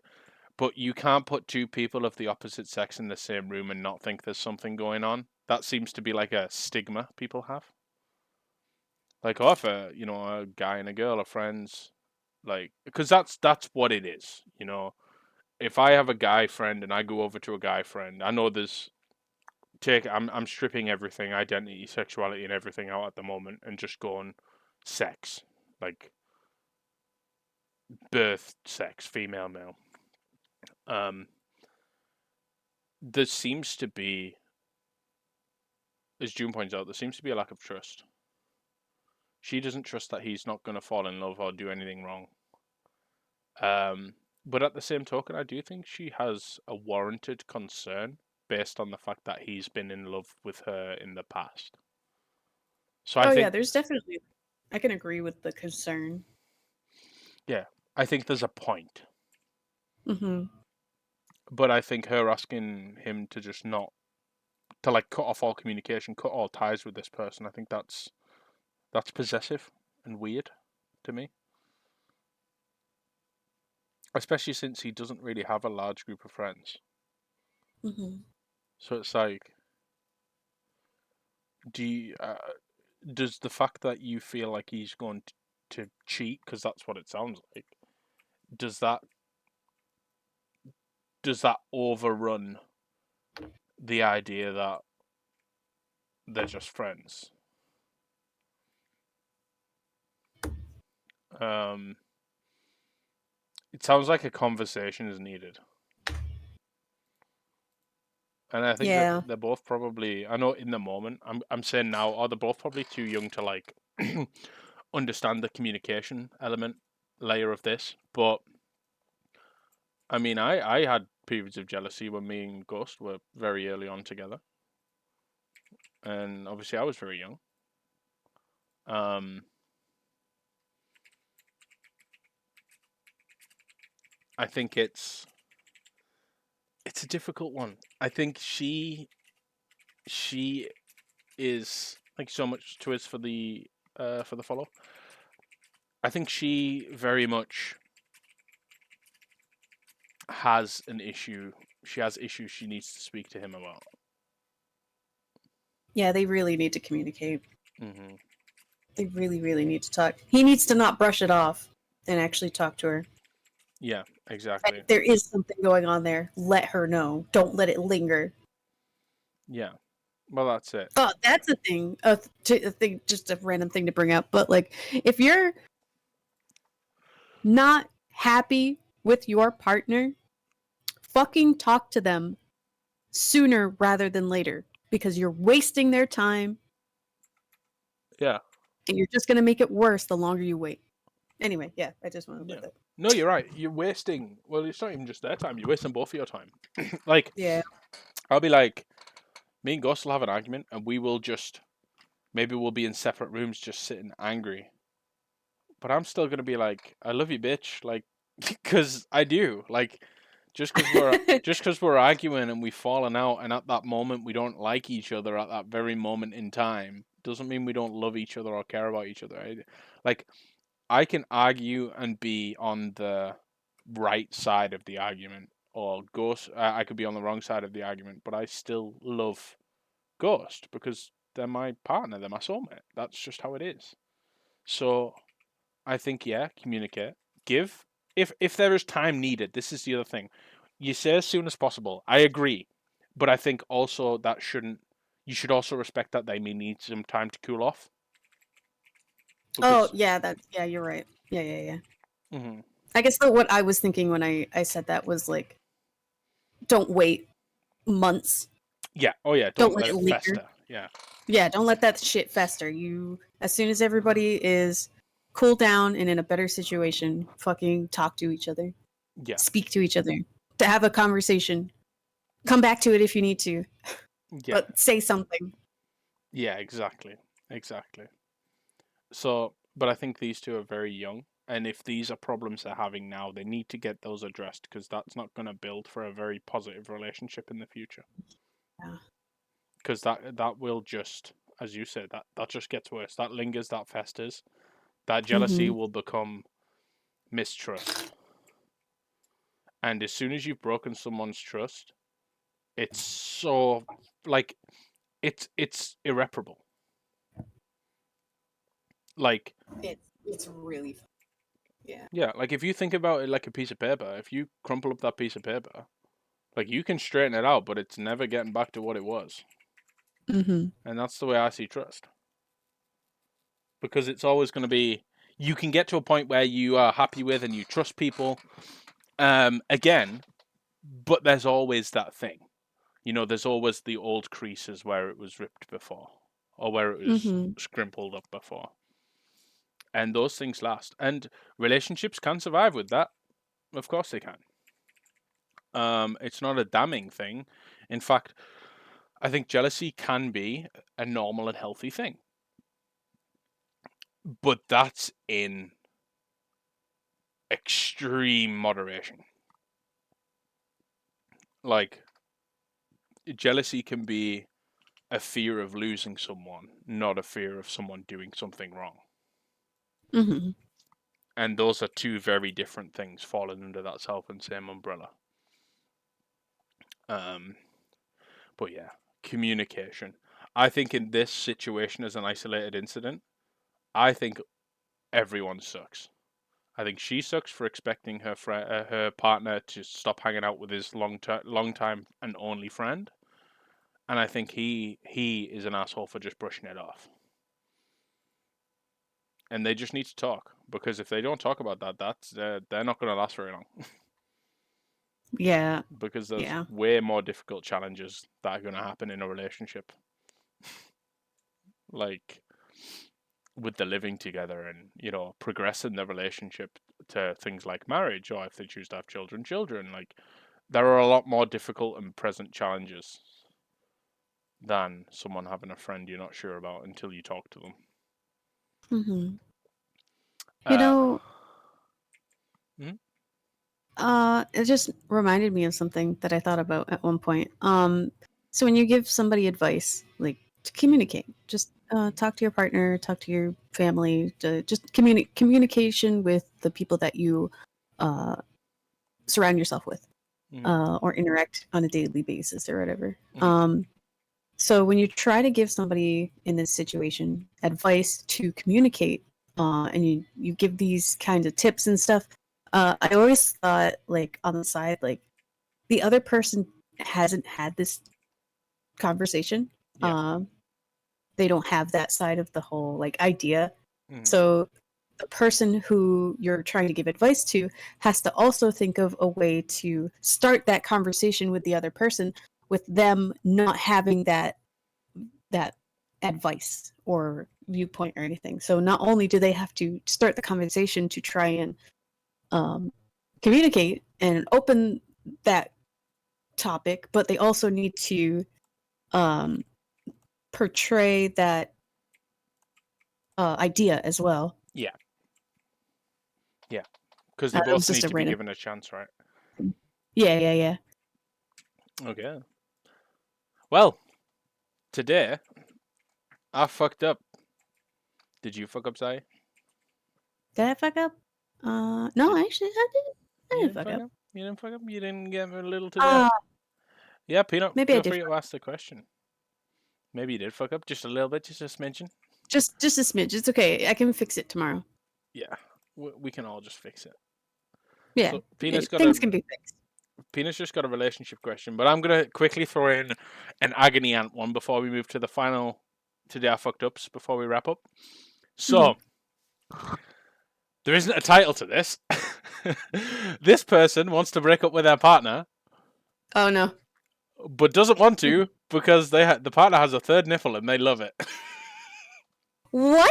Yeah, so it says. You can have friends. You can just stay friends. You don't have to be a partner. You don't have to be in a relationship. You can still be friends. That's a Oh, thing. Did you Zai, know? What? that's so naive. Ah. You, let me read to you how bad this is. Oh, okay. Okay. All right, I'm listening. It's alright. My boyfriend is the biggest chatterbox I've ever met, and what makes it worse is that on the rare occasion I do manage to get a word in, he stares at me vacantly, so he's clearly not listening to me.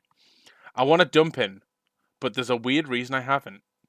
He's got a third nipple in the center of his ribcage, and when he takes his t-shirt off, his torso resembles a very kind-looking face. It's as though his regular nipples look like eyes, his additional nipples a nose, and his belly button's a cute, surprised little mouth. Anyway, I've been calling this man Christopher. So she's named it, by the way. Wait. His belly looks like a face. So she's called his belly Christopher. Right? Oh, it gets worse. Uh-huh. Anyway, I've taken to calling him Christopher, and when my boyfriend's sleeping, I have long, one-sided conversations with him about my feelings and what's happened during my day. What? Christopher's a great listener, and even though he never responds, it's clear that he oozes compassion and sympathy.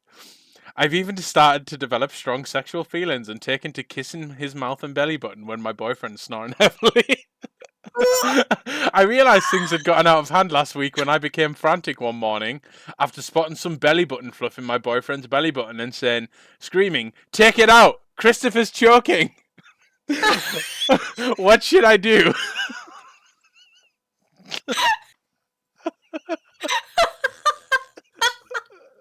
So, yeah, No. Ninfi, go to a psychiatrist. Therapy. No. No. No. I thought this was going to be a lot more innocent. This is not. Oh god. This woman literally just craves a healthy relationship with someone who cares, and it's manifesting as Christopher. But I can just imagine, first of all, like, if this is real, okay, she is just laid on a night talking to this guy's belly button and kissing Yeah. kissing him. Christopher giving smoochies. No. What do you think about that? That's she seek therapy. Therapy. But Break Christopher up. You need to he seems please. like a nice guy though. Well, He's willing to listen. oh my god. No. Please. I wonder if he's a good kisser. Christopher, please. No. No, There's no response. no, there isn't. But also, I think that if this is real, therapy, yes, we can make all the jokes about therapy, psychiatrist. I think she is sorely missing something in her relationship. Like, there's a companionship, and she's found that with his belly button. Oh. Yeah. Peanut was going to ask you a question about relationships. That's absolutely fine to ask you a question about relationships. I don't know if you heard me before. Oh wait, did she ask it? No, not yet. Not yet. We are awaiting the question. Oh, okay. So I just thought I'd tell you about Christopher. Christopher. Right. What I need to know is where the name came from. Why did you name it? Also, if you think Christopher is a good listener, just get a blow up doll. I feel like that's going to solve the problem. No, because Christopher is more warm and fleshy. That sounds awful, but you know what I mean. My question is, would you be upset or be annoyed eventually when a joke is made over and over again when you mention someone and then they keep teasing you about it? Okay, I have Wait, personally what? would you be upset or annoyed if a joke is made over and over and over again whenever you mention someone and they keep teasing you about it? Yeah, So I mean, yeah. so like every time you say kittens, I'm like, ooh, kitten, like but I do that all the fucking time. Yeah, it would get old. Yeah. It would get old real fast. Speaking of old, happy birthday, by the way. Just Happy happy, birthday? Oh, happy, happy birthday. happy birthday, Zoe. They keep going on. They keep on saying like, "Ooh, it's your crush." Um, yeah. So I have first-hand experience with this on both sides of it. The joke that gets old and being the one that's like been told, "Hey, actually, come on, it was funny for a while. Now it's not. Could you not do that?" And that's the thing with me. I'll make jokes all the time. But as soon as you tell me, oh, that's not cool with me. I'm upset with that. Or I don't want to see that. And then that for me is my sign. Like, okay, I'm not going to do that anymore. Mm-hmm. So yes, the answer to your question, Peanut, is yes. I would be upset. I would be annoyed. But I would also maybe talk to the person who's doing it and just say, hey, look, this isn't funny. Like it was the first couple of times, but now it's bothering me. So please, could you stop? And if they didn't Yeah, stop, then that warrants ending the friendship because they don't respect you. you need to put your foot down, especially when it's affecting you emotionally. Is it Christopher? Does people? Is Peanut the OP? Oh, Peanut! Peanut. It's Peanut. Peanut is the OP. Ah. Peanut's in love with Christopher. I've talked to them already. It's gotten better, but I just wanted to know if I wasn't crazy. No, you're certainly not No, crazy. And it's you good are that not it's the asshole. no, you are not. Um I love how Grave wrote Peanut there. You're right here, Panna. Well done, Panna. Hey, Panna. But yeah, Christopher's a good listener. He is a good listener. Apparently, he's a good kisser too. Wait, did she say that Christopher was a good kisser? No, that's Or did you that's project it. that? That's me projecting. Okay. But I wouldn't put it past her to say he was a good kisser. Oh, having a tongue in your belly button, imagine. I mean, actually. No, no matter what way I frame it, it's gross. I can't make this not gross. Therapy. I don't have to imagine because you're a weirdo. Way to call me out, Ghost. Yeah, in fact, I have to be honest, guys. The poster was me. Ghost has Christopher. Ghost has Christopher. Oh my god. That's why every time you guys are saying things like you're being really honest and really candid, Ghost puts their headphones to their belly so Christopher can listen. Oh my god. Don't tell people I have extra nipples. Well, swap. Oh yeah, I forgot. I completely forgot about the extra nipple. Yeah. The extra I nipple was so marks the focused little on the belly nose upon button. Christopher's button face.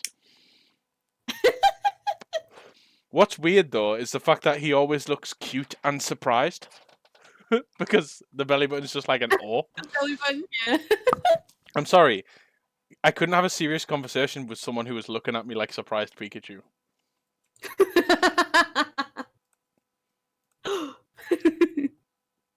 Chutty DM important, please. Oh my god. Oh no. Can I show this on stream, please? Please, Peanut. So, Peanut drew. This is a 2-part piece of art, Zai, that I'm sending you. Drew that, but then. Mi amore. Yes. Okay, everyone. Are you all ready to see Christopher? Let's see. Let's see Christopher together. Let me see. Okay. This one and image 2. So, it's Christopher time, everyone. I hope you're ready for this. So here is the guy lifting his shirt, getting ready for Christopher. But also, you've put him lifting his shirt. It should be a person lifting his shirt because he doesn't know about Christopher. It's like a forbidden love. Forbidden love. It's forbidden love. And here is Christopher. Mi amor. Mi amor. J'adore.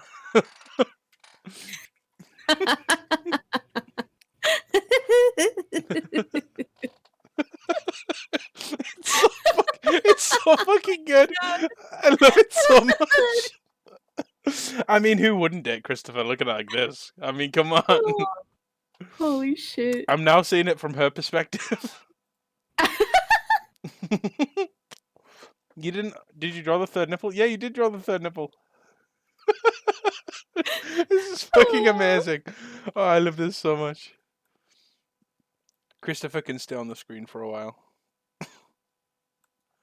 He gets to stay. Christopher's earned his place on within the Chattybee. There's another version. Oh my god. Oh no. Deliver me, senpai. The cute shocked version you described. Oh, let's see it. But yeah, I am not Christopher. Ghost does not have Christopher.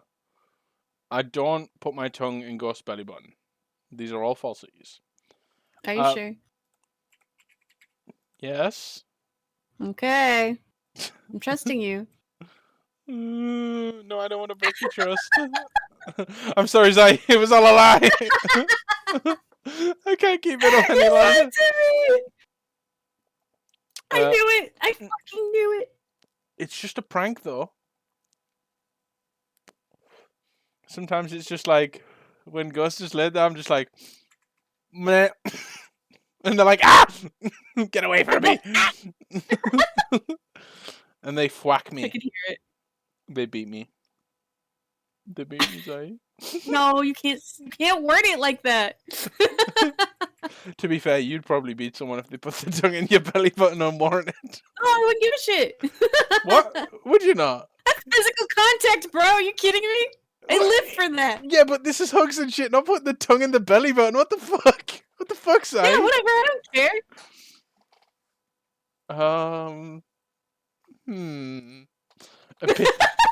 My estimations of you are changing now. Just please, just touch me. I just want anyone to touch me. Stick your tongue in my belly button. It's fine.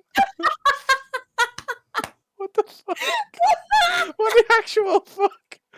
Okay, are you ready to see? You word it like that. Yeah, actually, yeah, that makes it sound a bit weird, doesn't it? I mean, the whole thing is weird. Are we ready to see surprised Christopher? I'm ready for Christopher. Okay, I am sending. I'm sending you surprised Christopher. Look at him. He looks so. He's like he's so surprised. He's also so happy to be here. We love Christopher. What a great face. We stan Christopher now. He's a good listener. He's everything you need in a partner. Oh my god.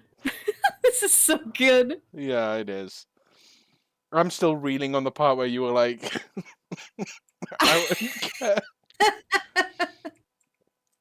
That's. Can we somehow implement Christopher into Chattybee? Can we draw a Chutty that has Christopher on his belly? Yes! That would be so fucking good. Chuddy is Christopher!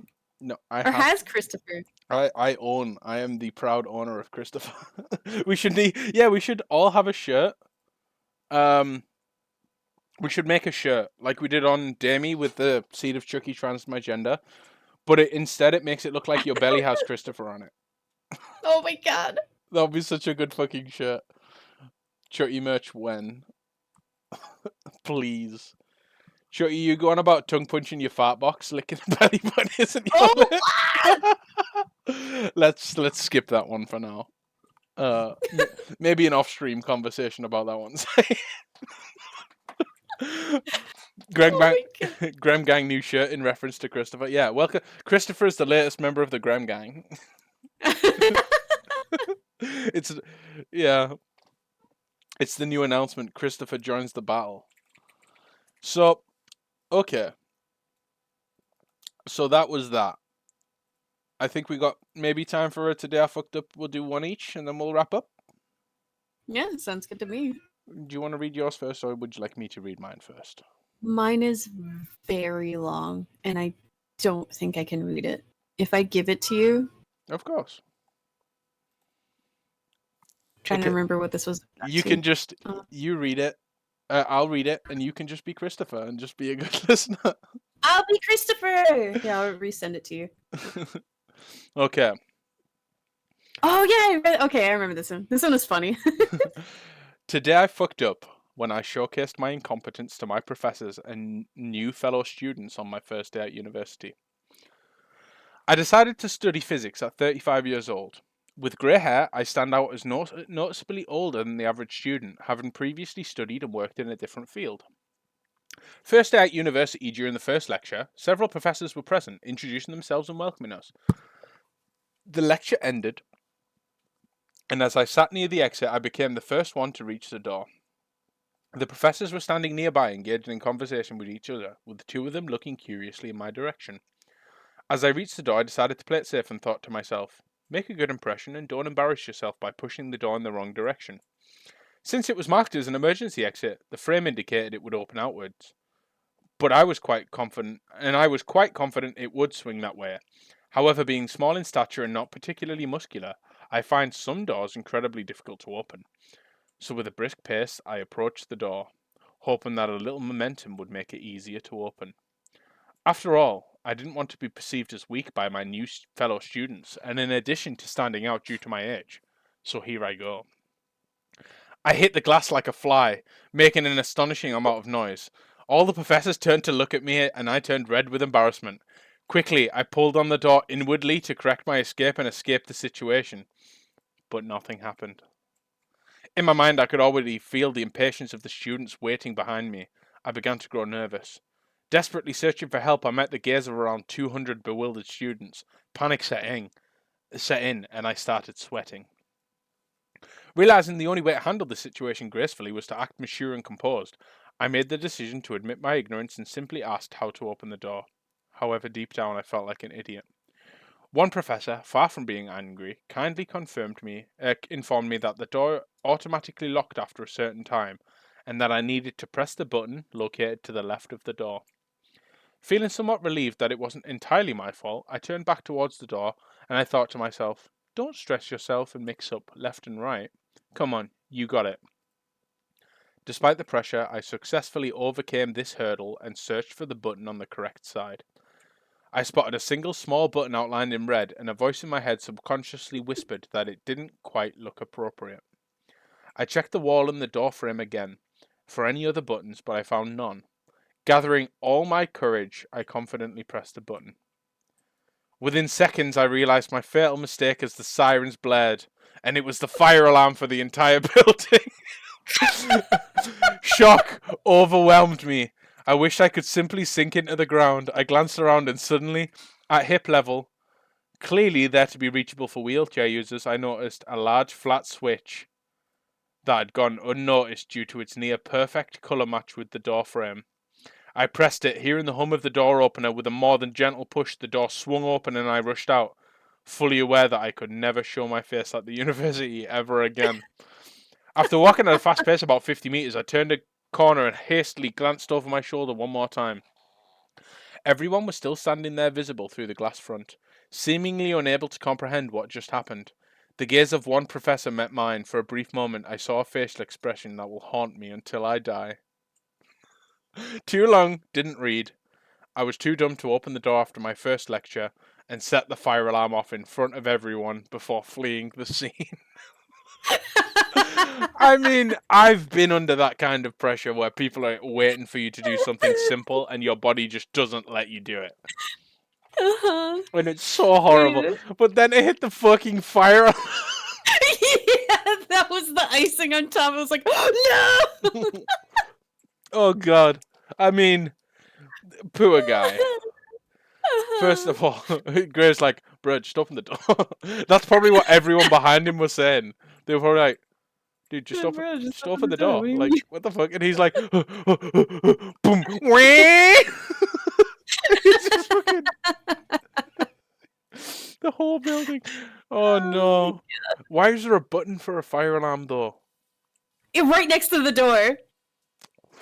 Whoa, Ryan Rex VR 099 Hey, rated. yo. Thank you so much. Hey yo, how you doing?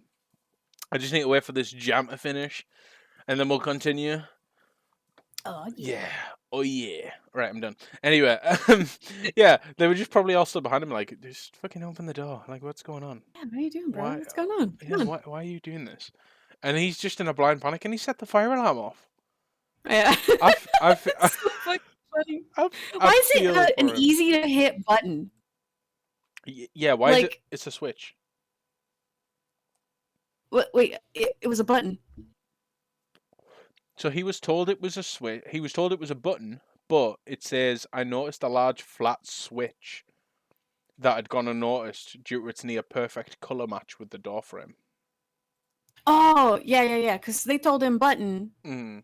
So look for a button. Oh, hey, here's a button. Yeah, and the other thing was a switch. Also, why is there a button for the fire alarm Yeah, that's instead what of I'm thinking. Like a break something? glass. Yeah.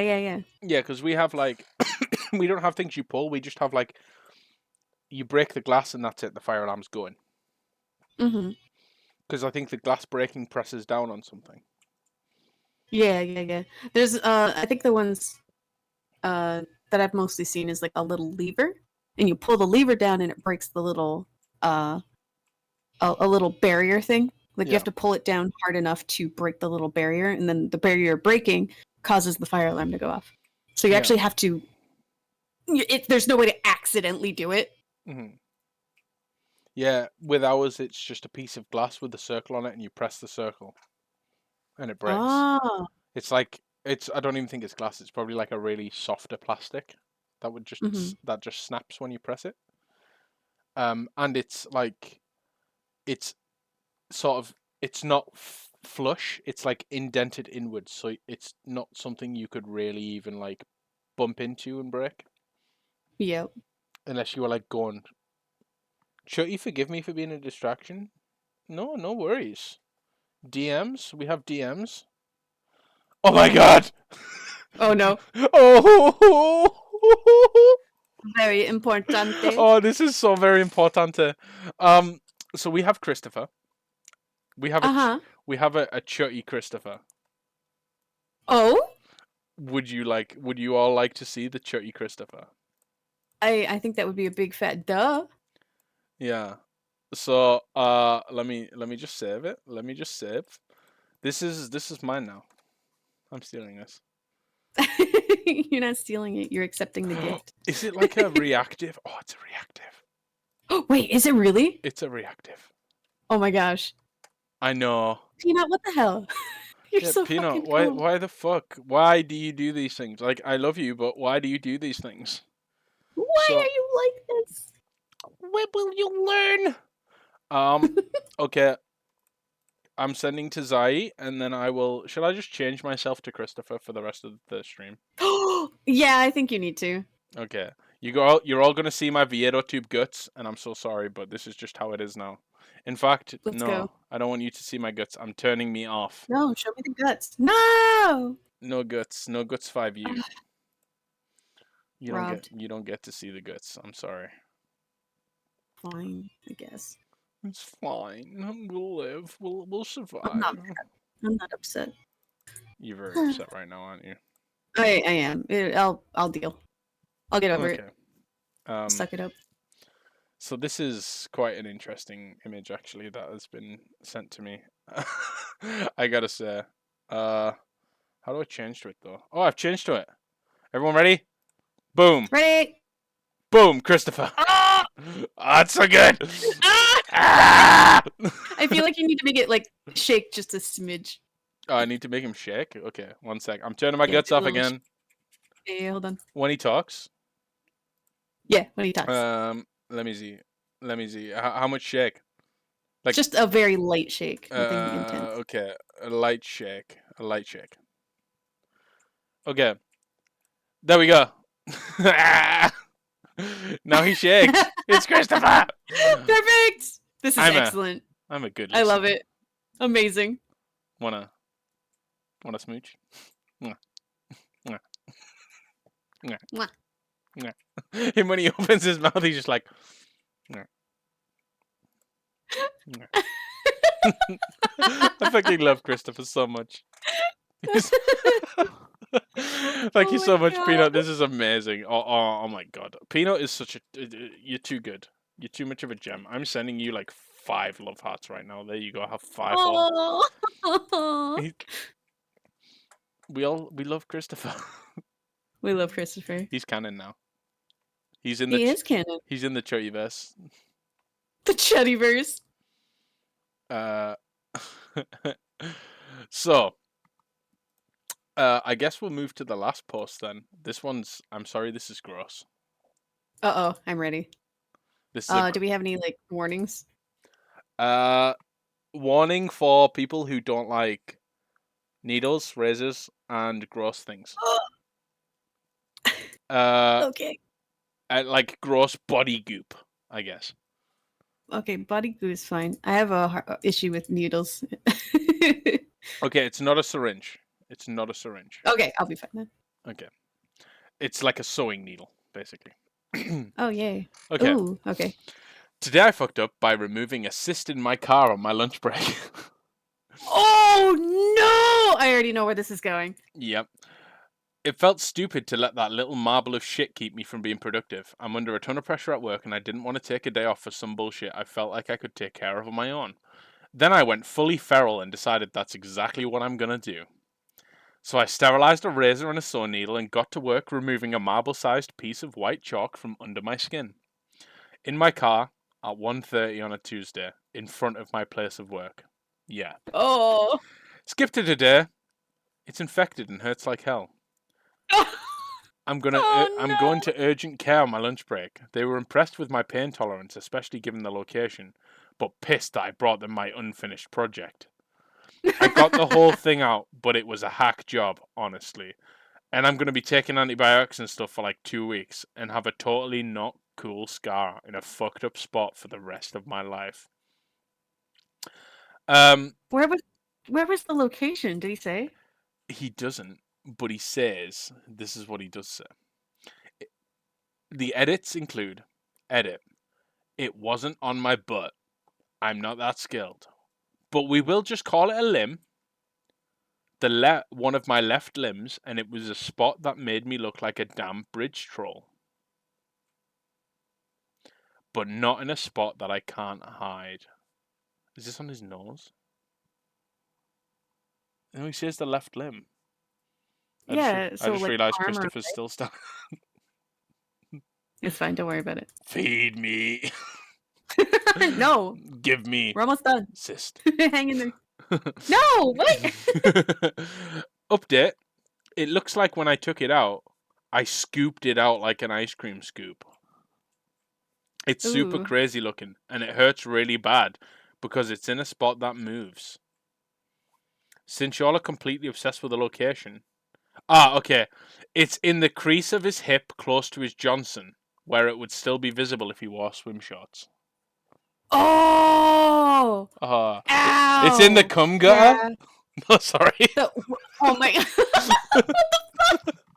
Sorry. Ghost told me said that the other day. It's something Adrian said, and it's been stuck in my head. But yeah, the crease of the hip, the cum guy. Enjoy. Amazing. Jesus Christ. Ah, that's a really sensitive spot. Holy shit. Yeah, and I mean, imagine just like the vagina bones. Yeah, Yo, it's the vagina bone. the vagina bone. But yeah, well, on that note, on the note of someone scooping a cyst out of their own body, I think Dang, dude. we'll leave everyone with that. What do you think? We ready to? Wait, about the cyst? Well, both about the cyst and yeah. Well, Let's. first of all, if you have a cyst that is causing you issues, first of all, look up the proper way of dealing with it. And there are okay. So if you didn't know, there's actually a line that you can call for a nurse. It's what is it? It's like a nurse advice line. Yeah. And you can talk to them. Typically it's for free. You could just call them and be like, "Hey, I have this issue," and then they will tell you the best thing to do. Like, "Hey, oh, you could do this at your house. That's fine. Sure, whatever." Or you need to go to the doctor. Yeah. So you can actually, like, if you're unsure of how to deal with something, you can call the nurse advice line and figure something out on what to do with that. As opposed to sitting in your car and scooping a cyst out of your hip. Yeah, not a good idea. Never a good idea. Always Yeah, seek professional yeah. help, or do it in the right way. Get things done correctly. So I want to know how he sterilized it. It doesn't say. I hope he boiled salt water and like it made like a homemade In his saline. car. Well, I mean, yeah, that's actually a good point. How the fuck do you sterilize Yeah. it? Ugh. Ooh, yikes. Yeah, I use do hand not like it. sanitizer. It's good enough, right? Yeah. I mean, you probably could. I think. No, don't use hand sanitizer to sanitize tools that are gonna scoop into your body. I mean, might burn a little bit. It will burn. It's not for no. If you're gonna I'm not gonna. No. I'm not gonna do that. Okay. I'm not gonna give advice. Yeah, maybe it's not our place. A professional, or ask the advice line. This is why Christopher's given the advice. It's not me. It's Christopher. Oh, Christopher. Exactly. Well, anyway, on that note, I think Yeah. that's going to bring it to an end for this episode of Chattybee. Thank you very much for joining me, Zai. I had a blast. It was really nice. Yeah, this was really fun. I really enjoyed it. Even if we did, I do kind of feel bad about going into so many like heavy topics, but I'm glad we were able to like talk about it. Yeah, well, I don't think there was anything too heavy, and I think people seem to get into it quite okay, so that's no problem. Don't worry. Yeah. Oh, Peanut has something to add. Let's hold on for Peanut having something to add. But also, Oh. I just get hit by 4 20-second ads. Oh. Well, great. That that's means so fun. Why aren't you subscribed? Yeah, pressure's on now. You called yourself out, bitch. No, I'm just kidding. Oh. I'm just kidding. Why are they 4 in a row? Why are 20? I don't That's so know. I long. have my ads on like 3% or something. It's like nearly the lowest it can be. But it shouldn't be doing 4 20-second. I'm going to have to check that because maybe I knocked a setting or something by mistake. Nah, I just really want to get that bag, you know? So. Nah, that's valid. That's fair. Yeah, give me that bag. I'm only doing this for the money. Like, just give me the money. Mm-hmm. Yeah. So thank you for letting me use you for money. So. Yeah, I dig it. I'm getting that bag so I can buy some whoopie pies. Yes! Oh my god. Get me. I have a recipe if you want it. Please, I would like to try it. It sounds so good. They're so bad for you. They're so good though. I don't care. I love things that are bad for me. Like, Nidorino escaped. No one caught Nidorino. No. Oops. Anyway. Nidorino. No. Oh, Peanut has sent me something. Peanut has sent me another chutty. Why, Peanut? Oh? Oh. No. It's fine. Okay. Inspiration. Okay. Inspiration is great. Okay, I'm gonna change my PNG to this now because it's incredible. He reveals. He's revealing. Oh. Let me have my guts and I'll what do they call it? Debut. Oh, a debut. Yeah, I'll yeah. debut It's my usually like a sick cigarette. new fucking PNG tuber. Are you gonna lip sync a song for us for your debut? No. Not that Oh, lucky. okay. Karaoke's not today, I'm sorry. Oh. Hello. Ah, here I am. Oh my god! I'm hiding. That's so cute! Oh my It's so god. good. I love how The I'm face is floating as well. adorable.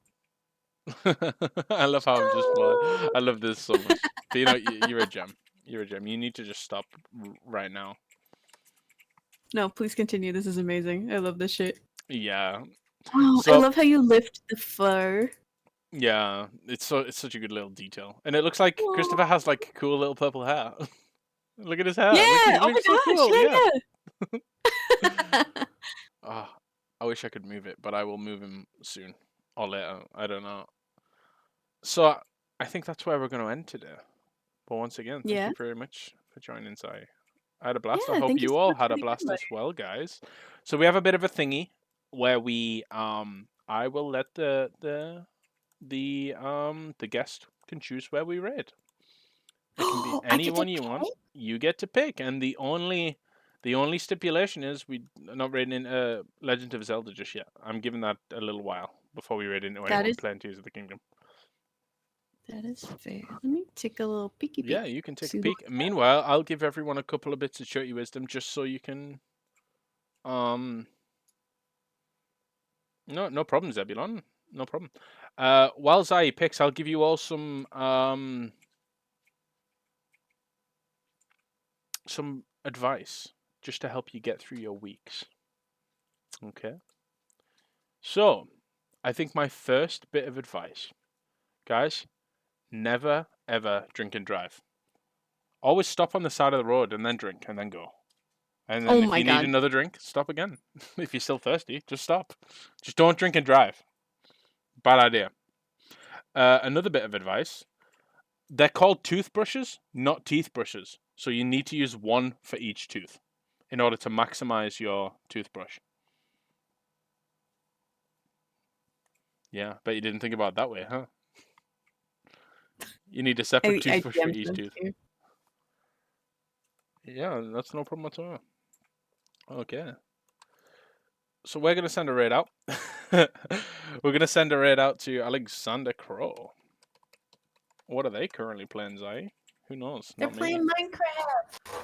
They're playing I always basketball. fuck up their name and I call them Alaskan Dr. Crow. Fair enough.